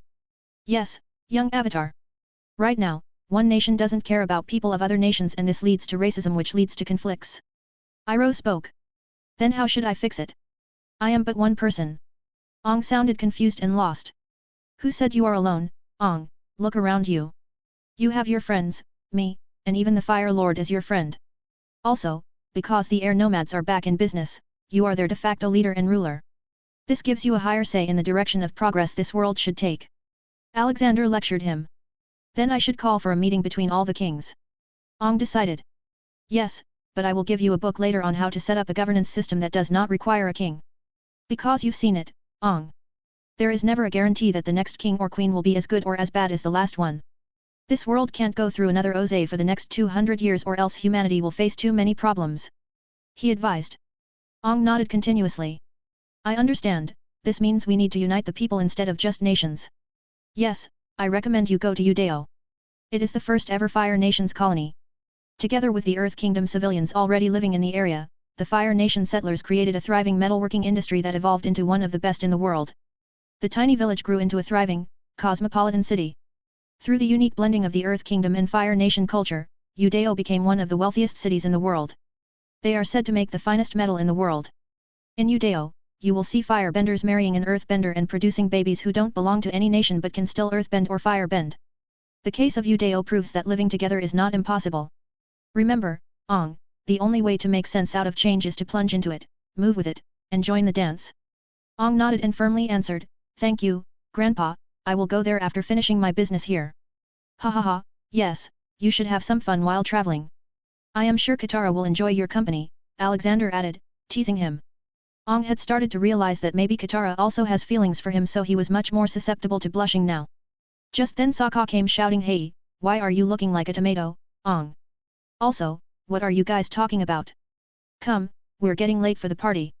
I can't wait to eat all the delicious food. See, happiness is not always about big things. Little things can create wonders too, Iroh commented, seeing Sokka's behavior. Well, I'd say he's more of a brain-damaged person than just happy, Ragnarok added. So they turned around and left. Spirit God, we all have assembled. Suddenly a voice spoke to Alexander. Only Ong was able to hear it. Don't worry. It was the lion turtle. You all leave, I have some important work to do. He told them and flew away. He was all alone this time. Alexander appeared near the Whaletail Island. There he saw about 15 different small islands. He knew that they were lion turtles. Greetings, ancient spirits, Alexander said while standing on the water. All of the lion turtles poked their heads out of the water. Greetings, Spirit God. As you said, we have all gathered here. What important thing do you want to tell us? One of them asked. Yes, thousands of years ago, you all were the protectors of human civilizations until the coming of Avatar. But, this world is changing so fast that soon even the Avatar won't be able to handle the load. So, I want you all to change your role from protector to observer. I will set up magic on this planet that once activated will take away bending from each human on this planet. You are to watch over humanity, and if someday you feel that bending has become a danger to human civilization, I want you to start my magic. This way, the world will be made truly equal as no one will be able to bend. The Avatar cycle will continue but inside the spirit realm mostly. There was silence for a few seconds. We accept this responsibility, Spirit God, but we have a condition. We want you to make a safe sanctuary for us where humans can't enter and destroy our lives. They asked. I accept, I will make a safe haven for you all, just a little away from the borders of the Southern Air Temple. He announced. Soon, they all turned around to travel to his designated place. Alexander also flew faster to start working. He wasn't giving them the ability to take away the world's bending without any safety features. There was also an intent-based aspect to the magic. This way, if the turtles or anyone tried to activate it with an ulterior motive, then the person will forget everything, including their whole life since their birth. He wasn't foolish enough to not add a safety feature because he knew that if something can be used for doing good, then it can absolutely be used for bad too. He worked hard to make the place for them. First, he made a large landmass, enough for all of them to live on it. Then he created many meat trees on the big island and also the ocean floor. It was illogical, but magic in itself was illogical. After being done with the island and talking to the turtles, he left for Fire Nation capital. Beep beep beep. While leaving, Alexander's alarm watch started sounding. The alarm was meant for trouble in Fihame. He threw everything away and rushed inside Fihame. Upon reaching the place, he was shocked to see the worried faces of everyone present. What happened? You can see Ursa's past and Ursa hugging Angela on my Discord https://discord.gg/dghkrn or see them on Instagram https://www.instagram.com/MisterImmortal novel. 30 advanced chapters are available on patreon.com/MisterImmortal. Special thanks to Douglas Flower Umar Latif. 447, 447. Happy Grandpa. Fihame. What happened? Alexander nervously asked. Alex, it's Natasha, she. Olivia was just speaking, but Alexander was too anxious. What? Tell me quickly, Oli. He asked. She's in labor, Olivia said. Alexander stopped for a second. Then hugged her tightly. Wahaha, what a wonderful news, Oli. Really, I am blessed. My new grandson. I wonder what he's going to be like. Alexander thought dreamily. Boom. They all looked at the door of the delivery room. It suddenly shot open and the body of Alfred, the AI-turned-biological cyborg from Courage the Cowardly Dog, came out flying. Alexander was surprised to see that. Alfred was extremely powerful and it was hard to beat him. Also, why would anyone beat him? What happened, Alfred? Alexander asked. Alfred stood up and looked at his hand that was now creating sparks due to being broken. What the hell is wrong with your family, Alex? Why the hell was a newborn baby able to throw me so hard? What? Everyone exclaimed. Bam! The door of the room opened and a naked baby too small to be moving came out crawling. He had a mix of red and white hair. Gagaagagaa. Alexander looked at the baby with warm and happy eyes. Look, Oli, my grandson has already started crawling and also speaking baby tongue. Save me, Alex, Alfred shouted. Why is he so angry at you? Alexander asked Alfred. Ah. I just patted on his butt to make him cry after he came out. But then he punched me. Alfred answered and hid behind Alexander. Until now, Olivia was in shock. But now she came out of it and shouted, What are you doing, Alex? Go pick him up. Alexander quickly walked to the baby while maintaining eye contact as if he was taming a beast. Easy now. I'm your grandpa, little one. Look at my face, it's just like your father and yours. Ah. Alexander melted when the baby's eyes started shining. Aye. Baby voiced. Okay, I will take that as permission to pick you up. He muttered and scooped the baby up in his arms. The little baby smiled happily and rested his head on Alexander's chest. He tried to tickle him with his fingers but the baby caught it in his tiny hand. Whoa. I'm warning everyone, anyone who's weaker than Leonidas shouldn't try to play with this one. His grip on my finger is enough to turn a normal person's finger into flesh and bone paste. He announced. Hey. The baby proudly looked at Alexander's face as if he was being praised. He is absolutely not normal. I can already see signs of higher intelligence in him, and let's not talk about his strength. Leonidas, have you thought of a name for him? Alexander asked. Leonidas scratched his hair. Well, we didn't. He actually came out a month earlier. What? But he looks nothing like a prematurely born baby. In fact, he looks like he's been late. Now I know why Natasha had gotten so weaker. This little rascal had been hogging all the nutrition. Alexander guessed. You name him, Dad. You gave me a pretty cool name. Do it again. Leonidas let Alexander do it. He knew how much joy it would bring him. Alexander intently looked at the naked baby in his arms. The baby also looked at his face. Then suddenly he grabbed his beard and started hanging on it. Ha ha ha. You're a playful one, aren't you? He muttered, not worried about his beard getting ripped as his hair was stronger than vibranium at this point. What should we name you? You are going to be wise, I know it. You are already braver and stronger than most beings here in Fihame. Yes, Ajax. That will be your name. He announced. Ayayay.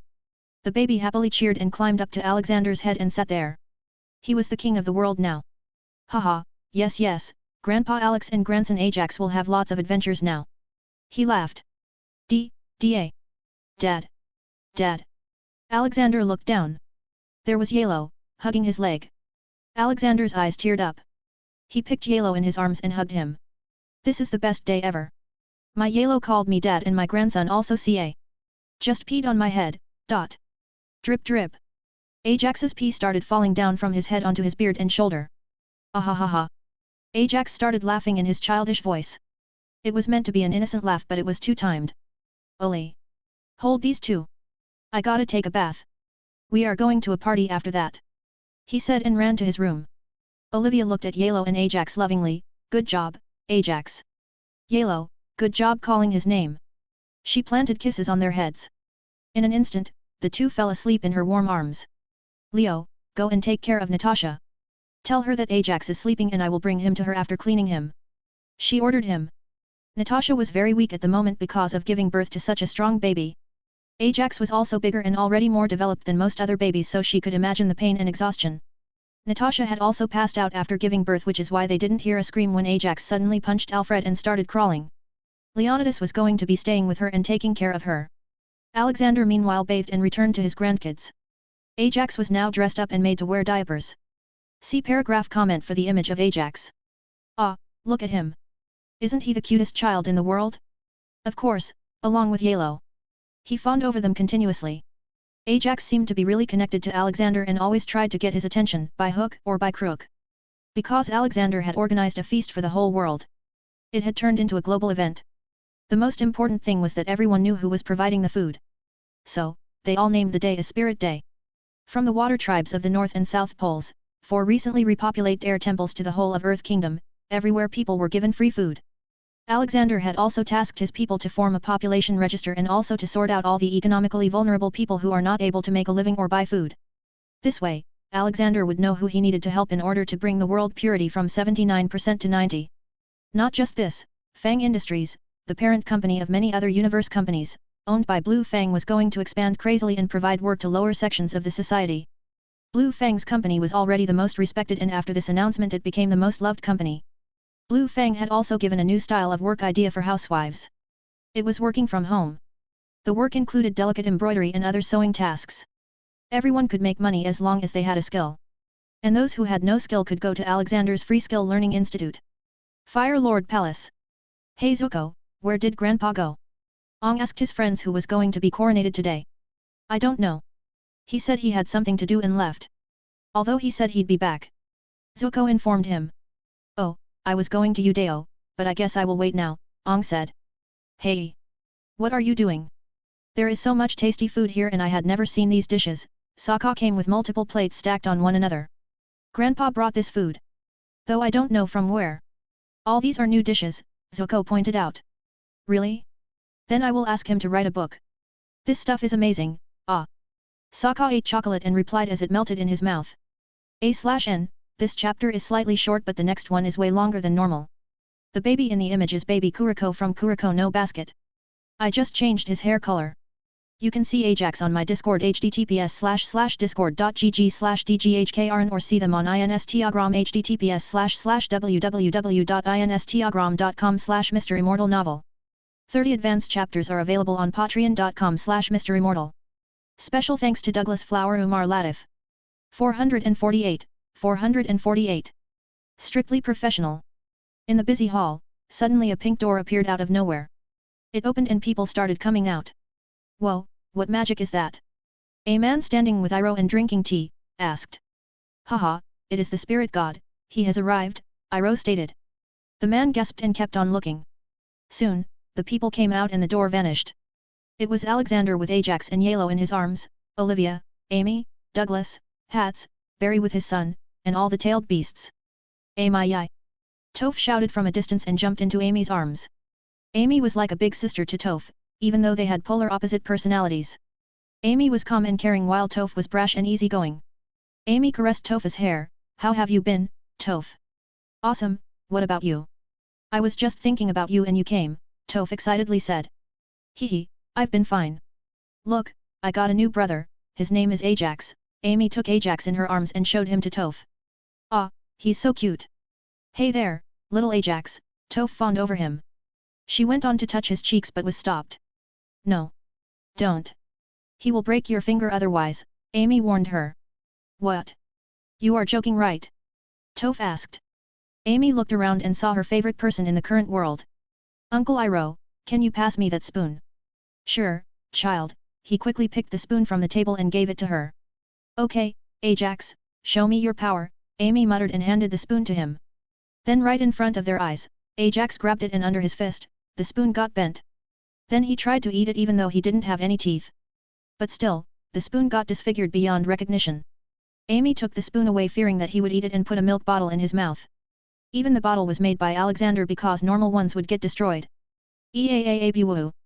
Ajax made noises and laughed. His big blue eyes looking at people around, melting the hearts of everyone. Ah, I used to hate babies but if they are like this, I want them, Toph firmly decided. Well, let's go and find a match for you, Toph. I can't let my sister not have a date. Amy said. Haha, yes, go on. Alexander chuckled and took Ajax back.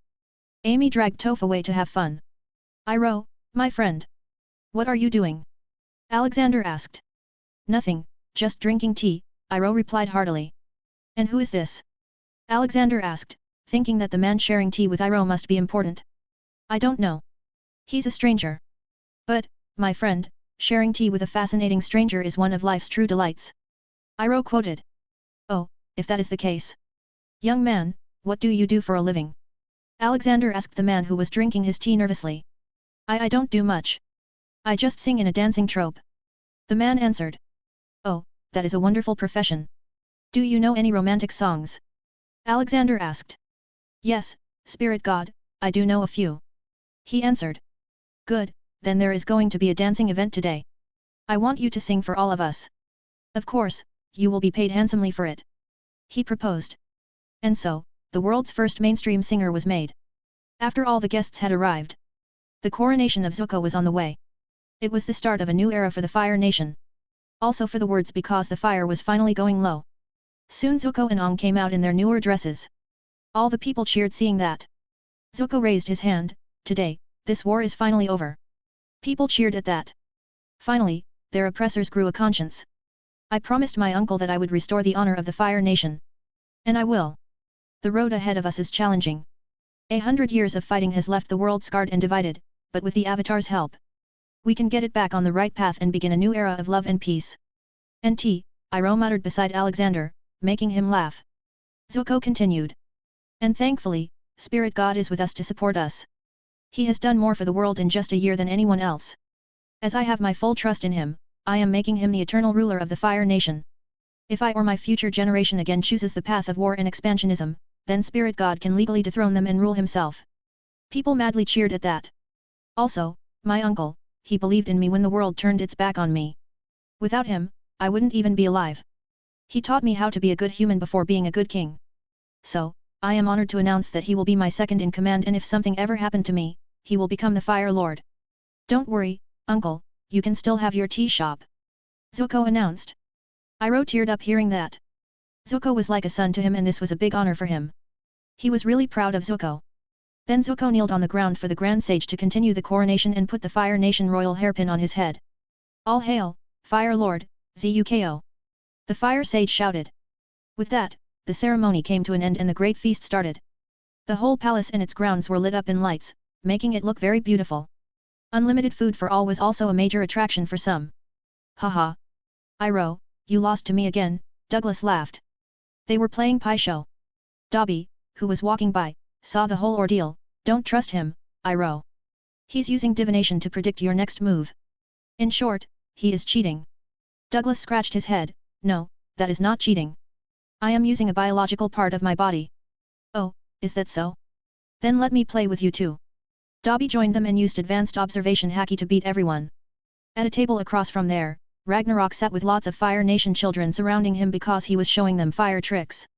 Many airbenders, waterbenders, firebenders, and earthbenders were also there sharing tables and laughing together. This was a sight around the world. Even though differences and stereotypes were still there, people still got together. Grandpa, I will be going to Udao next, Ong informed him. Fire Lord, his family, Avatar, and Alexander, were sitting at a larger table. I will disband the colonies too, Zuko decided. No, you should not do that.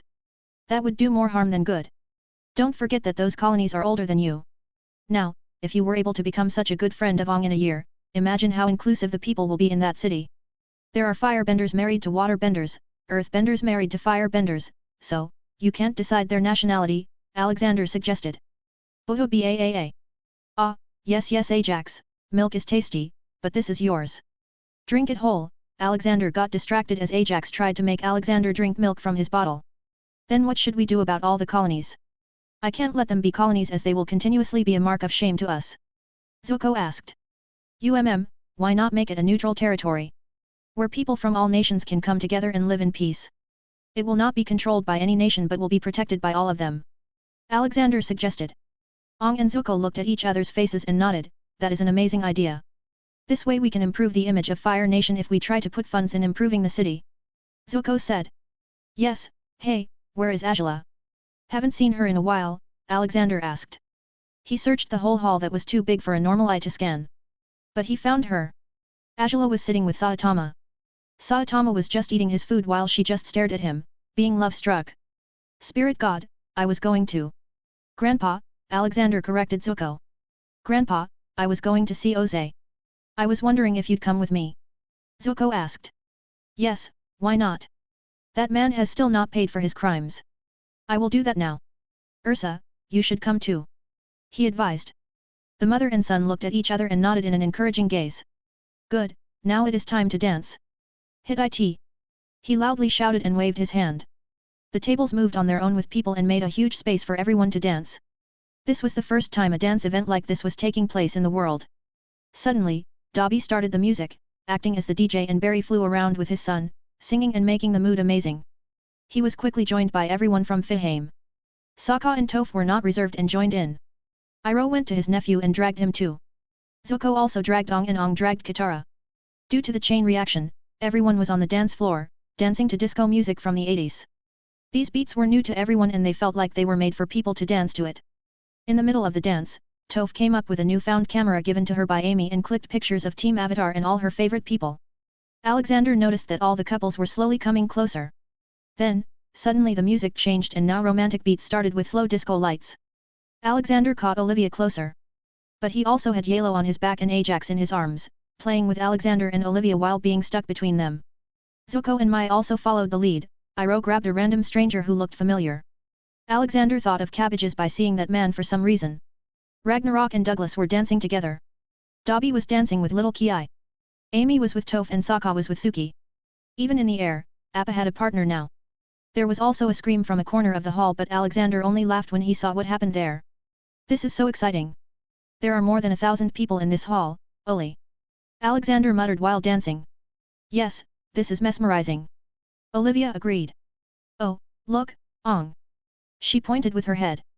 Alexander looked and saw Ong and Katara close to each other's faces. But still not kissing, as both were hesitant about what the other might think. Barry, give her a little push to Ong and Katara, Alexander told his phoenix son. Barry dutifully went closer and sang loudly his romance songs, affecting the mood of the place. Then, as if something struck their minds, both of them moved closer and kissed. It was romantic and innocent. Alexander couldn't be happier. I guess this marks the beginning of a new era. I will make sure to make this world the best, Alexander said and pointed his fingers at the sky. Soon, heart-shaped fireworks started to appear in the sky. Extra! Haha, hey Suki! Want to dance? Sokka asked when the dance had just started. Oh yeah, why wouldn't I dance with my boyfriend who has promised to marry someone else?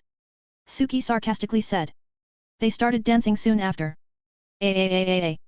Don't step on my feet, Suki, Sokka cried in pain. Oh, sorry, I forgot you had feet, just like you forgot I existed. Suki apologized. Ay. Why are you doing this? Sokka pleadingly asked. That wasn't on purpose, Sokka. I love you the most. Just like you said to me yesterday, Suki said with an emotionless face. FCK. She's going to kill me, Sokka scaredly thought, looking into her calm eyes. No, Sokka, I am going to skin you alive.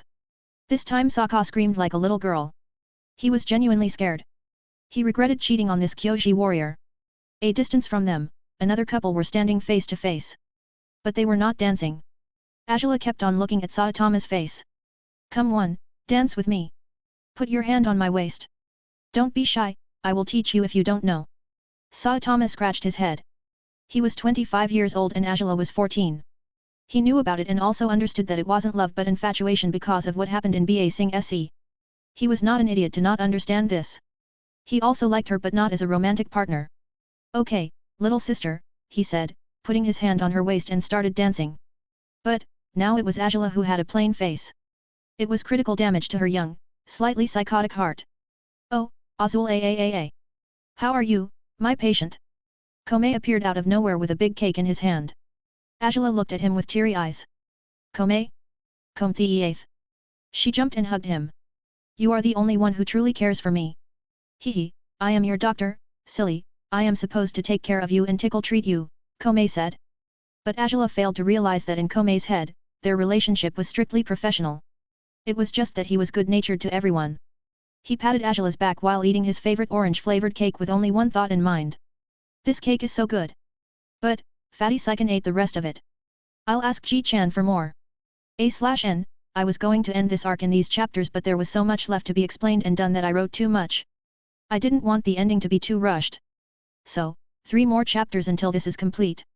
You can see Coronation, Palace, Group Shot, and Sad Angela on my Discord https://discord.gg/dghkrn or see them on Instagram https://www.instagram.com/MisterImmortal novel.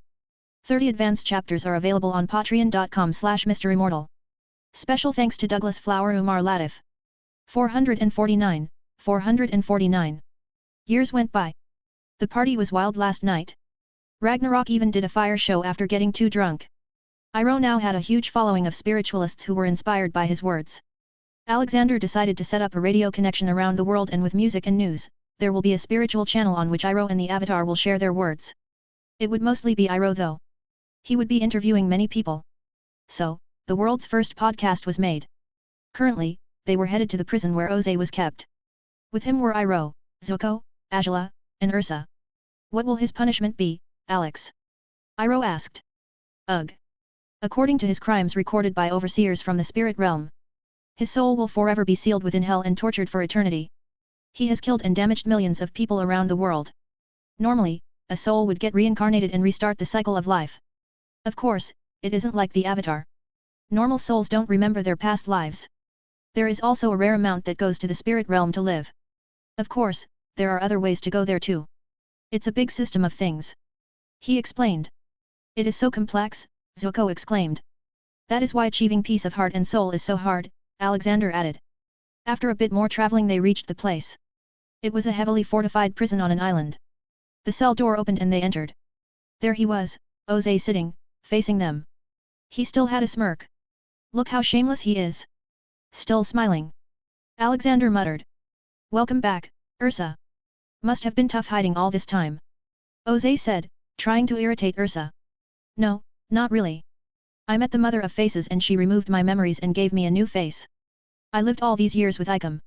We even have a daughter together. It was you who was madly trying to create problems for me when I didn't even remember you, and what you have done didn't affect me in any way. Ursa sternly replied. The smile from Oze's face vanished. Ha, who's the fool now? Alexander taunted him. But I had Icom get killed. Oze blurted. Sometimes things don't always go as you planned. I am ashamed of being your brother, Oze. You disgraced the Fire Nation. Iroh spoke plainly. Father, you actively tried to punish me for something that wasn't real. Just to incite Mother. Then going as far as even burning my face. You are a sick man. Zuko emotionlessly said. Then Azula spoke, yeah, I don't have a particular reason. I just don't like you. You tried to use me as your pawn and I hated that. I longed for your attention and acceptance but you always pushed me away. I don't care about you anymore. Then why have you all even come here? Oze questioned. Ursa gave him the answer, we came here to tell you that we are moving on now. For us, you don't exist. From now on none of us will come to meet you. You can die in this cell, thinking about us happily living as a family. With my children and husband. Her last words made him completely mad. How dare you say that? You are my property. I own you. Did you forget my words? I own you. Bam. Sit down and shut your mouth. The only one who's going to be someone's property will be you. For your crimes against humanity and spirits, you are sentenced to eternal hell. Enjoy. Alexander announced. But like many other villains, Oze didn't deserve a peaceful physical death.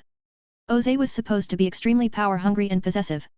So, as his time torture.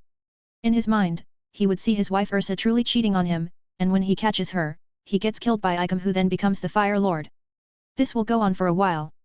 In another situation, he would lose the Agni Kai to Zuko. Then in another one, he would never become the Fire Lord because Iroh takes over, and finally, he gets killed by Baby Ong again and again. There was also one in which he gets killed by the cabbage seller. It was true torture for him. Then, as he was raging, Alexander snapped his fingers, disintegrating him into nothingness. What was left was a translucent figure of Oze hovering. Alexander then sent the soul to hell. Doing this immediately increased world purity by a big 5%.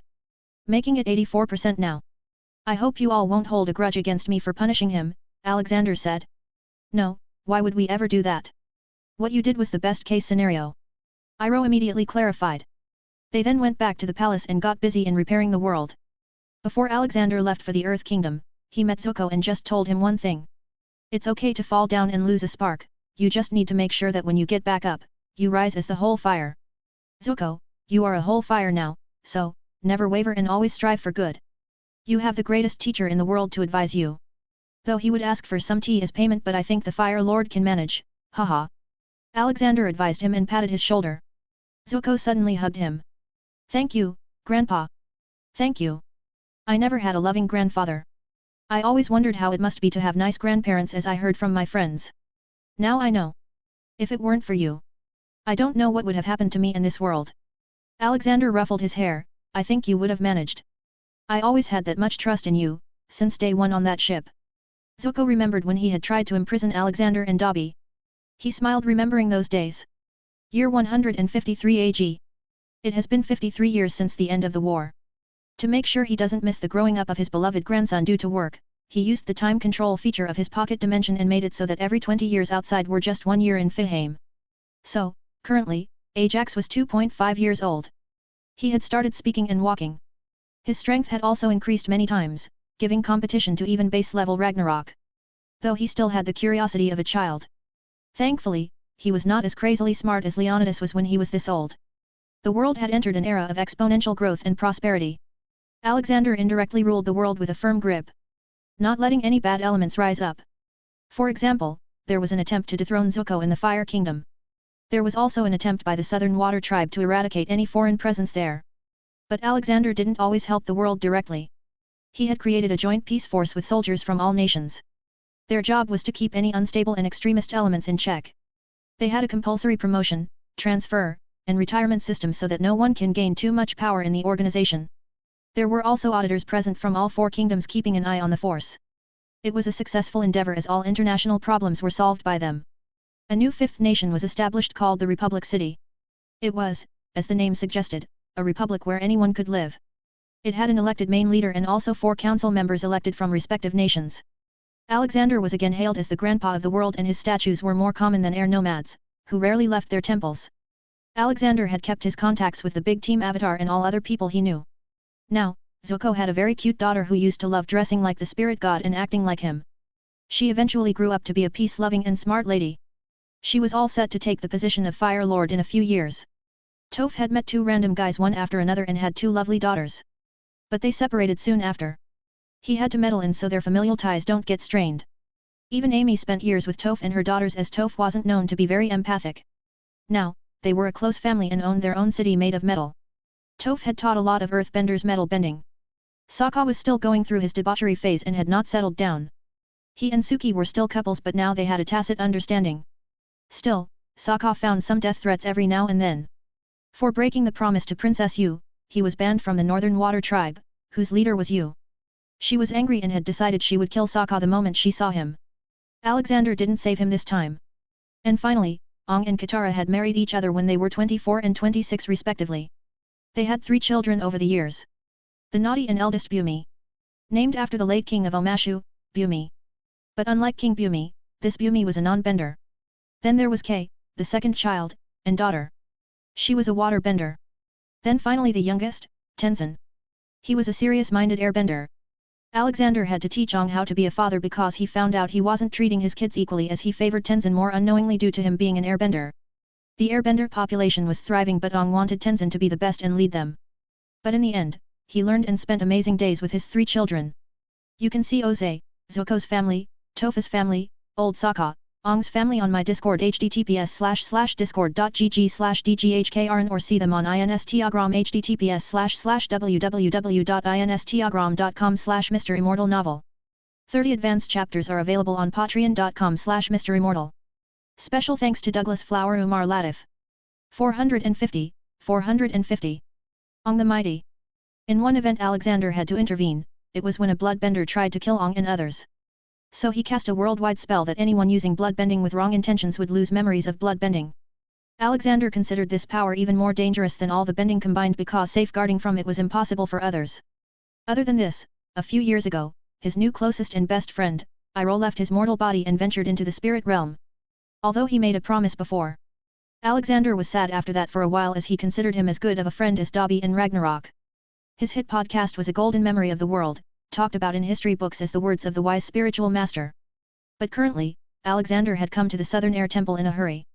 There was an emergency. Avatar Aang, only 65 years old, looked like he was more than 100 years old. His muscles had withered and eyes had sunk in. He looked sicker than anyone. This went against common sense that the more powerful the bender the longer they would live. After checking his body, he found the reason. Sai Aang, because you were stuck in ice for 100 years.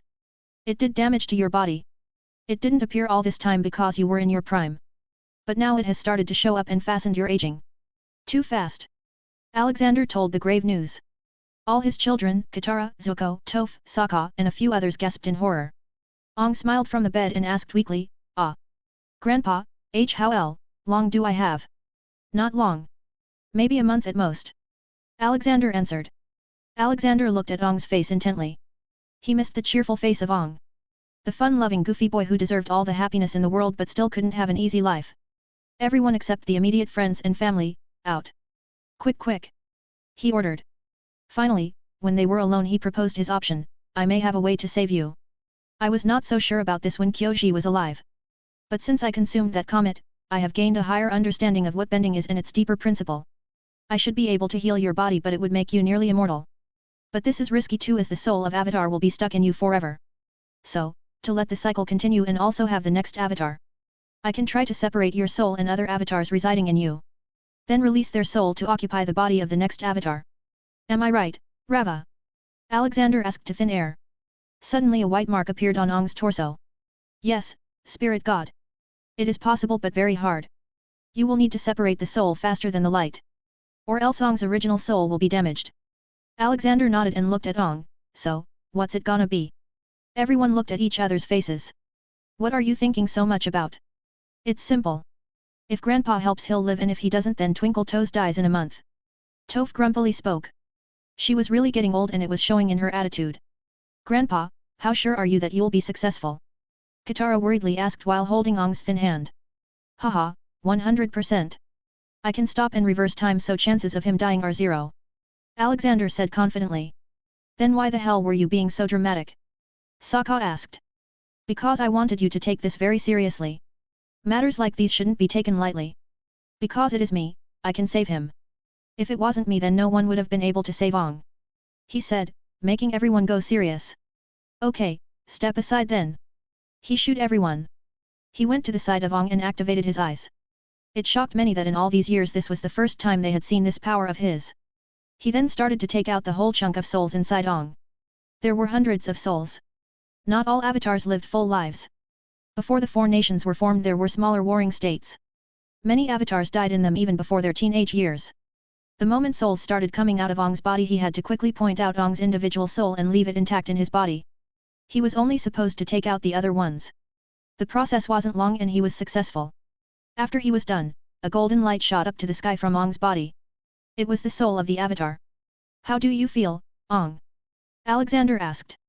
I feel like a huge weight was lifted from my shoulders. I feel light in body and breathing. Ong said with relative ease now. Haha, of course, you'd feel lighter. There were more than 625 souls in your body. All belonging to previous avatars. Alexander revealed. This many. It shocked Ong. Okay, don't move now. The procedure is still not complete. For this, I want everyone to go out except Katara. He ordered. Once it was just 3 of them, he took out a peach-like fruit. Eat this, child. This will heal you, make you stronger in ways unimaginable, and give you an extremely long life. Although you can still die if you decide to. Ong took the chakra fruit in his hand and sensed the power coming from it. He didn't think twice and ate it. The next moment a bluish aura covered his body. In an instant, all his weakness disappeared and his body became normal. The muscles returned too. The power that Ong now had was even greater than that of the avatar. And this could be a problem if someday Ong decided not to be peaceful or something else happens that angered him. So, he had modified all chakra fruits. It didn't give the third eye and it gives its eater a very calm and level-headed mind. This way, Ong will always be a neutral man who doesn't care about anger. It did not control his mind but just gave him the ability to think better. Still, he didn't know if Ong would be able to do all 4 bendings after this. Ong got up from his bed quickly. He looked at himself in the mirror and exclaimed. Whoa, I look like I'm in my 30s again. This is amazing. I also feel so powerful. Yes, you are extremely powerful. Haha, people might start calling you Ong the Mighty. Try to use other bendings now. He suggested. Ong went on and tried but nothing came out. It's okay. Your work as the avatar is over now and the new avatar has already been born. Just a few seconds ago.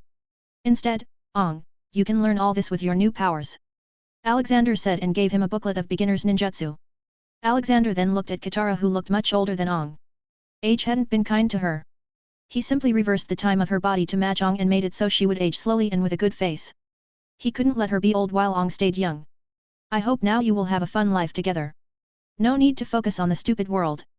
You are above small conflicts and should only interfere if the world is threatened. Alexander reminded them. Ong and Katara immediately hugged each other. Hey! Are you done? I'm Komi. Toph entered before even announcing. Whoa! How do they look so young? Some kind of fountain of youth? She asked. Soon everyone else joined in. Alexander laughed, haha, well, I might as well just make the whole team younger. Hence, the Ong gang again reached their prime age and peak strength. All of them were now going to age slowly. No need to thank me. I just wanted you all to have fun now. You got black hair on your head again. Don't turn them white so soon now with all your stressful work. He joked. Haha, I can have more adventures now. Sokka cheerfully exclaimed. You mean to have more affairs and receive death threats? Toph scoffed. No, I won't let him do that now. He will settle down and have a family. Grandpa has given us a second chance. Katara firmly said, staring daggers at Sokka. Zuko meanwhile looked at his own body and felt the power of being young again. Somehow this made him appreciate this even more now.